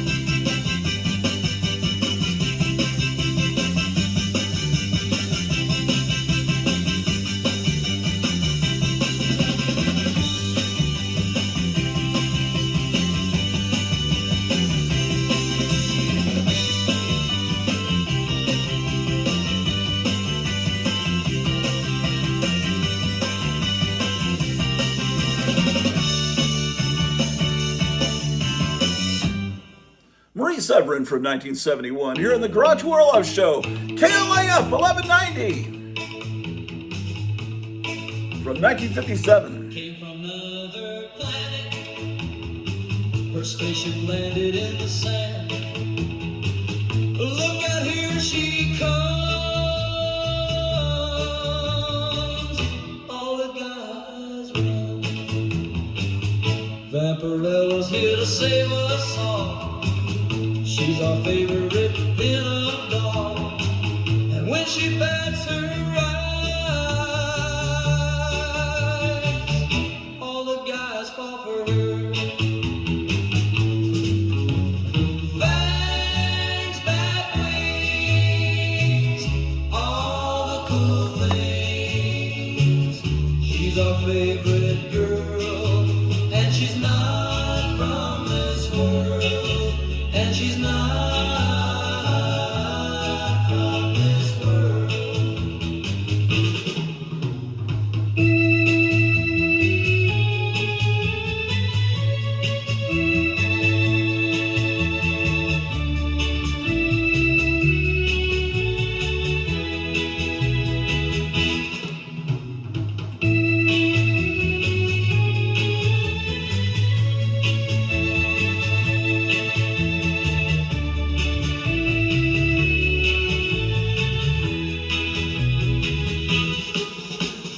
Fangs, bat wings, all the cool things.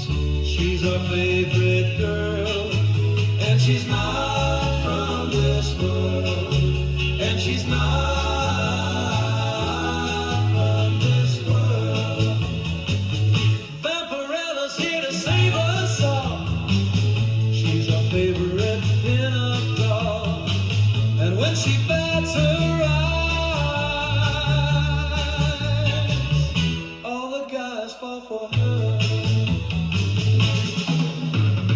Fangs, bat wings, all the cool things.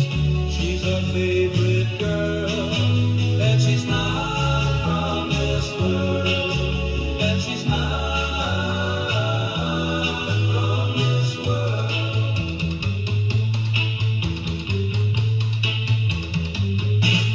The Everly Brothers with the #1 song in the country, Not From This World, here on KLIF 1190. Lucky, lucky you. Another winner on KLIF 1190. Yes, indeed, on the Grottu Orloff Show.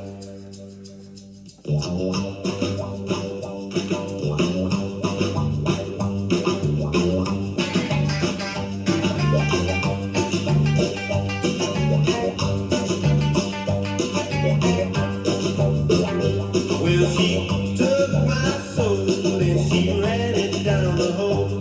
And she took my love and then she gave it a shove. And she took my money and I didn't think it was funny. And she took my heart and then she broke it all apart. Well, now the bitch does what she's told. Now the bitch does what she's told. Now the bitch does what she's told. Now the bitch does what she's told.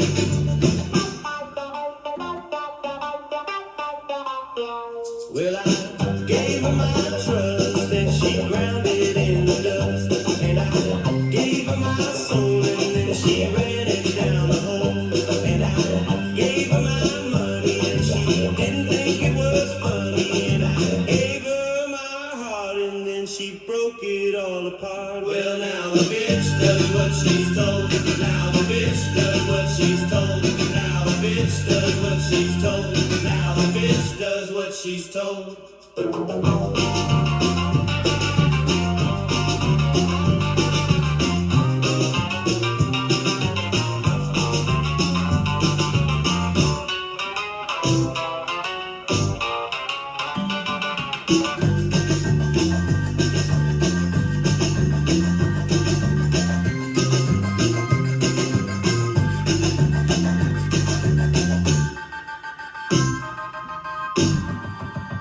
Well, now she does what she's told. Now she does what she's told. Now she does what she's told. Now she does what she's told. Now the bitch does what she's told. Now the bitch does what she's told. Now the bitch does what she's told. Now the bitch does what she's told. Moving up to number 7, that's the Rolling Stones. KLF and every Grottu Orloff show. Giant boobs.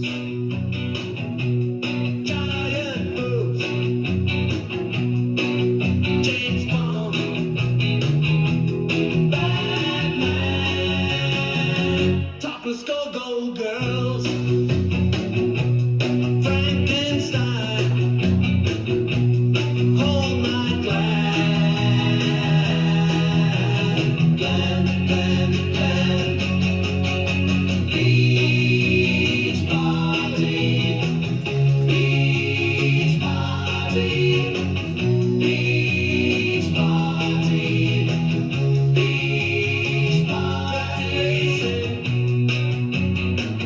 Make it serve the girls. Skulls. Shit, shit, shit. Beach party. Beach party. Beach party. Beach party.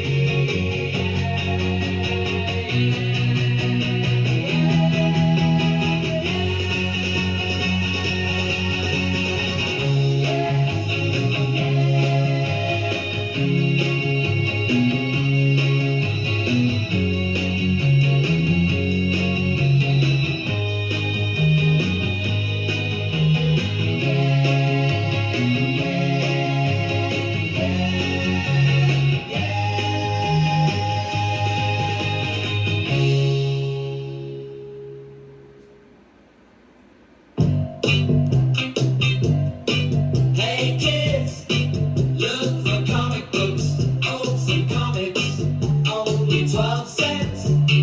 Marvel, National, Gold Key, Archie, Harvey, Dell. Hey kids, look for comic books, some comics, only 12 cents. Marvel, National, Gold Key, Archie, Harvey, Dell. Yeah, yeah, yeah.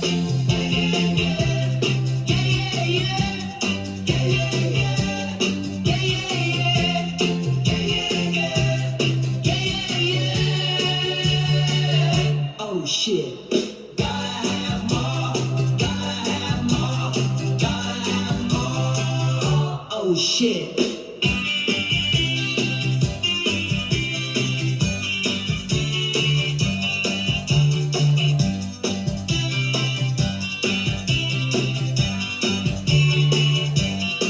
Hey kids, look for comic books, some comics, only 12 cents.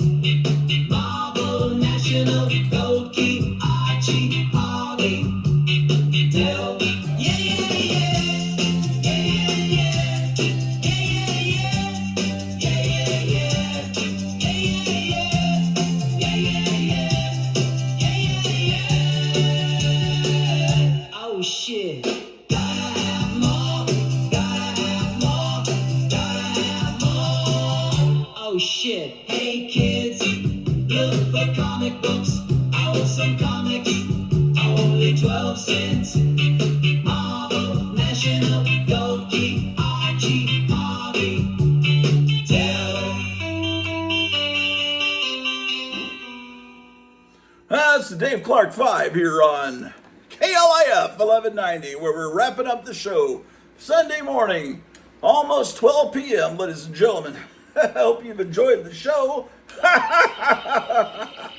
With all our great rock and roll. This is Donald Trump. If you don't listen to Grottu Orloff, then you are a piece of shit. Fuck you. What he said, ladies and gentlemen.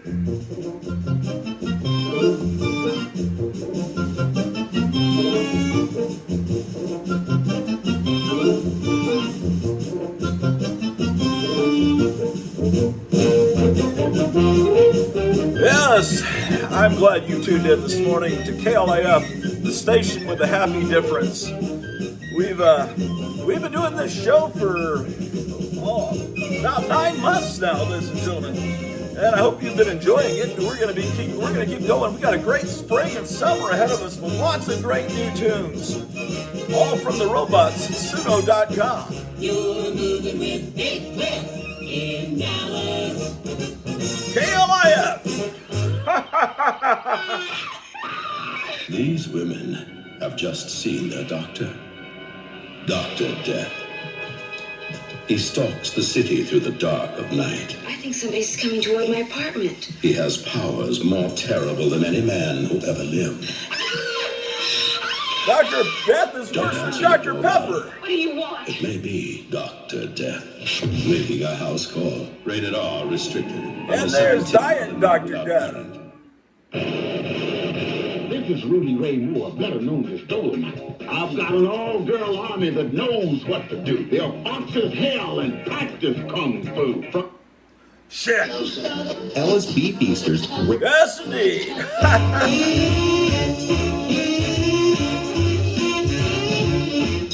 Where there's life, there's fire. Just read the label, that's all you do. The reasons will be plain to you. Budweiser beer will be your choice too. Where there's life, there's Bud. So enjoy every minute. The best things in life are for you. Life is great, so live it. And enjoy Budweiser beer while you do. Where there's life, there's Bud. At a penthouse or a bungalow, where the bright sun shines or candles glow. Budweiser beer is for folks who know where there's life. There's Bud. Budweiser, the king of beers. Sure. The king of drunks, ladies and gentlemen. All right, man. Right on, Grottu Orloff, the king of rock and roll records, and we're gonna be coming back to you next weekend. So stay tuned. Really moving fast, you can bet it's gonna last. Here's a new Cliff King Climber. KLIF. All right, this is number 7 song in the country, moving up to number 1. Maybe by next weekend it will be number 1. Here it is, one of the greatest rock and roll records of the year. Let's go, ladies and gentlemen. And Alex Jones is going to be coming in a few minutes to take over the DJ duties. But here it is, number 7.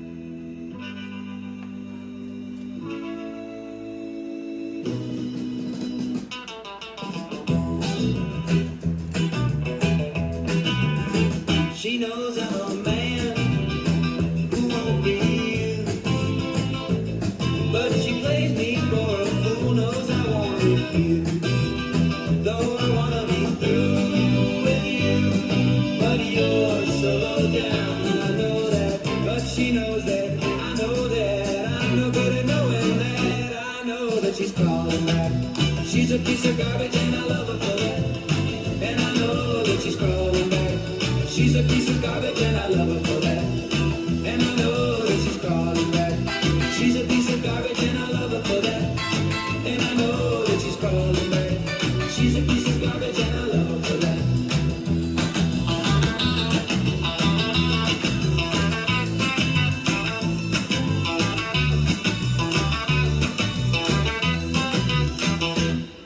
We fight and she cries.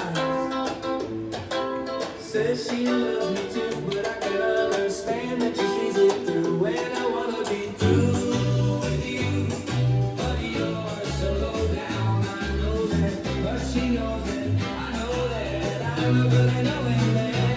Oh, well. Let's go upstairs and look at some more comic books.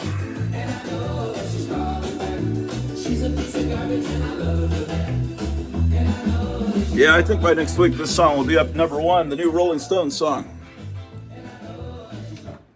So, turn off the electricity, ladies and gentlemen. This light stopped working. Look at this. I tried several bulbs a few hours ago. It won't work. Got to get an electrician out, man.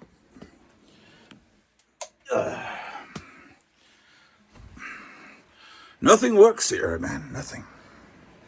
I keep telling you that. Okay. Got my reading glasses. I've got my cell phone, which is what you're seeing the show through. I've got my Trump flag that causes people to unsubscribe. Every time I gain 2 subscribers, I'll lose 3 subscribers from. But it's okay. Eventually, I'll get to 1,000 subscribers. Perhaps you are the 1,000th subscriber. Shit! I mean, shoot. Sorry about that. Damn it.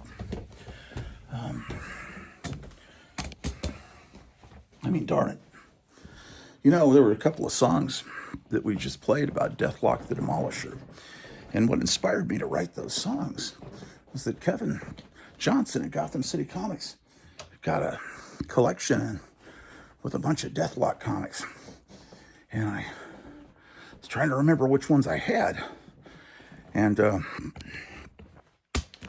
so I went through, and I only actually have 4 Deathlock comics, surprisingly. So I'm going to be able to, here before too long, next paycheck, I'll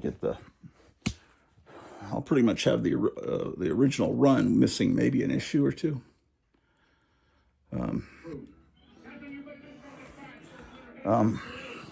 So let's look at those, since we were looking at that box earlier. Well, the DC Comics superhero stuff that from the 60s on Throwback TV, it comes on at 9, and Throwback TV stayed on the air for the whole hour, so I was able to record that. But then it keeps going off the air. So just no hope. No hope for a future.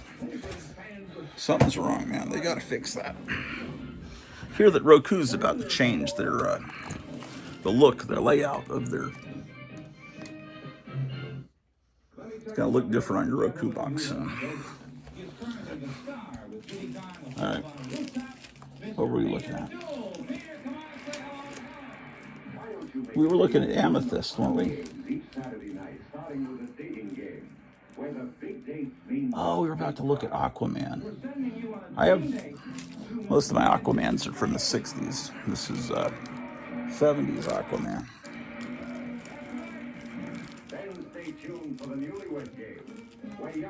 Okay, hold on. How long have we been on the air? Only 5 hours and 15 minutes.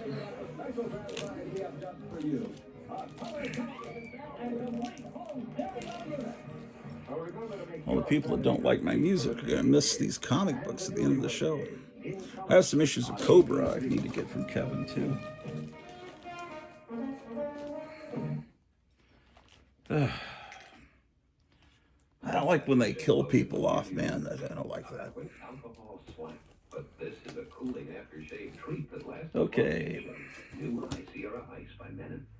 High Sierra's concentrated ingredients stay with you. They treat your face to cool comfort. Now, this is a recent comic book from the New 52 era where they're trying to make it look like one of those 60s covers. It's actually not bad. What else is next? Here's an Aquaman cover. Just I only own that because, you know, the cover. That's what they do to you. Here's the Legend of Aquaman. #1 looks like this was a... Oh, I guess I have another copy of that. How do I... Or did I... Is that the same one I just showed you? That's the same one, isn't it? Oops. Sorry about that, ladies and gentlemen. You're watching the Throwback Television Network. Ooh, this one is one of these sideways covers from. Stream on a budget showcase. These sideways covers are really good, actually.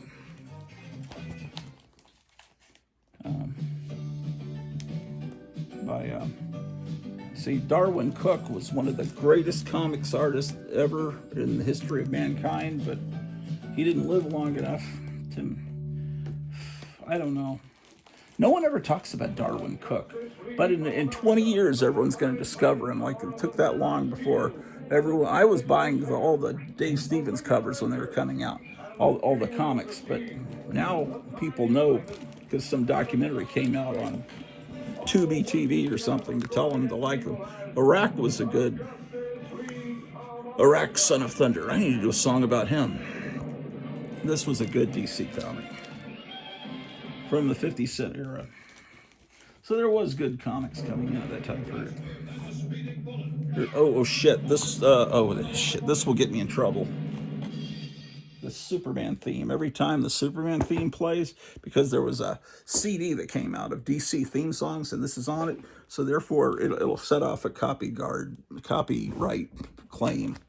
And I don't have a very good run of these. I say I like the comic, but then why don't I have more of them? Because this is something, it's not hard to, it didn't used to be hard to get. Okay, so I have 6, I have 1, 6, and 8. But then in my defense, 60 cents. It doesn't sound like much now, but you know, you look at these 25-cent comics and 25 cents was a lot of money back then. Here's number 12, not bagged and boarded, but still looks brand new because I keep my comics good. I keep them good, man. I keep them well. Man, I wish I could, well, maybe I'll get some bags and boards soon. I don't know. Oh, man. I need to put on some deodorant.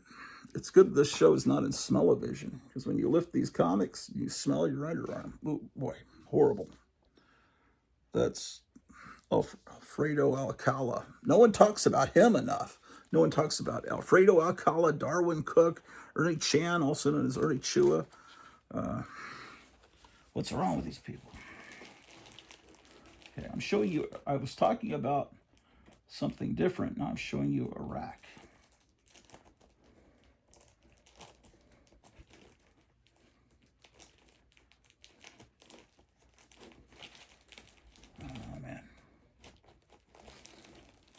How about I show these to you next time? I don't want to show them to you, man. Wait a second. Yeah. There's another copy of number 8 out of order. Oh, with number 15, they tried to make him hip, gave him a mohawk. It was before he just kind of looked like an Indian version of Conan the Barbarian. But now with the mohawk, man, he looks a little different. The only other guy in comics with a mohawk was that OMAC. But nobody ever read that. I mean, everyone's got the comic because it's Jack Kirby, but I don't think anyone ever read it. Maybe they did, 16. I probably read it. I just don't remember. I remember that cover always creeped me out with the girl in the cube with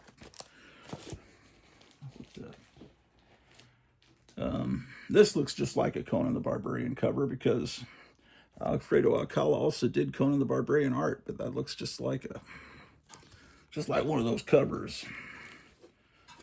He's got a little pan looking guy. See, it does not. That's what the United States used to look like back in the old days, before the colonizers came and ruined everything, man. Oh, another copy of the same issue. Did you know? Oh, see, he's fighting Vikings because, you know, the Vikings showed up here to colonize things. But they had to face Iraq, Son of Thunder. Iraq. Sounds like Iraq.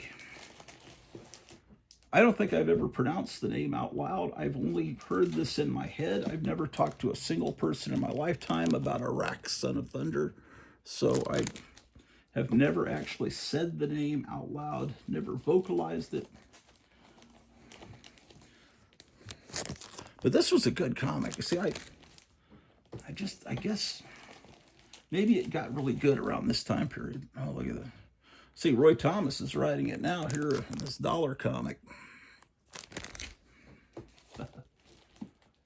There's another copy of that same issue. Oh, look at this, man. Real dynamic cover here. Roy Thomas and Ron Randall. Ron Randall was the artist here. I got 2 copies of that issue. Yeah, what a great comic. Here's issue 45 already. This is a comic I should go back and fill in the gaps, I guess. There's Orion, son of Atlantis. No, I'm sorry, Lord of Atlantis. Here's number 3. Oh, what is this shit? Can you believe I own this shitty comic? Look at this, Armor Wars. How did that get in my collection? Artemis Requiem. That's just one of those 90s comics with the 90s girl comics. You know, it's like ridiculous looking 90s proportions. Someday people are going to think girls actually in the 1990s look like this. Yeah, see, it's just Wonder Woman spinoff. Okay, we're up to Astonishing Tales number 14.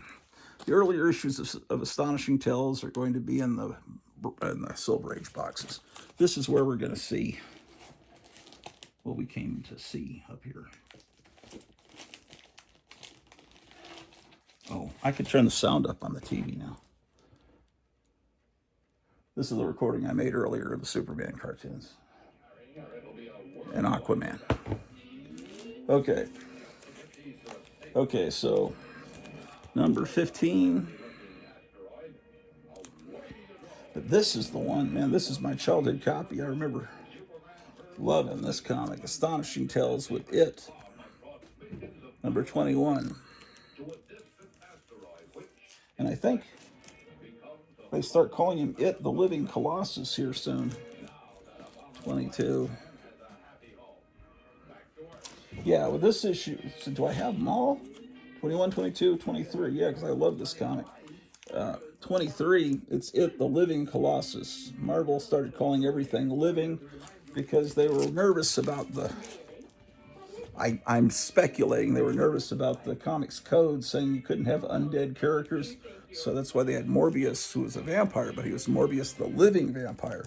And it was It, the Living Colossus. And it was the Living Mummy. And other in the Mummy comic. Okay, here's wretched, really bad condition, but it is the first appearance of Deathlock the Demolisher. You're just hearing them sing about him. But you see, this is not my childhood copy. I would never have done this to a comic. But what do they say? Shitty condition is better than no condition. Whatever that the comic collectors say. Weekday mornings at 8:30 Eastern on the Throwback Television Network. And then, so that was his first appearance, 25. And there's 31. And I have another copy of 31. And I have 32. And 33. This one is a childhood, all those are childhood copies, but Kevin got, there's one of this he got that I didn't need, and there's one of, I think this one that he didn't need. So if you need those 2 issues of Astonishing Tales with Deathlock the Demolisher, he's got them. Oh man, this is terrible. Look at this terrible Marvel comic that I bought for some mystifying reason from a $2 bin or $1 bin. It just looks terrible. Then there was this comic series that called out the Atlantis Chronicles, and it's it was a series, a limited series that DC put out about the history of Atlantis. And the art really looks like you're reading a Warren magazine because it's Esteban Maroto. So you feel like you're reading a Vampirella comic. Hold on a second. I gotta go change my shirt. I know now. This morning I did I take? I don't know if I took my blood pressure pill, and because I didn't put on any deodorant clearly, so I was negligent about that.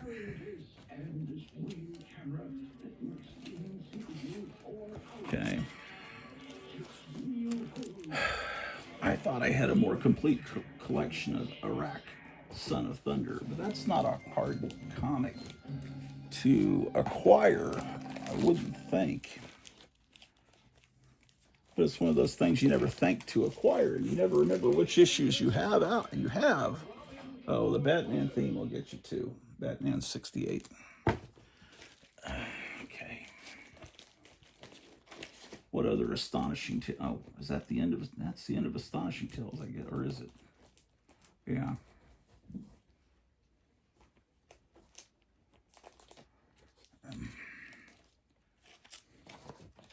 Yeah, we've almost gone through 2 boxes today, 2 long boxes, but not quite. The Atlantis Chronicles. I think Peter David, as I recall, was a good writer, but then it turned out unless I'm mistaking him for someone else, he turned out to be a really obnoxious politically, and so people don't like him now, but they kind of like his writing, I think, if I'm not mistaken. I think that's a story I heard, but it's issue 4 of that. I think I have this whole series, 5. Yeah, 6. And it's a 7-issue miniseries. Let's see if I have 7.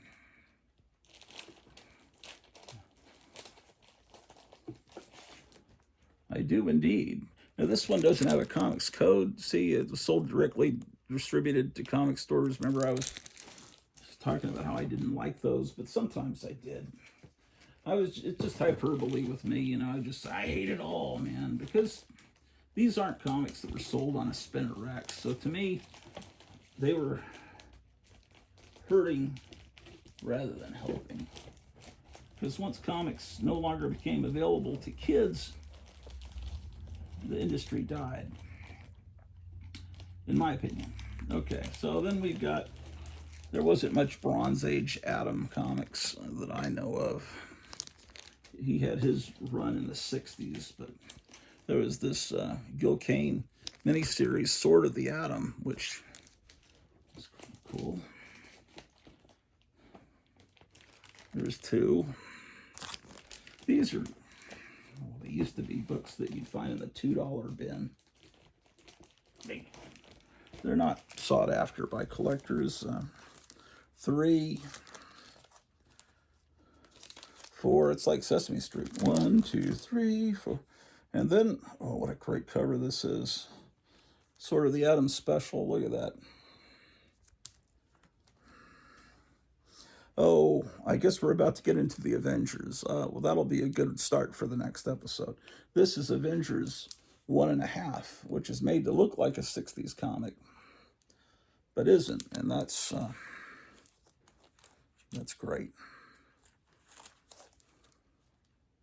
Look at that. That's how all modern comics would be today. There would be artists like Darwin Cook, and this is Bruce Timm, obviously. Artists like that draw with a certain whimsical look where it looks like a comic book, So,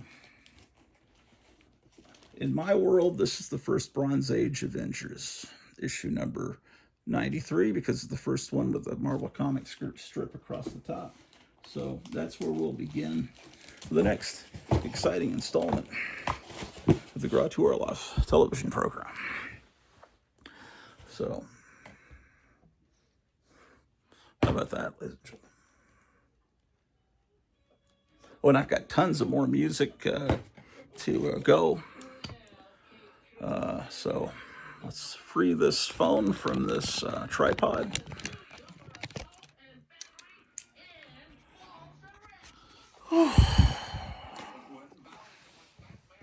Oh, this is like the first episode of the live-action Batman series where the Riddler tried to sue Batman. And now it's the Penguin trying to sue Batman. Okay.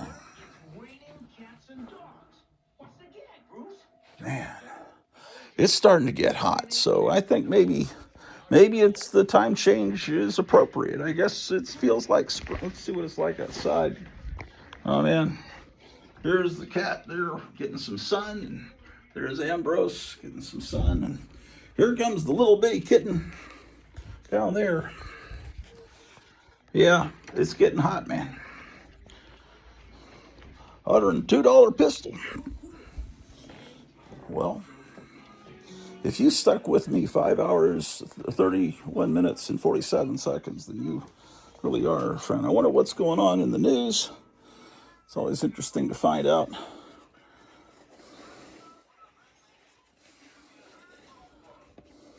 When I do the show, I become completely unaware, unless a text message pops up about something going on. I don't know what's going on in the world.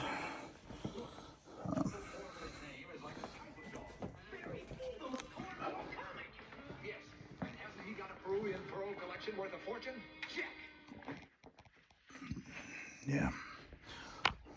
Oh well. God be with you.